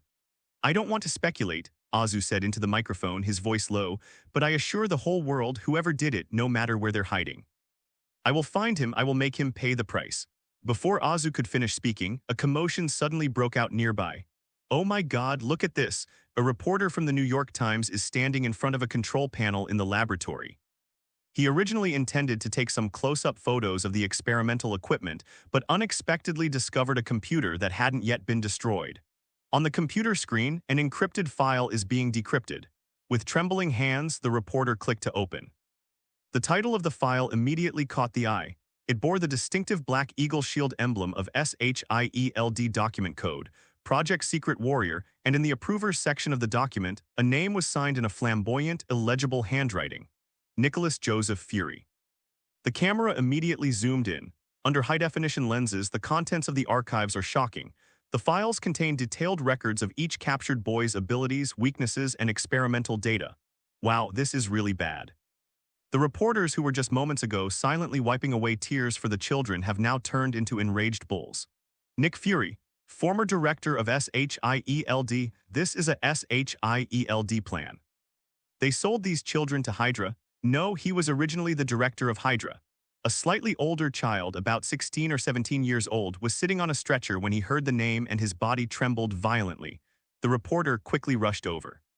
Child, do you know this name, Nick Fury? The boy looked up, his eyes vacant. Yes, about 6 months ago that black man with the eye patch found me. He said I had talent and that I could become a hero like Captain America. He said SHIELD would train me and protect me. Well, the entire audience erupted in uproar. Damn Fury, a demon, he's a demon. Tony Stark listened to the reporters in the distance asking questions about Azu's almost fanatical worship and impatiently curled his lip. Okay, that's all for us. Jarvis, activate the automatic recycling program and have the Iron Legion transport this pile of scrap metal back. Don't let the local scrap dealers take it. There are a few Stark Industries patented chips inside. We have to go. Natasha Romanoff helped the weakened Bruce Banner over. Those reporters are looking at us like they want to tear us apart, Natasha said in a low voice, her gaze sweeping warily over the crowd in the distance. Especially after they found out about SHIELD's damn human experimentation list. If we show up now, Tony, your PR team will probably all jump off a building. He's already jumping around. Tony glanced at the contact list inside his visor. Pepper had already called him 12 times. Let's go while that Stars and Stripes savior is still posing for photos. Nobody's paying attention to us. Using the ruins as cover, the three bypassed the crowd and headed towards the hiding place where the plane was parked. Where's Clint? Banner suddenly stopped, looking around in confusion. Where did he go? Relax, Banner. Natasha adjusted the blanket around Banner. While things were in complete chaos over there, Clint said on the comms that he'd got the stick. He should be on the plane now, waiting for us to pop the champagne. The group quickly crossed the dusty streets, entered the woods, and boarded the tail section of the plane. Inside the cabin, the lights were dim. Clint Barton was sitting in the passenger seat, his back to everyone, seemingly adjusting the instrument panel. The silver metal box with a radiation warning printed on it was placed at his feet, securely fastened by the seatbelt. Hey, Clint, Tony plopped down in the driver's seat, reaching for the switch overhead. Where were you? I thought you were under Loki's tickle again. Upon hearing this, Clint Barton's fingers paused on the console for a second, then he slowly turned his chair around. You guys talk like you've never been controlled before, Barton scoffed. I saw it, that Hulk almost shredded the whole city. Don't even mention it. If this kind of thing happens a few more times, I'll go bankrupt too. Bruce, are you all right? Barton looked at Banner with concern. The usual. Banner found a corner to sit down, burying his head in his knees, just feeling a little nauseous. "There are vomit bags over there, don't vomit on my floor," Tony yelled from the cockpit. "Guys, buckle up, we're leaving this mess. Next stop, Avengers Tower. I desperately need a bottle of Romanée Conti to calm my nerves." Buzz. The plane took off vertically, and the airflow whipped up snow and fallen leaves from the ground. As the altitude increased, the cabin returned to silence. Tony activated the autopilot and leaned back in his chair, closing his eyes to rest. Banner curled up in the blanket, his breathing gradually becoming steady. Natasha sat beside him, cleaning a scrape on her arm. No one noticed the rear cabin. Patton was still sitting next to the silver box. He watched the clouds recede into the distance outside the window, his fingers rhythmically tapping the surface of the box. Duh, duh, duh. He turned his head, his gaze sweeping over Tony and Banner. A chilling smile slowly crept onto his lips. In Sokovia, a huge V-sign flag has been planted atop the highest point of the ruins, fluttering in the wind. Azu stood in front of a row of stretchers, where the rescued superpowered teenagers were lining up to board Vought's specially made medical transport plane. "Look at these children," he said, gesturing to the thin figures behind him. "They've just been through hell. What they need now isn't flashing lights, but hot soup, soft beds, and a safe home. The results of the investigation into the incident." Azu paused, his expression hardening. "We will hold a global press conference in New York at a later date. At that time, I will give the world an explanation. But now..." Azu waved his hand, signaling the reporters to clear a path. "Now please give us some space. These children need to rest." After saying that, he turned around gracefully, leaving the world with a majestic silhouette, and strode into the cabin. The hatch closed slowly, shutting out the noise from the outside world. Inside the cabin, the temperature was comfortable and soft music played. Pietro lay on a specially made medical stretcher, his left leg in a cast, dangling in midair. "Ouch, are these painkillers expired?" Pietro grimaced, gripping the railing beside him. "Why does it still hurt so much?" "Bear with it, Pietro." Wanda sat beside him, holding a damp towel, and carefully wiped the dust off his face. "Listen, Wanda." Pietro took a deep breath as if he had made up his mind. He grasped Wanda's hand, his eyes urgent. I want to take you to water." Pietro looked at his sister nervously, afraid that she would refuse. "I know you hate those so-called superheroes, but it's really different there. Look, I'm rich now. I have a big house and I can see the sea when I open the window. And..." Pietro swallowed hard, struggling to find the right words to try and beautify the company that was full of freaks.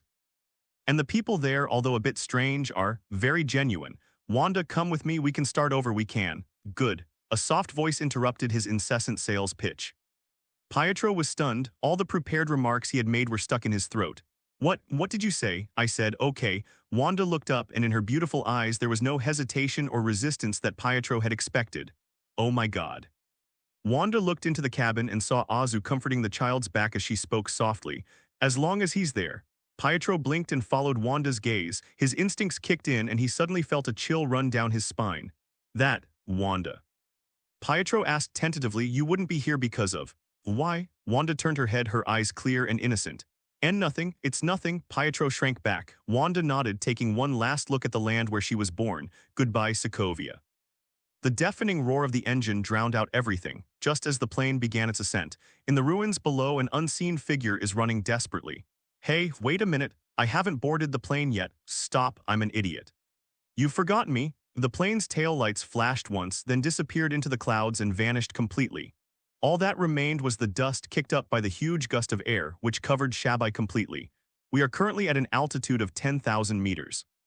An unmarked black Osprey transport plane is weaving through thick cumulonimbus clouds. Baron Wolfgang von Strack sat in his leather chair, clutching the lead box tightly in his hand. He opened the cap, and the T-Vex serum, emitting a faint blue glow, lay quietly inside, swaying slightly with the turbulence of the plane. "What a pity." Strucker sighed, a hint of regret flashing in his eyes. "That scepter is the key to unlocking the Age of Miracles. Just give me a little more time." "Damn Avengers. Be content, Baron." A voice came to Strucker's ear, and he turned to look at Brock Rumlow, who was walking towards him. "When God closes a door, he always opens a window. This thing might be more useful than a scepter. With this, you can unlock the secrets to how Vought's superheroes became so powerful. Then you can create a super army belonging to Hydra." "You're right, Rumlow. Then Hydra will no longer need to lie in wait. We will rule the world." In comparison, Garrett's Centipede Warrior project was a complete waste of resources, producing nothing but garbage, Strucker scoffed. "Of course, all of this is thanks to you, Rumlow." He raised his glass in a toast to Rumlow. If it weren't for the evacuation route you provided, we might already be in Arkham by those freaks in their bodysuits. This is Commander Pierce's arrangement, Baron. Rumlow grinned, his voice hoarse and deep, just like the original Crossbones. The officer said you're the brain of Hydra, and the brain cannot be damaged. Ah, Pierce, Strucker nodded. While I dislike that old fox's bureaucratic ways, he was a true friend this time. Under these circumstances, he was still able to arrange an evacuation route and a new base for me. It seems that although he has lost power in the Security Council, he still retains considerable influence. Of course, if Hydra cuts off one head, 2 new ones will grow back. Rumlow turned around and raised his glass in a toast. We always have a backup plan. So where is the new base? Strucker asked. Deep in the Alps, Rumlow replied. It's a secret fortress left over from World War II, one that even the Germans couldn't find back then. Pierce renovated it. It's fully equipped, well-powered, and completely isolated from the outside world. Very good. Strucker closed his eyes with satisfaction. I believe we will soon bring true order to the world. A few hours later, the plane landed on a secluded runway in the Alps. Guided by Rumlow, Strucker's team entered a blast door hidden in a valley. Welcome to the future, Baron. Rumlow entered the password and the heavy steel door slowly opened. A wave of warmth washed over me. Strucker had expected to see a dilapidated old Soviet bunker, but the sight before him stunned him. A spacious and bright hall, spotless epoxy flooring, state-of-the-art centrifuges, gene sequencers, miniature particle colliders. The equipment here is a whole generation more advanced than the equipment he had in Sokovia. This is simply heaven. Strucker strode over to an analyzer and stroked it with obvious affection. Where did Pierce get all this stuff? I know some of these are the latest models from Vought technology that have only appeared in promotional videos. Commander Pierce has some special connections, Rumlow explained casually. It's not just about equipment. Rumlow clapped his hands. Slap, slap. The side doors on both sides of the hall opened simultaneously. Duh-duh-duh-duh. The sound of synchronized footsteps rang out. 2 teams of soldiers dressed in black combat uniforms and wearing full-face tactical helmets ran out. They quickly lined up in front of Strucker. Smack. 100 boots stomped on the ground at the same time. The sound so synchronized it was as if they were all from one person. Long live Hydra, 100 people, a full 100 people. Strucker was astonished to find that these people were remarkably similar in height, build, and even posture. Even under their uniforms, their bulging muscles were clearly visible, and each of them exuded an aura of coldness, efficiency, and absolute obedience. This. Strucker walked up to a soldier and looked up at the burly man who was a head taller than him. Did Pierce give these to me too? Yes. Rumlow walked up to him. This is Commander Pierce's latest winter guard. They've undergone special neuromodulation. They feel no pain, no fear, and are absolutely loyal. They will be your assistants and your bodyguards. Baron, you can conduct your research here without worry. Even if the Avengers find this place, this guard can tear them to shreds. Looking at this army filled with a chilling aura, Strucker felt an overwhelming sense of security. Great, that's wonderful. He laughed and turned to pat Rumlow on the hard shoulder. Thank Pierce for me. Tell him I retract my previous assessment of him, and from now on we'll be best friends. Rumlow stared at Strucker's maniacally laughing face, a flicker of red light flashing in his eyes before disappearing. I will convey your message, Baron. Meanwhile, in a safe house somewhere on Earth, an atmosphere of despair permeated the air at that moment. The living room lights were off, with only the oversized wall-mounted TV illuminating the space. Nick Fury slumped onto the sofa, a look of dejection he had never shown in public before. His trench coat was thrown on the ground, and his signature eye patch was removed, revealing his grayish-white blind eye. On the television, a special report from Water News was being rebroadcast. The image shows the hellish laboratory in Sokovia. They were those children dressed in rags and covered in wounds. It was the boy's empty eyes and that accusation that pierced Fury's heart like a bullet. The black man with the eye patch found me. He said SHIELD. Would protect me. Next, there was a close-up of an enlarged file. The signature on it is Nick Fury. Each letter felt like a red-hot branding iron searing his retina. Numbers, no. Fury's voice was hoarse like the babbling of a dying old man. That's Project Secret Warrior. It's to protect the Earth. I didn't sell them to Hydra. I didn't. He suddenly grabbed the crystal ashtray from the coffee table and smashed it against the television. Bang! The screen shattered, sparks flew everywhere.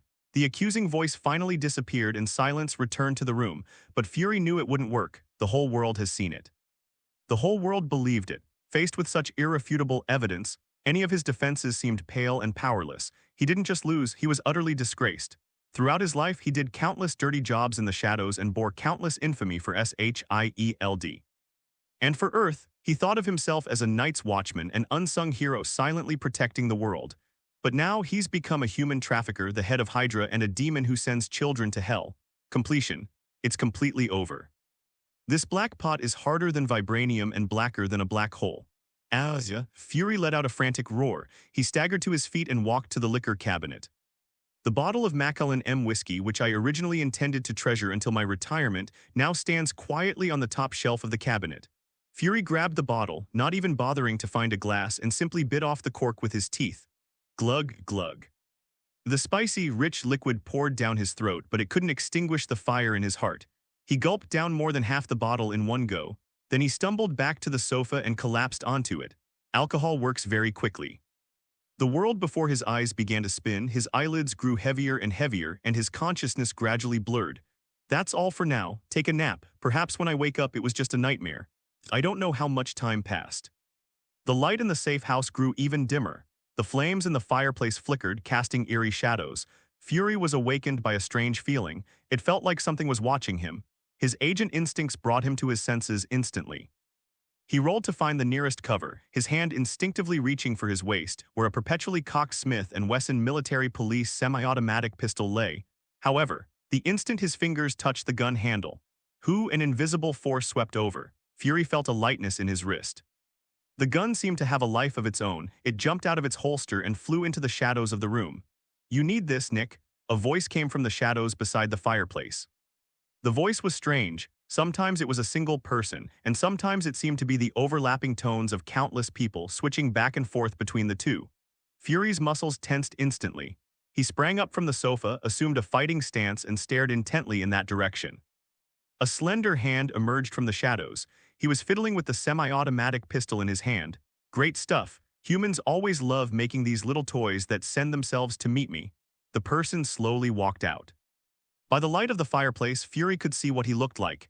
He was a very charming man. He wore a deep red velvet suit, impeccably tailored, exuding a retro sense of luxury. His long black hair was casually draped over his shoulders, and he sported a meticulously trimmed beard. His every move exuded the air of a nobleman from the Middle Ages. "Who are you?" Fury demanded sharply, his mind racing as he searched for anything in the vicinity that could be used as a weapon. "Relax, Nick, relax." The man smiled, revealing a set of pearly white teeth. "I have no ill intentions, at least not now." He walked to the sofa opposite Fury and sat down gracefully. "As for who I am, I have had many names. Some of them were very cruel and they hurt me deeply. But I like you, Nick." The man's facial features seemed to contort slightly and his voice became undulating. "You can call me Mephisto." Mephisto, Fury frowned. Over the years he had encountered aliens, Asgardian gods, and various supernatural phenomena and was no stranger to this legendary name. "Lord of Hell," Fury sneered. "What? Hell's laying off staff too? You're looking for a part-time job on Earth? Ha, humorous." Mephisto waved his hand and the empty bottle of Macallan M floated into his hand. "Tusk, tusk, tusk, what a waste. You rarely see this kind of thing where I live these days." He picked up the bottle and gently shook it. The wine, which had been almost empty, miraculously filled up again. Then a wine glass appeared out of thin air in his hand and he poured himself a glass. "Sit down, Nick, don't be so tense." "I'm not here to eat you." Fury did not sit down. He remained wary of the man who called himself the devil. "What do you want?" Fury asked coldly. "If you're here to mock me, you're too late. I've already mocked myself enough." "Laugh at?" "Oh, no, no, no."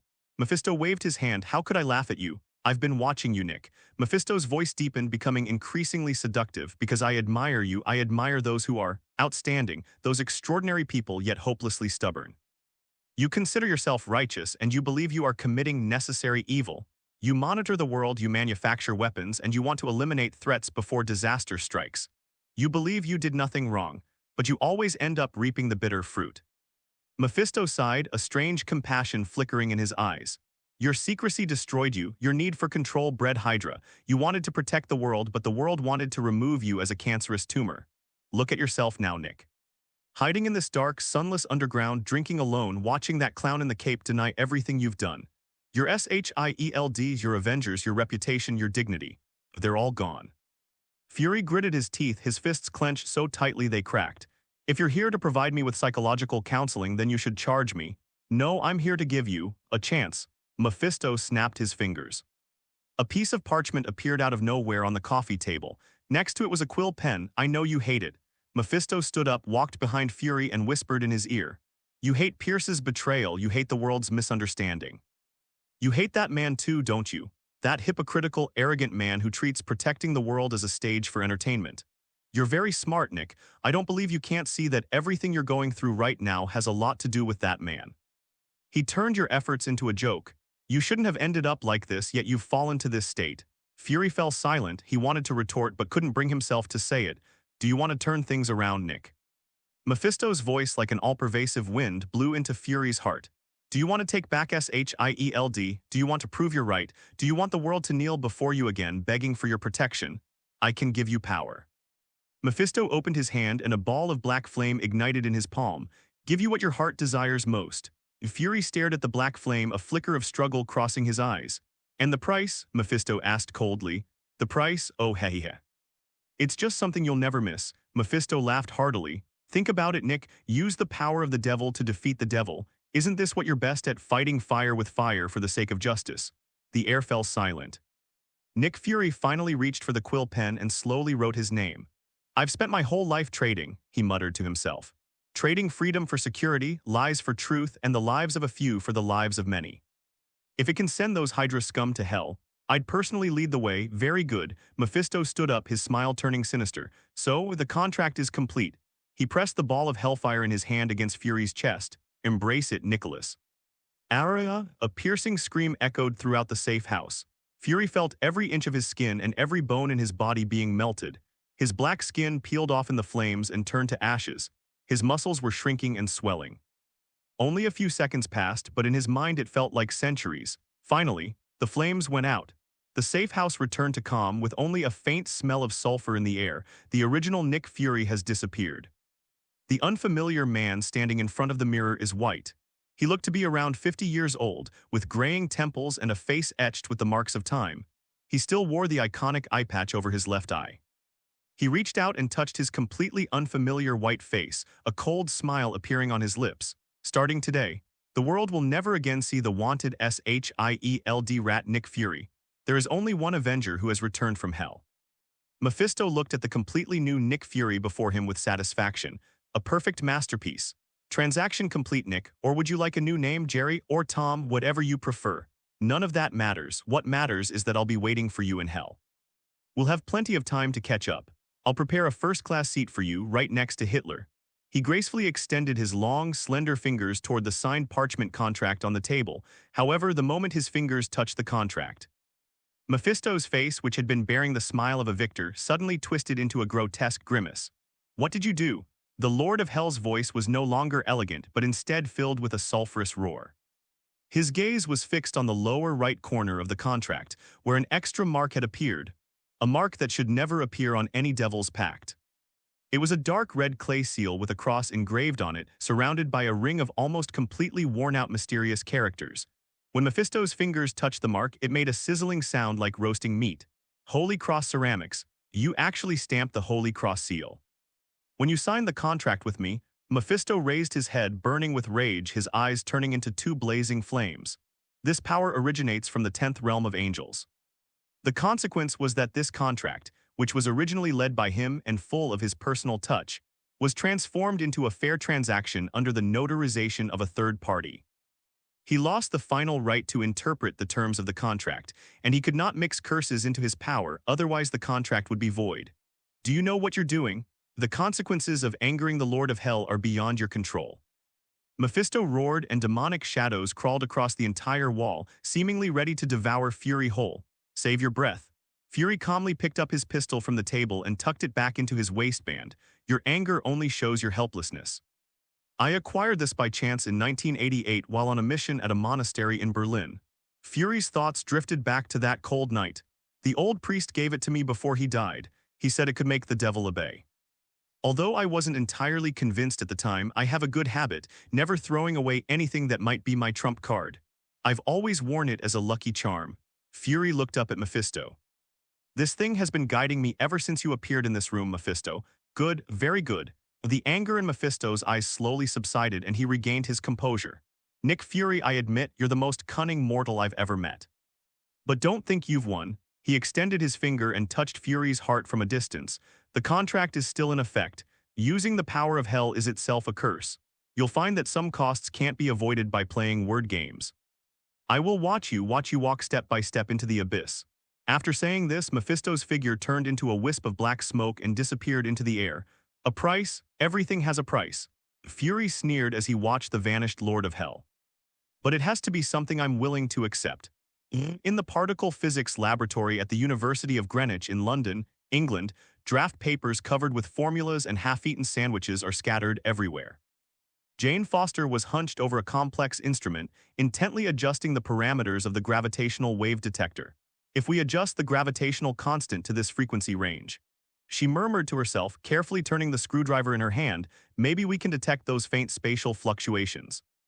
That's residual energy from Asgard. A deep male voice sounded from behind. Giant's hand trembled and the screwdriver almost fell into the instrument. She turned around abruptly, a joyful smile spreading across her face. Saul. Thor stood at the doorway, not wearing his flamboyant armor, but instead dressed in a mortal jacket and jeans, his hammer transformed into an umbrella. Hey Jane, Saul came over and gave her a hug. Gently, gently, my ribs aren't made of metal, Jane laughed, patting his back. Thor released her, his eyes gentle. Sorry, I always have trouble controlling my strength. How's your research going? Progress is going very well thanks to you. Jane pointed to the data. With the coordinates of the 9 realms you provided, my paper on celestial convergence will probably make those old scholars still arguing about the existence of wormholes swallow their dentures. That's good, Saul nodded. Then you continue your work here. Once you finish this part, I'll take you on a trip. Travel? Jane's eyes lit up. Where to? Right on Earth, Thor said with a smile. I heard from my father that there's a place in Midgard called Norway. It has fjords, the aurora borealis, and crystal-clear lakes.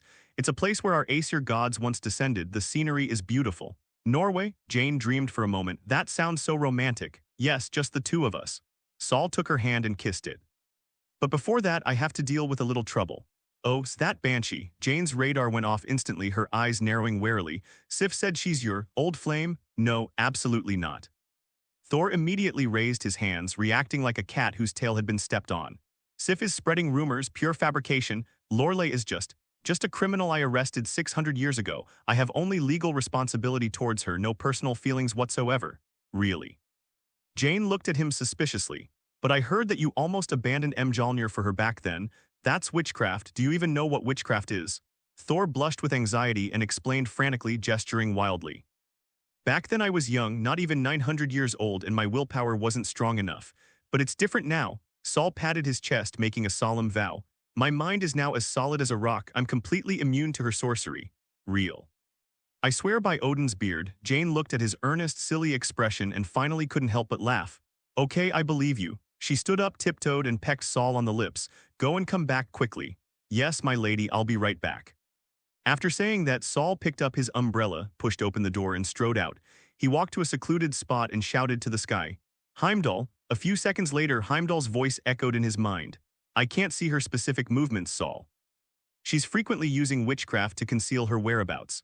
However, just now she cast a spell, revealing her location. A coordinate system was projected directly in front of Thor. Stark Tower, number, it should be called Avengers Tower now. Thor read out the coordinates and his brows instantly furrowed into a deep frown. What was she doing there? New York, Manhattan, Avengers Tower. The atmosphere here is relaxed with a touch of post-war languor. Tony Stark was sitting at the bar with his legs crossed, swirling a martini in his hand. Bruce Banner sat on the sofa, holding a tablet, still struggling with the data model of the scepter. Hey, Tony said, taking a sip of his drink, where's Clint? He said he's bringing a new friend for us to meet, hopefully a hot chick. Clint said he's already on his way. Natasha Romanoff glanced at her watch. He should be here soon. Ding. The elevator doors opened. Clint Barton walked in. Behind him followed a woman, a sexy and alluring woman. Wow, Tony whistled and put down his glass. Legolas, what's going on with you? Tony took off his sunglasses, his eyes darting back and forth between Barton and Lorelei, a mocking look on his face. If I remember correctly, Laura is still pregnant, right? Are you planning to find a sexy stepmother for your child? Banner looked at Tony helplessly with an expression that said, I knew it. Natasha frowned. Her woman's intuition told her that she felt a strong sense of unease the moment she saw Lorelei. And this is, Natasha asked, this is Lorelei, Barton spoke. She helped me on the way, I feel. She leads us as queen, the queen. Tony chuckled. Wow, looks like you've been having some fun lately, Clint. Role-playing. Shut up, Tony. Natasha sensed something was wrong. Her hand stealthily reached for the holster on her thigh. Lorelei smiled. She walked past Barton into the hall and stood at the bar looking at Tony. You're Stark. Her eyes were like hooks and her voice was like honey. That ordinary blacksmith who encased himself in an iron shell. Tony paused for a moment, then straightened his suit and flashed what he considered his most charming smile. To correct you, it's genius, billionaire, playboy, philanthropist. Of course, if you prefer the title blacksmith, I can forge a sword for you too. I don't need a sword. Lorelei reached out and gently traced her fingertips across Tony's cheek. The touch was icy cold, which sent a shiver down Tony's spine. Look at me, blacksmith. Lorelei leaned close to his ear and whispered with a captivating magic. Tony's eyes began to glaze over. All I need is... You? Yes, ma'am. Tony's eyes were filled with deep affection. Like a servant, he obediently stood behind Lorelei. Hey, ***ch, stay away from him. Sensing something was wrong, Natasha suddenly drew her gun. Whoosh. An arrow shot out instantly, accurately knocking the Glock out of Natasha's hand. Clint, are you crazy? Natasha stared at Barton in shock. Barton didn't speak, but simply knocked another arrow, aiming the arrowhead at Natasha's forehead. Don't move, Ziona. Barton's voice was icy. Don't spoil the queen's mood. Queen, Natasha's heart sank. Patton is under control again, just like Loki did back then. Hulk, upon seeing Natasha being attacked, he instinctively wanted to summon the beast within him. Hulk's berserk will can be provoked, but it cannot be mind-controlled. His skin began to turn green and his muscles began to swell. Lorelei had somehow appeared beside Banner. She simply extended a finger and gently pressed it against Banner's lips. What a powerful beast. Then you need to calm down, my warrior. A miraculous thing happened. The green that hadn't fully appeared on Banner's body vanished instantly. He failed to transform, nor did he regain his sanity. Bruce Banner, the man with one of the world's brightest minds, was looking at Lorelei with an infatuated gaze. I'm calm. Of course I'll listen to you, Your Majesty. Banner spoke in a low voice and walked over to Barton in just a few minutes. The three main male members of the Avengers were all wiped out. Only Natasha remained. Damn it. She knew what she was going through, mind control. Moreover, it is especially effective for men. You're the only one left, little wildcat. Lorelei turned around and looked at Natasha, her eyes turning cold and disgusted. I don't like the way you look at me. Kill her.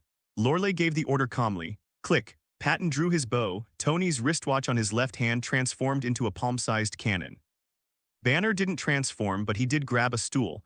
Her friends, best friends, and boyfriend, at this moment these three had become her most deadly enemies. Goodbye. Lorelei waved just as Tony's palm cannon was about to fire. Boom, a thunderous roar erupted. The massive floor-to-ceiling windows of Avengers Tower were shattered by a powerful bolt of lightning. Glass shards flew like a torrential rain. A figure draped in a red cloak and wielding Thor's hammer descended upon the center of the hall, accompanied by a storm. Lorelei. Thor roared, his voice booming like thunder. Your farce is over, come back to Asgard with me. The sudden surge of strong air currents blew Tony and Barton back a few steps, interrupting their attack. Saul.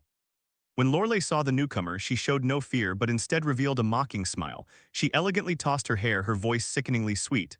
Oh, isn't this my dear Saul? What, after all these years you want to arrest me the moment we meet? I heard.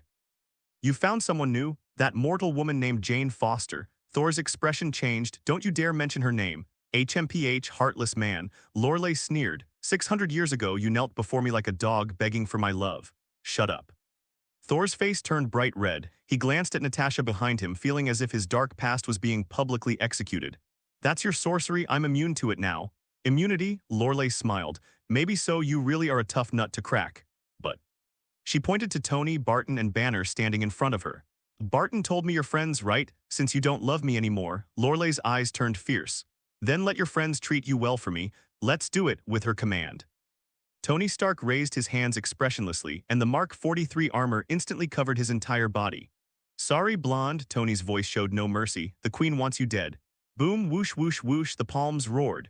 Patton also unleashed his three-shot burst, launching an attack on Thor. Damn it.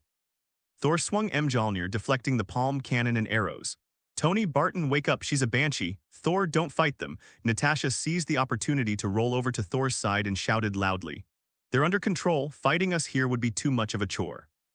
It would also ruin this place. Take me with you, retreat first, we need to plan this carefully. Thor gritted his teeth, looking at the mocking Lorelei, then at the merciless Tony and the others. Consider yourself lucky, you banshee. Thor grabbed Natasha's waist. Hurry up. He spun Thor's hammer violently. Who? The two transformed into a bolt of lightning, bursting through the shattered window and disappearing into the horizon.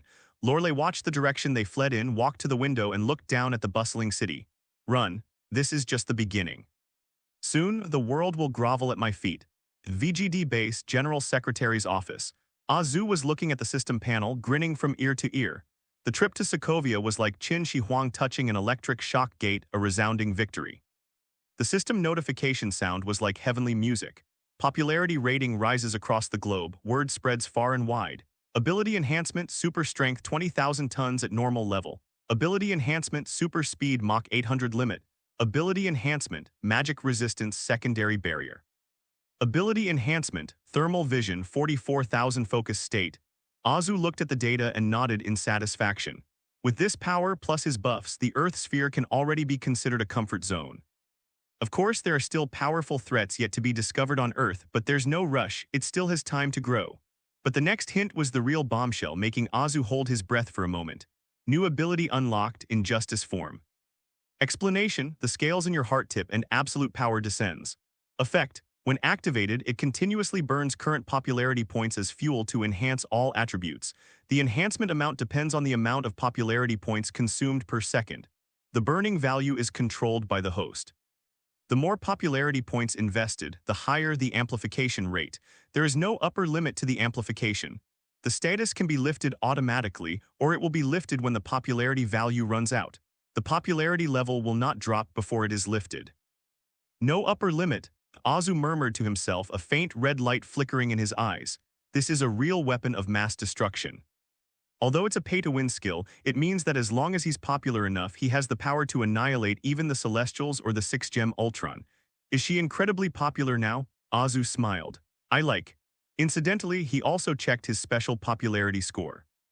Current special popularity value, 178,500. This was a number that troubled him. In the previous raffles, although there were some good items like that American-style perky butt tusk, it always felt like something was missing. Should I save up for a 10 pull?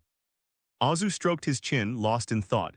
Single pulls are a matter of luck, 10 pulls are the science. Just as he was hesitating, preparing to take that step into the abyss of gambling addiction. Knock, knock, knock. There was a knock on the office door. Come in. Azu put away the system interface and resumed his dignified sitting posture. The door opened. Jessica Jones walked in, wearing her smart leather jacket, followed by Peter Romaksimov and Wanda Maximov. Wanda changed out of her red jacket and into a simple red low-cut dress. It gave her a kind of naivety and charm that was somewhere between a girl and a woman, coupled with those big eyes that seemed to be innocent and naive. Azu has to admit that in the Marvel Universe, Wanda's beauty is in a league of its own. Boss. Pietro greeted first. This is my sister, Wanda. I brought her here to report for duty. Wanda nervously raised her head, glanced at Azu sitting there, and then quickly lowered her head, revealing her nervousness. Azu stood up, walked around the desk, and stood in front of Wanda, giving her a friendly older brother smile. Azu smiled gently. Wanda, are you settling in well? Very good. Wanda nervously clutched the hem of her skirt. Thank you, Mr. Starr, that apartment. It is too big, I'm not used to it yet. You'll get used to it, this will be a new beginning for you. Azu extended his hand. My name is Anton Starr. Of course, you can call me Anton or like Pietro, call me boss. Wanda reached out and gently grasped Azu's hand. Warm, powerful, hello, Anthony. Wanda's voice trembled slightly. All right, now that everyone's here. Azu looked at Jessica. Jessica, let's get acquainted. This is Wanda, Pietro's sister. Then they turned to Wanda. This is Jessica Jones, the treasure girl. She is also our vice captain and head instructor of VGD. Because Captain Rogers is away on some field missions, Jessica is temporarily acting as the head instructor at the base. Good morning, instructor. Pietro immediately gave a salute, his movements exaggerated. Jessica rolled her eyes but still nodded to Wanda, her tone unusually gentle. Welcome, there are a lot of oddballs here, but at least the food is pretty good. Thank you. Wanda looked at Jessica and gave her a shy smile. Well. Azu instructed, Wanda, you go with Jessica to familiarize yourself with the environment. She'll teach you how to be, well, a proper superhero. That, Wanda, who had been keeping her head down, suddenly spoke. She looked up, a certain light gleaming in her beautiful eyes. Anthony, can I learn from you? The entire room fell silent for a second. Pietro's mouth dropped open. He looked at his sister, then at his boss. Jessica's eyebrows shot up instantly and her eyes sharpened. Follow me? Azu was also taken aback. Yes, Wanda mustered her courage and stepped forward. Back in Sokovia, you said you would guide me. You said I had talent and that you would teach me how to harness this power. So, I want to be closer to you, that way I can learn faster. Wanda's eyes were sincere and eager and made no attempt to hide it. Azu looked at her and a slight stirring ran through his heart. Honestly, who could refuse Scarlet Witch's request? Having such a beautiful, high-potential girl by your side, who's always looking at you with eyes full of affection, serving you tea and water, that's every man's dream. But right now, both official and independent media outlets are hyping up his relationship with Jessica. The domineering father and the proud, precious daughter. This is the public image that Vought's PR department has been maintaining. Fans buy into this. This chemistry between him and his co-stars has brought him sustained popularity and income. What if a personal female apprentice suddenly appeared at this moment? She's still the innocent, pure type. Public opinion can easily go astray. How would those tabloids write it? Homelander's love affair. Jessica blocks door late at night. Jessica gets dumped. The other woman is actually a hero intern. Homelander's open relationship, dating Jessica and Scarlet simultaneously, reportedly using a contraceptive bracelet. While such tabloid news can generate traffic, it's often negative publicity that easily leads to a loss of followers, especially high-quality mommy fans and CP fans. However, Homelander has not publicly acknowledged his relationship.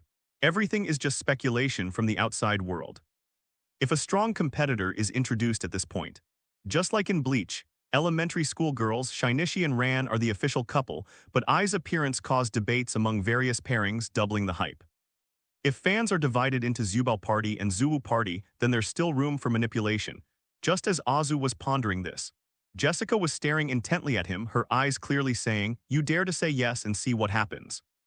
Although she is usually very easygoing, women are all the same when it comes to territoriality. The two fell silent upon seeing Azu. Wanda interpreted this silence as a sign of rejection. Her eyes dimmed slightly, but to Jessica this silence meant he was wavering. That old lecher, Jessica cursed inwardly, could he really be interested in this girl? No, absolutely not. In order to maintain the company's image, Jessica suddenly stepped forward, blocking Azu and Wanda. Wanda, right. Jessica wore an unfamiliar, professional fake smile, but her tone was quite forceful. Homelander is very busy. He has to save the world every day, shoot commercials, and dine with the president. How can he have time to mentor newcomers? Besides, your foundation is too weak. Jessica looked Wanda up and down. You've never even done physical training, have you? Following Homelander will only make you a burden to him. But Wanda wanted to retort. No buts, listen to your sister, practice with me first. Without a word, Jessica grabbed Wanda's wrist. We'll have a very, very comprehensive training program. I'll train you to be the best heroine. Wait, Wanda wanted to say something more. I can't wait any longer, this is for your own good. Jessica didn't give her a chance and pulled her outside. Come on, let's go get our uniforms first, then do the physical tests. Pietro, you come too. Don't use your leg injury as an excuse to slack off. Get to work on your upper body strength training. Huh. Me too, Pietro looked completely bewildered. Nonsense, hurry up. Jessica, like a dutiful sheepdog, herded the two lambs out of the office. Before leaving, she turned back and glared at Azu, her eyes full of warning. Bang, the door closed. Azu was left alone in the office again. Azu paused for 2 seconds. Without dwelling on it, I started thinking again about the ultimate question of blind box collecting. How about saving up for a 10-pull? But my hands are so itchy. Just as he was hesitating between becoming a gambling addict or hoarding rats, boom, the sky outside the window suddenly darkened with thick clouds, lightning, and thunder. Boom, another clap of thunder exploded outside Azu's window. A thick bolt of lightning struck his office terrace without hesitation. Azu raised an eyebrow and looked out the window. In the midst of a downpour, a burly blonde man wielding a hammer was seen helping a red-haired woman in a tight-fitting outfit as they stumbled into his balcony. Those are Thor and Natasha. Thor looked somewhat sullen and the scorch marks from the palm cannon shot still lingered on his armor. Natasha looked exhausted, her wet hair plastered to her face. Anthony, when Natasha saw Azu, it was like seeing a savior. Azu crossed his arms, a smile of his usual gracing his face. Hey, isn't this our Lord Thor and Black Widow? What's this new kind of play? A wet and sexy scene in the rain? Azu then pointed to the ground. Also Saul, that's my terrace. Remember to settle the bill for the tile repairs. No time for jokes now, Homelander. Thor strode over, his expression serious. Something terrible has happened.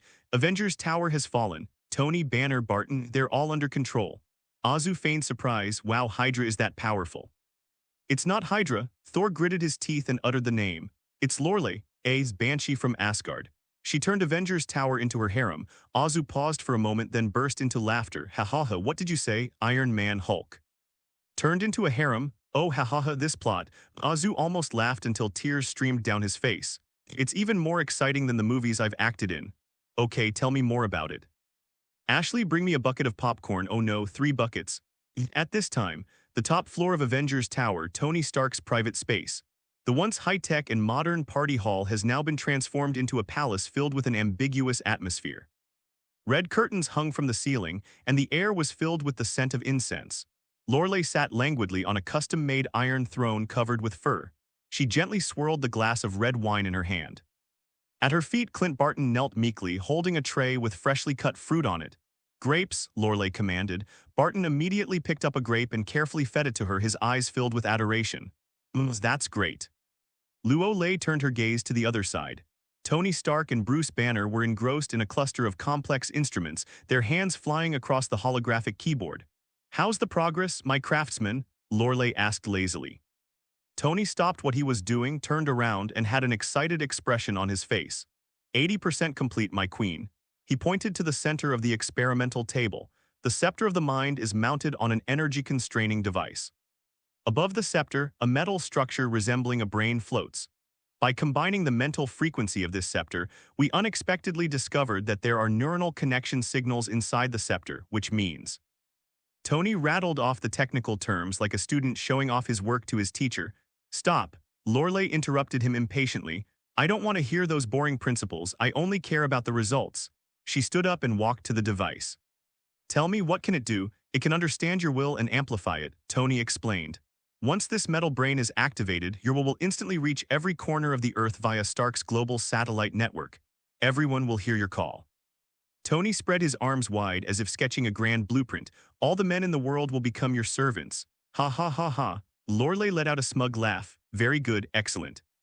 She cupped Tony's face in her hands and left a bright red lipstick mark on his forehead. You did a great job, Tony. Once I conquer this world, I will appoint you as my chief craftsman. It's my pleasure. Tony lowered his head and kissed the back of her hand. How much longer? Final energy calibration is needed. Tony glanced at the data. About 36 hours. 36 hours. Lorelei walked to the floor-to-ceiling window and looked down at the bustling city of New York. Then we'll wait another 36 hours. Enjoy your last moments of freedom, men. Siberia north of Oymyakon, this desolate white land holds countless secrets. Bang. With a loud bang, the heavy blast door was blown open by TNT from its hinges and crashed heavily onto the concrete floor inside. A cold wind, carrying snowflakes, poured into the dark space. Steve Rogers stepped inside, his vibranium shield still stained with the blood of the Hydra guards outside. He exhaled a puff of white breath which quickly condensed into frost in front of his mask. Is this the place? He glanced back. Bucky Barnes followed behind him. Even in this frigid place, he was only wearing a thin tactical vest, his metal left arm reflecting a cold light under the emergency lights. Yes, Bucky looked around, his eyes filled with deep fear and disgust. I remember this taste. Bucky sniffed, inhaling the unique scent of engine oil and rust in the air. This is the first smell I see every time it thaws. Don't think about that. Steve walked over and pressed down hard on Bucky's shoulder. Right now, you are yourself. Bucky took a deep breath, nodded, and his eyes regained their calm. Let's go, there are still people here. Like two silent cheetahs, the two swiftly cut deep into the base. This was a battle with no suspense whatsoever. The Hydra soldiers who remained there were as powerless as a baby's cry when faced with the combined might of Captain America and the Winter Soldier. A few minutes later, the last Hydra officer was held aloft by Bucky, who had one hand around his neck. Where are they? Bucky roared, his mechanical fingers tightening. You can't stop it. The officer's face turned purple, but his tone remained defiant. Hydra. Click. Bucky didn't give him a chance to finish reciting the slogan and casually threw the body away. The two took an old-fashioned freight elevator to the depths of the base. The elevator doors opened. The huge circular hall was chillingly cold. The 6 cryogenic hibernation chambers are arranged in a ring. 3 are occupied, 3 are empty. Through the thick glass, the figure lying upright inside could be clearly seen. They were all very strong, and their faces carried a murderous aura even in their sleep. This is them. Bucky walked up to a pod, looking at the figures inside with a complicated expression. Another Winter Soldier. They're stronger than me, Bucky whispered. No morals, no hesitation. Thank goodness they're still asleep. Steve looked around. Besides, there are other secrets here. He walked toward the control panel in the center of the hall. It was an old Soviet-made mainframe computer with a green cursor flashing on the screen. Do you still have the decoder Ashley gave you? Steve asked. Bucky pulled the black device out of his pocket and tossed it to Steve. The answer we're looking for should be here. Steve plugs the decoder into the interface. A large amount of data scrolled across the screen in an instant. Decrypting, permissions overridden. A few seconds later, a list of folders popped up. The experimental logs regarding the super soldier serum replication are filled with records of failures and deaths. There are also some reports on the Winter Soldier's mission execution. One folder inexplicably caught Steve's attention. The file name is a date, 1991, 12/16. Steve's fingers hovered above the keyboard, a sudden, inexplicable chill creeping over him. That date? Open it. Badgie stood behind him, his voice tense. Steve pressed the enter key. The screen flickered and displayed a task report and a low-resolution surveillance video file. Mission codename, Long Island Highway. Executor, Winter Soldier. Objective, asset recovery and disposal. Steve clicked on the video. The footage is black and white with a lot of noise, and the shooting angle looks like a roadside traffic camera, a pitch-black highway. A black, old-fashioned sedan crashed into a tree, smoke billowing from its front. A motorcycle was parked on the side of the road. A man with long hair walked over. He walked to the driver's seat. A hand reached in, grabbed the hair of an elderly man with gray hair and pulled his head up. That face. Steve's pupils suddenly contracted, and his heart felt as if it were being gripped tightly by an icy hand. Howard Stark. Tony's father, who was also his friend. That friend who always had a mustache with cunning yet wise eyes. In the video, Howard, his face covered in blood, weakly looks at the assassin. He opened his mouth, but I couldn't hear what he said. But what answered him was a cold, metallic arm. Bang, bang, the Winter Soldier punched with a blank expression. It was pure violence. Howard's head drooped. The assassin didn't stop. He walked around the front of the car and headed towards the passenger seat. Maria Stark was sitting there. The assassin's figure blocked the camera's view. All that could be seen was him reaching out and making a pinching motion. A few seconds later, everything returned to calm. The assassin went to the trunk and took out the boxes containing the super soldier serum. Then he raised his gun in front of the camera. Those eyes were cold, empty, and devoid of any humanity. The video has ended. The snowflakes have returned to the screen. Silence fell over the console. Steve braced his hands on the console, head bowed, knuckles white, breathing heavy and erratic. Howard, Maria, they were all his friends from that era. It will always be a pain in Tony's heart. And the murderer? Steve slowly, with great difficulty, turned around. Badgie stood there looking like a sculpture whose soul had been ripped out. The floodgates of those sealed memories collapsed completely at this moment. Red blood, white snow, blue serum, and there was that crisp sound of bones breaking. I remember. He looked at Steve, the confusion in his eyes vanished, replaced by pain on his face. I remember everything. Everyone. Steve looked at him, his eyes filled with even more pain than Bucky's. Those are, Howard and Maria are friends. Steve's voice trembled slightly, and Tony's parents too. I know, Bucky closed his eyes, that Iron Man, he is your friend. Yes, Steve gritted his teeth, he's my comrade, he trusts me. The air froze. You should tell him, Bucky suddenly said. Take this video back and show it to him. He'll kill you, Steve practically screamed. Bucky, do you know what this means? Tony will tear you to pieces. Then let him kill him, Bucky yelled back. That's what I owe him, Steve. I killed his parents, I made him an orphan. I did those things, that blood is on my hands, it can't be washed away. Wasn't it supposed to be about redemption? This is true redemption. Bucky pointed to his chest. A life for a life, that's fair. No, this isn't fair. Steve rushed forward, grabbed Bucky by the collar and shoved him hard against the cryo chamber. That was Hydra's doing, not you. Steve stared into Bucky's eyes, their faces almost touching. You've been brainwashed. You had no sense of self, you were just a tool. If you want atonement, we'll go kill Hydra, wipe them all out, not send you to your death. Steve, stop fooling yourself. Pakistani slid down onto the floor, leaning against the cryo chamber. I can't escape it. As long as I'm alive, this is an inescapable knot. I want to end all of this. I died 70 years ago. Steve looked at the dejected Bucky, his heart breaking. Fate, like a wicked screenwriter, drove them to a dead end. If he hands Bucky over to Tony, Tony will definitely seek revenge. He can't guarantee that Tony won't listen to this brainwashed explanation, and he will lose his only past in this world. No. Steve walked over and extended his hand to Bucky. It's not over yet, Bucky. It's not over until I agree. I've lost Peggy, I've lost everything that belonged to that era.